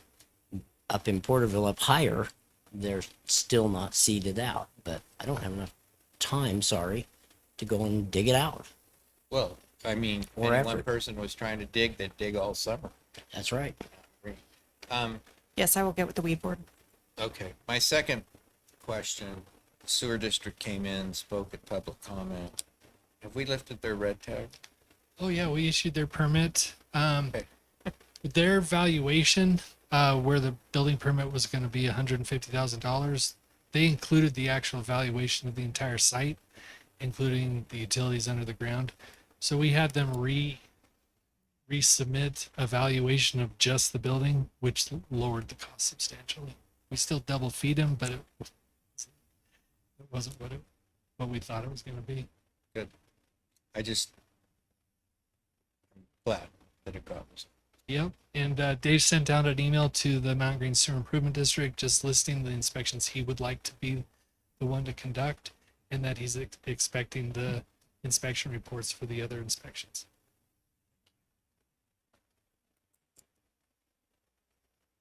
Okay, Commissioner Wilson. Make a motion to adjourn. Before you do, sorry, Second. before you do, I just need a clarification. Did we ever decide, whether from you guys or whoever, did we ever decide on the rollback tax for the state, Are you talking about for, East Canyon? right, so because I've watched that video several times, and it was essentially said, we're not having this discussion because it's not being rolled back. If it does get rolled back for whatever reason, they can appeal. It'll go before the Board of Equalization, which is the county commission, and then the county commission will decide at that time. And I didn't know if it was also, if the full amount, because it was $193,000 for the rollback taxes. Well, as of right now, it's not being rolled back. It was on their notice. The one that Janelle was telling me about is it was on there. She figured it out as $193,000 rollback tax. And she had the question is, do we have to split that with the other entities where that is, or what happens to it, or do we even care? You as the Board of Equalization, Okay. you as the county commission in your capacity as Board of Equalization have the right to abate that. Okay. It wasn't decided. I had It watched wasn't them decided. sometimes, but they can appeal, and that appeal can be heard in the BOE process, and you can abate it. That way is technically the legal way to do that. Okay. All right. I'll work on But that. I was unaware that that was on there. I don't know why it would be rolled back because the usage hasn't changed. Right. So I will get with Janelle on that. Okay. All right. And we've had several requests, super sidebar, to of people volunteering to clean up our range. Clean up the range. Gun range. Oh, the gun range. What needs to be? It's bad. It's overgrown, so it's a fire hazard. I mean, if you talk to our fire chief, if you talk to any of us that use it, we've always told them, no, technically that's under the purview of our public works and liability and blah, blah, blah, blah. So Didn't we discuss that last year we even got a with the grant for it. wildland? Yeah, a grant for it to clean it up and fix it. Uh-huh. So what happened? Remove some dirt.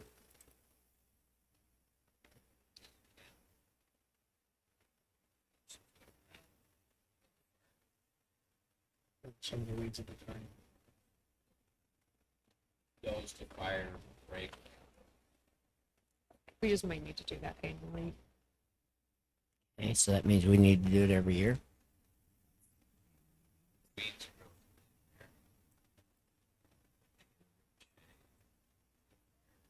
So do we need to do anything more? So the question is, are we going to allow others to help clean? That or we're gonna have to